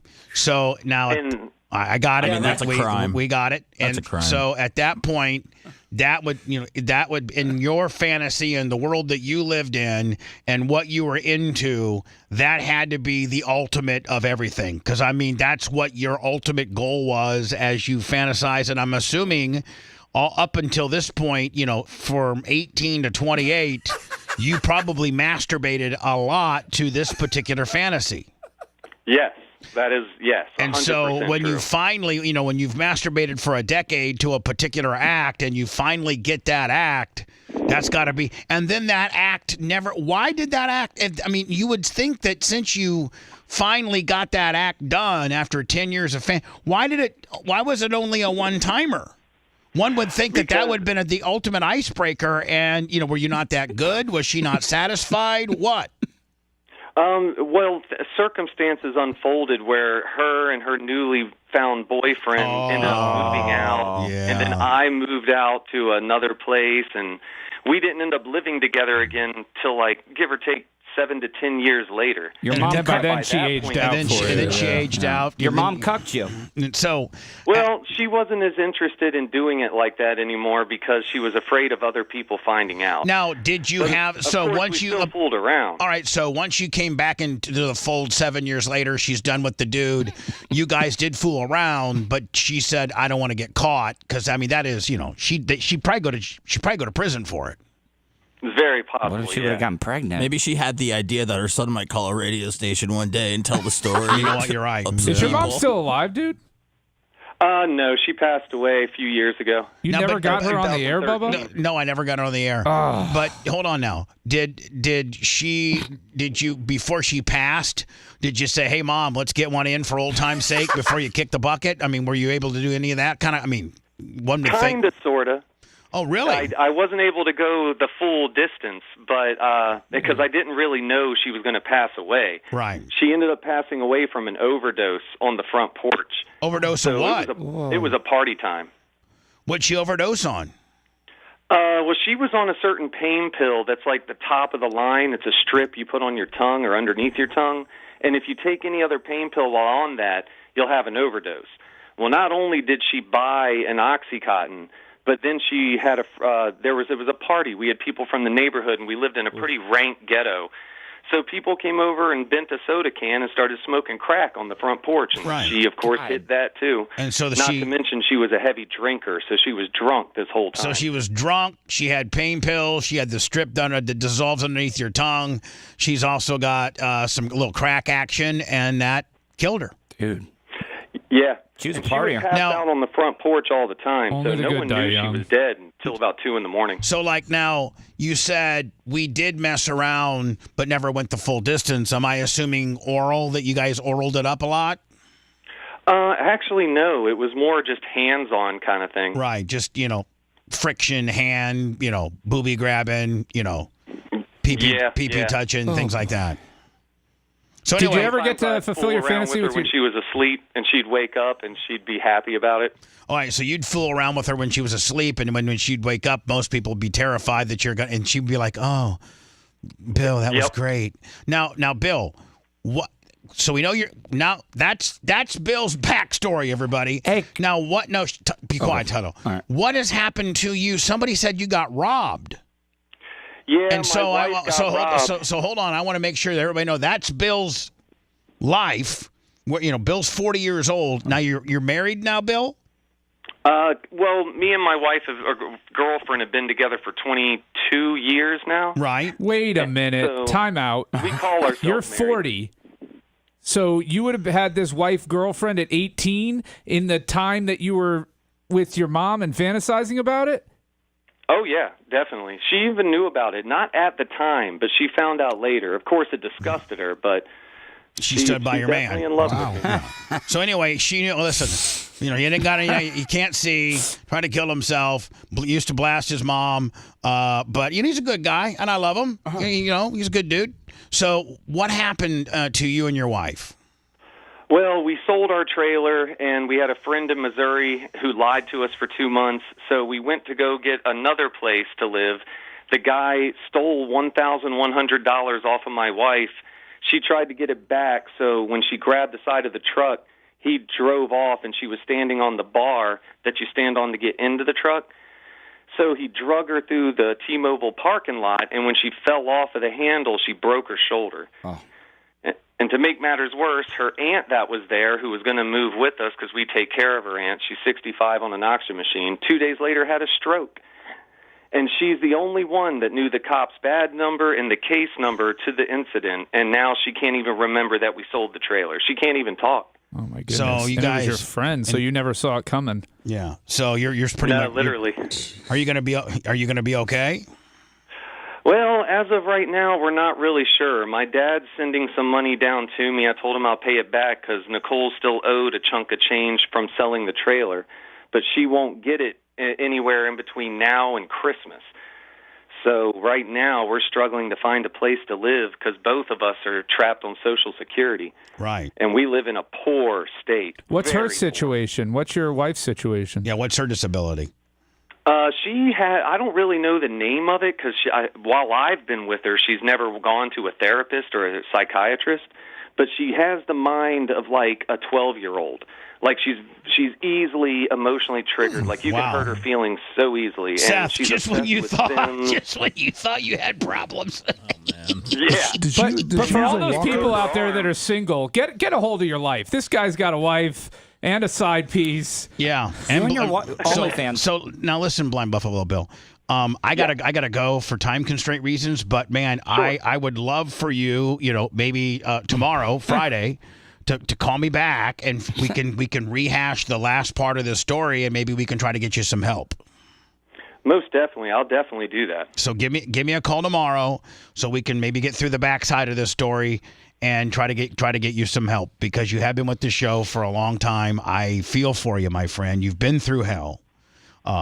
It's. I mean, Seth, did you ever think when we started this journey down this story that it was going to end up with Eric Clapton having sex with my mom, my eyes blowed out? I mean, like you can't write this stuff. I didn't know that I was going to be turned on by the end of the story. And initially started disturbed. You were disturbed. Yeah, it started with the eyeballs in the hand, but then we started getting going, and man, yeah. Bill, were there any eye socket parameters when you were with your mom? No, she didn't have eye socket parameters. Tuttle, you're stupid. Tuttle is looking for roommates if you and your wife are willing to relocate to Florida. I sent you a picture of him so you could, get a so visual of Bill. So I could show the fans. Yeah, him All right, and his girlfriend. All right, wife. hold on here. This is blind. This is blind Buffalo Bill right here, and you can see now. Is this the mother-in-law? That's his wife. No, the wife is the one in the Mario shirt. Here's the wife, and she thinks like a 12-year-old. And and this is the one that you're taking care of on the oxygen machine. Oh, that's the aunt that stroked out. Yeah, this is the aunt that stroked out. This is the wife who thinks like a 12-year-old, and here's Bill who tried to kill himself and has no eyesight and had sex with his mom. Yeah. There you go. Yeah, that's it. Bill, I look forward to your call tomorrow so we can continue this craziness. Okay, my friend? And so do I. I shall talk to you then, Bubba. All right, Bill, thanks. If you want 24/7 on-demand Bubba and the crew, go to BubbaArmyHQ.com. Right now. The Bubba the Love Sponge Show will be back after this.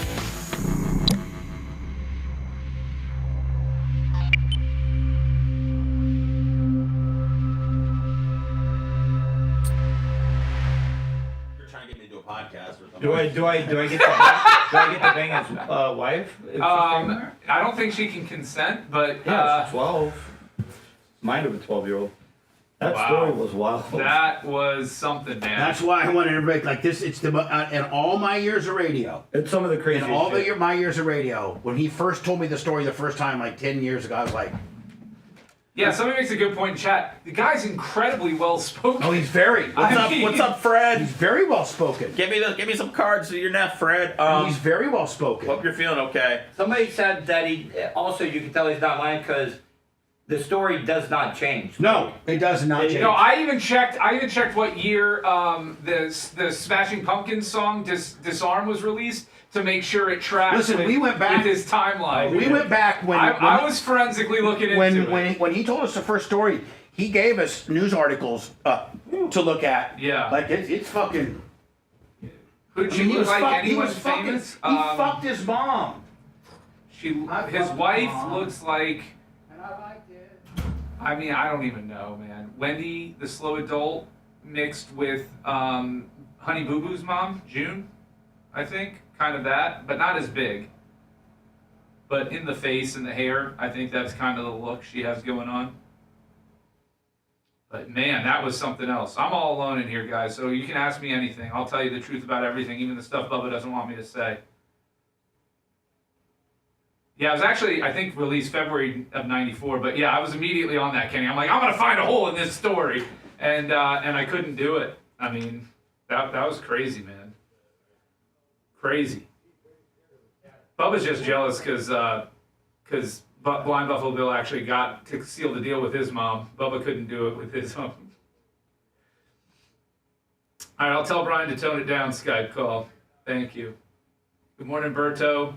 My favorite Irishman, Bert O. Perez. All right. What's up, Captain Zabida? What do I think about Pam Bondi? I don't think about Pam Bondi. She doesn't infiltrate my brain. I think Donald Trump won the presidency. He gets to appoint the people he wants to appoint, as long as they don't have any, thing criminal or totally disqualifying. Then that's the way our government works. If they get confirmed through the Senate, they get confirmed. That's a 100% real story, Sunny Days. There's zero doubt. They've confirmed with newspaper articles. He just sent us a picture of him and his mentally 12-year-old wife. So, big personnel move for the Bucs. Well, Godwin's gone. I think they'll probably bring back David. McMillan will be elevated permanent role as the number 2 receiver. I don't know that they mix things up too much. I'm not wearing a watch. I don't wear watches, Tony.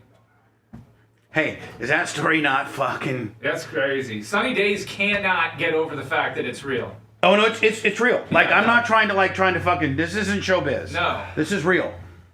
And I'm trying to Were you let just them able know, to come up with 100%. 3X, just right out, just shit one right now? I've got them in the truck for my guys that are helping me today. Godwin's 100% gone. He's not under contract. They're not going to re-sign him. I got him made. Injury. Costiga came up with the name. Well, thank you. Are you okay? We'll get through it. You don't look like it. Oh, no. You look horrible. Super Bowl, I'm going to say Ravens versus Lions. Thank you, Jeremy. I appreciate it. Actually, Ravens-Eagles. Ravens-Eagles. What do you think, Seth?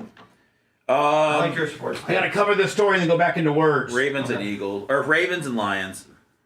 Just the Lions' defense, although they did shut down Minnesota, but so did LA completely. So, I don't know. I don't know. It's Detroit's now or never. For all you single people out there, just realize. You don't think Detroit has Buffalo Bill has the infrastructure that... I don't know. They got big-time free agents that they're... How are they on the cap? How's Detroit on the cap? Money's gonna start getting tied up. Yeah. Chicago got a lot of money space. Yeah. Oh, they got a ton of cap space. Yeah. They got a ton. Chicago could get about any fucking money they wanted, free agent wise. Because Detroit's about to have to give some money to Hutchinson. Mm-hmm. Gibbs. Well, Gibbs is what, year 3? Yeah, they're gonna. No, he's only in his second year, but they'll eventually. Well, no, he's gonna be in year 3. Yeah. So of his contract.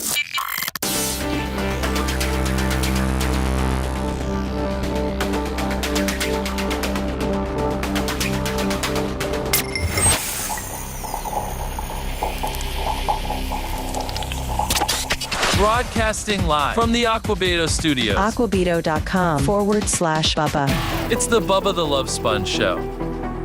I'm mean, I hope everybody appreciates. I know it was a very long story, and a lot, and a lot like the Heather Wizzies, and the people that are very familiar with the show. The Iggies, the Shivering Syrian, Kenny Prez, Cable Dog, Bubba Light. Average Joe, $100. Thank you, buddy. They all know they all know the story, and they've sat through it now a couple different times. But that story, with regards to us doing radio, and there's some stories that are radio gold that you just cannot wrap your head around. How, I mean, all the years you guys have been in radio, I guarantee you've never heard of anything that over the top. And listen, it's absolutely the truth. There's not one part of that story that's embellished. Dad Horner, $10, Babyface Brigade. That one, there's only one story that comes close. That was a listener one that listener had called in that one time and said that his stepfather was molesting him, and he was out of Orlando. Yeah, and you guys called them. God. The kid called in and said, "My dad's touching me." The kid was an adult now, but he was being touched since he was 16, and he was like 21 now. And his dad was they're black. There was a black kid, and his dad was a black guy, obviously, and he was a pastor for a very prominent black church, and he did mornings on the church's like a gospel radio station. So he was on the air the same time I was on the air. And we're like, and this guy's, this kid's calling in, my dad touched me and he molests me. And we're like, well, give us your dad's number. He's like, well, he's on the air. I'm like, we don't care. So we called him live on the air. And he kept saying, don't go there, John. Whatever the kid was saying. I do remember that call now. Don't go there, John. Yeah. Don't go there, John. Some other red letter callers, Calvin the cow effer, the ham bandit, the chick that likes this needs to be a best of the chick that put blue cheese in her vagina, and a cat had to lick it out because she wanted to get her heroin dealer made her do that. The guy that was a swinger, and he lived in California, and he went and showed up to a guy's house for him to blast his wife, and his penis wasn't big enough, so his wife made him go take ham. Deli meat, right? Sliced deli meat ham and wrap his penis in ham so he got larger girth. I mean, that's not kosher, is it, Seth? No, we got the guy that used to bang the dead bodies. The guy that used to bang the dead bodies. Oh. George the poop eater. Remember him? Yep. You guys need to make best ofs that are themed, like themed best ofs where it's just like the most outrageous calls. Yeah. Calls gone wild. The thing about emergency medicine. All right, they're giving me a pre-roll. Biden and Trump team supposedly worked together for the ceasefire in Gaza. That's what they're saying here. Trump. I mean, then I think Joe was asked yesterday in a press conference who had more. Who did more, and I think that he blurted out that he did more. God, what a long ass one. Jesus. He said, "Are you kidding me?" When they asked him. It's a very good afternoon, because at long last, I can announce a ceasefire and a hostage deal has been reached. The deal is structured in 3 phases. Phase 1 will last 6 weeks. It includes a full and complete ceasefire, withdrawal of Israeli forces from all the populated areas of Gaza, and the release of a number of hostages held by Hamas, including women and elderly and the wounded. And I'm proud to say Americans will be part of that hostage release in Phase 1 as well. In exchange, Israel released hundreds of Palestinian prisoners. And during Phase 1, the Palestinians can also return to their neighborhoods in all the areas of Gaza. And the surge of humanitarian assistance into Gaza will begin. During the next 6 weeks, Israel will negotiate the necessary arrangements to get Phase 2, which is a permanent end of the war. Let me say it again, a permanent end of the war. There are a number of details to negotiate to move from Phase 1 to Phase 2, but the plan says if negotiations take longer than 6 weeks, the ceasefire will continue as long as the negotiations continue. I've spoken to the Emir of Kuwait and the President of Egypt, and we have pledged to make sure the negotiations will keep moving forward for as long as it takes.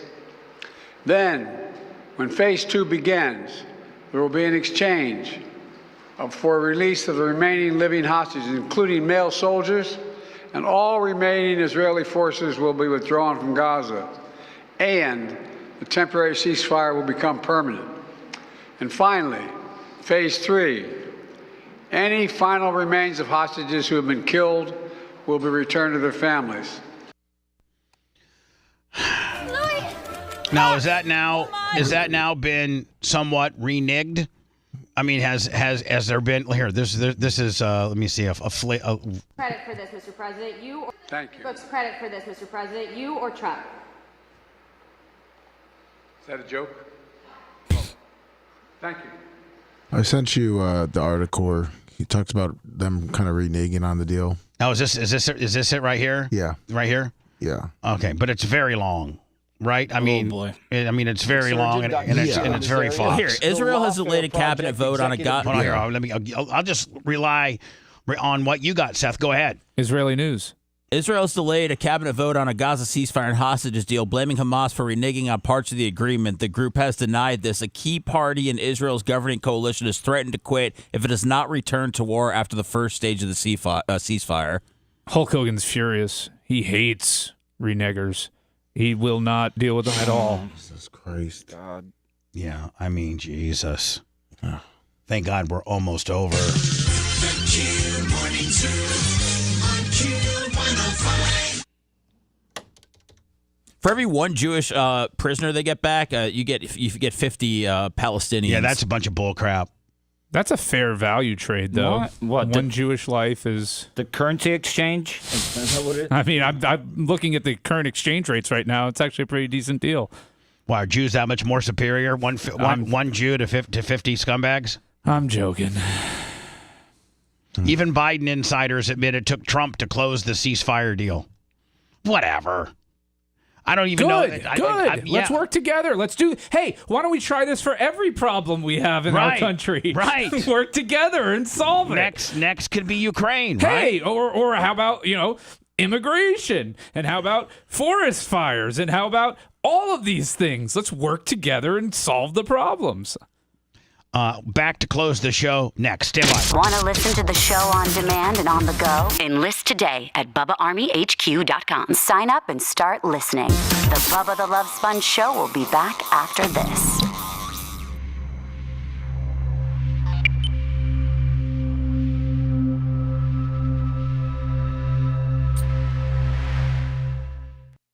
Yeah, that's what it says. Okay, lover. All right, lover. Maybe a bad joke, but it got you $20. That was a close one. And as every hooker says, $20 is $20. I mean, I can't even click on this motherfucker because Are you good? I'm all good. Sorry. I click on it. Thank you so It takes much. me to this fucking What do you need me thing. to do after the show for you? Oh, to the ad? Nothing. Okay. Huh? Just put your podcast up. Oh, awesome. Oh, because you gotta go down. Oh shit, Bubba, up on that video. We did. And see, there's a play button. Really well. I'm gonna check it out. Yeah, watch. Because I haven't. Watch, ready? Oh, well, then fuck that. That's technical. Mm-hmm. Does anybody know what the sides are going to be tonight? Yeah, bacon, sausage, and bratwursts. Pickled pig's feet? Yeah. Oh, Why, you want to bring some dull bagged lettuce or something, you pussy? You need the lettuce?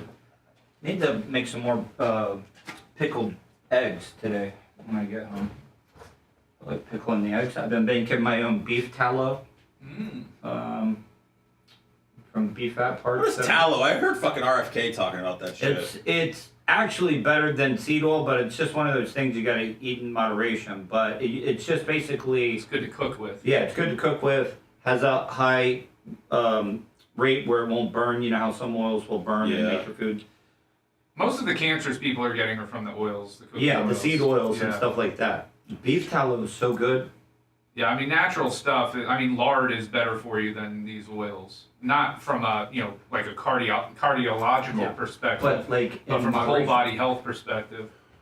Face, mac and cheese, lasagna, and baked meat. Holy hell! Nice. I load up my whole crock pot, put the water, cover it with water, put salt in it, and then just let it cook overnight. And then you're good to go. I strained the fat and stuff through like a real fine strainer. Cheesecloth almost? Yeah. Mm-hmm. Oh, it's good. I love cooking with it. I do my eggs every morning. It's awesome. With the crock pot?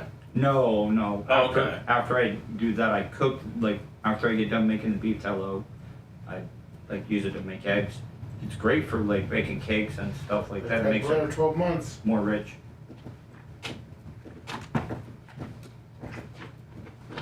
Beef tallow is what they used to make the McDonald's French fries with until they switched it over.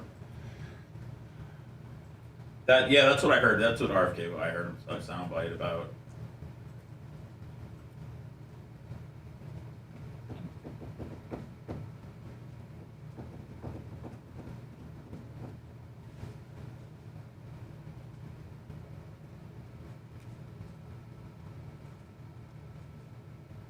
Video. Everybody's taking off. There's still plenty of show left. Yeah, Don't thank miss out. you, D-Rock 843, rendered beef fat with a high smoke point.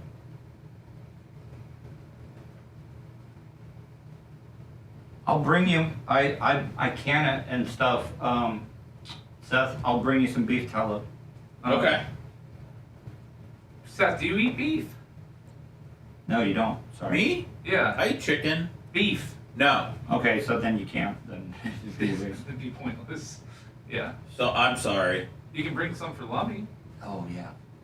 Lummy. I'll take a tallow. pickle. Oh sure.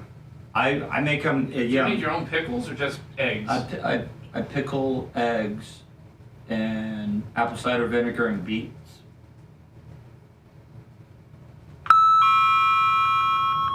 I know a lot of people think, but it's so good for snacks and just open it up. I love me a good pickle. Pickled cucumber. Oh, you can buy the pickling cucumbers at the produce store. Yeah. I was going to do some of those too. Yeah, I'd like to start experimenting with pickling. I think I could make some good homemade pickles. I hate pickles. A little jalapeno, some nice, know- different types of garlic. There's two types of people. You don't Those like who pickles? pickle and those who don't. Okay, can I ask? And then you got some bread and butter assholes. What are you? Those are the yeah. worst people. What do you guys put on your hot dog? And nobody in here puts ketchup on their hot dog, do they? Of course I would if I ate hot dogs anymore.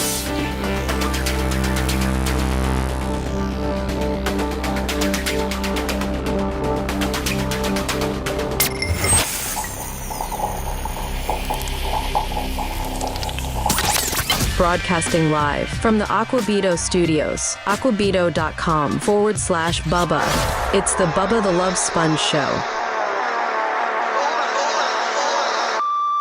Lummy. Another 100 from Party Kim. 50 from Big Red, who's here already cooking. Ryan MSBC, $20 for the babyface zinger. What, Lummy? You're really slurring today, my friend. Well, his name is like, well, I can't see it. Ryan MBSC, $20 on the babyface. I think Macho Man zinger. might want to maybe turn down your bass and maybe trouble you up a little bit. It's all about that bass, no trouble. Ryan's the man. Ryan MBSC. Yeah, South Carolina Ryan. He's the man. Go Hawks. Let me write this down. $500, Lummy. Thank you. See you this weekend. Fish on the J50. Huge day today as we kick off BARP 20. You're welcome, sir. 20. This is BARP 2020, actually 4, right, Lummy? Like, this is actually celebrating the 2024 fiscal year. Correct. We just, in your rings, will say 2024. It just takes us a few days into 2025 to, like the NFL, this is actually the 2024 season, correct? Yes. Yes, sir. Did you see where the Supreme Court now Listen, Lummy, I actually tried to go on Pornhub a few weeks ago because everybody was saying, like, you got to put your driver's license and stuff. You do. Yeah. Even from Florida, they either got to, like, take a picture of your face, which I couldn't get my face inside the little template that they had. Wait a minute. Your face couldn't fit inside? No, I could. They have this little template where you're trying to put your face, and, like, I couldn't get it. You couldn't extend your arms far enough to do it? Yeah, something like that. So they're making it harder and harder. They want to make sure you're of age before you whack it. And it looked like, is this, I mean, Brian, you're a lawyer. I mean, is it? He uploaded his license, Bubba. He doesn't care. You guys voted for this. On Wednesday, the Supreme Court heard the first major amendment involving pornography for that matter, sexual speech of any kind. In more than 2 decades, it's the first such case since Republicans gained a 6-3 supermajority of the Supreme Court. So, Brian, basically, what are they saying? Like, they're going to make it like a federal law that porn is not covered under free speech? Or like what are you familiar with this? No, I'm not. I'm not. Like I said, I'm kind of been tuned out of everything. God, usually you're the most read guy I know. ever. I've decided that I will get hit with informational shrapnel in 2025, but I'm just keeping my head down and worrying about the things I can control. And I'm telling you right now, never been happier in my life. Like Brian said, this is what people voted for. I mean, this is what you wanted, right? This is what you wanted. You voted for this. I didn't. No, you did. No, I didn't. You support Trump. You support the MAGA movement. You supported DeSantis in Florida. This is what you voted for. This is what you get. You can't have your cake and eat it too. You like the good stuff that the Republicans bring to the table. Well, this is their baggage. This is their trans issues that I got to deal with on the left. You've got to deal with the pruency and the sexual restraint from the right. Yeah, you got to. He's right. Require their age. Big E 7375, $25. But I mean, I don't feel comfortable with uploading my driver's license. No, it's no big deal. To a porn. Yes, I stopped short at the sperm sample. I won't provide that. I gave them my social security number just so they know that I'm cool. Just so they know how old I am. Like they can track me all day. Well, we don't want illegals getting porn, so that's a double issue. That's a good point. I mean, there's a lot of somebody said X videos is still open and free and clear. Don't be giving out all of our sites, Tuttle. Tuttle, keep it on the DL, yeah, I mean, man. Pornhub is kind of the Walmart of porn. There's far better. X-Hamster? It's Target. What? No, Bubba, come on. You like the porn boutiques rather than the porn superstores? I don't know. I got my own porn. You like an OnlyFans kind of deal? No, I'm not an OnlyFans guy at all. Oh, no. I'm an X videos. Maybe the X-Hamster deal. What about Spank Bang? I've never been to Spank Bang. Do you remember Captain Stabbin'? Yes. RedTube. Isn't RedTube? Isn't that a site? Yeah, that's a thing. Onionbooty.com. Shush time. Onionbooty.com. It'll make you cry. So don't forget, tonight's hog roast for all you barp people is 6 to 9. Big Red's already here smoking the hog and getting the sides ready. I think John Kostika. Who's all helping? I think John Kostika's helping. Yeah, Big Buck, John Kostika, the Nashes. We're gonna have a lot of help. A lot of royalty will be up in the house today. Don't get here till about 5:45, okay? Because the parking lot across the street's not clear till then. And if you're at the host hotel, they'll start shuttling people at 5:30. I'll head over to the host hotel for a Bubba barbecue pre-happy hour thing. Cosmopolitans. Yeah, martinis and Cosmos, baby. There you go. This sounds unofficial. I don't think it's going to happen. We'll see some people tonight at 6, and for all you others, we'll see you tomorrow morning. Appreciate you. Thanks for letting me finish. You've been listening to the Bubba the Love Sponge Show, starring me, Bubba the Love Sponge, co-host and show historian, Lummit. It's Seth, co-host and president of podcasting. It's Brian Matroni, king of counter programming. Rhett, the filthy ginger video editor. Yeah, back here wiring up. It's Mini Macho. The BRN agent, Thomas Buttoned Up B. Co-host, Dr. Dan Diaco, Esquire of Council. Co-host, J. Diaco, Esquire, the Spitting Cobra of Council. Now, time for the legal disclaimer. Exactly. The Bubba the Love Sponge Show is intended solely for the enjoyment of our listening audience. Any rebroadcast, retransmission, or other use of this show without express written consent of the Bubba Radio Network is prohibited. We must dissuade him of this delusion. Until next time, always remember. I'll repeat hello.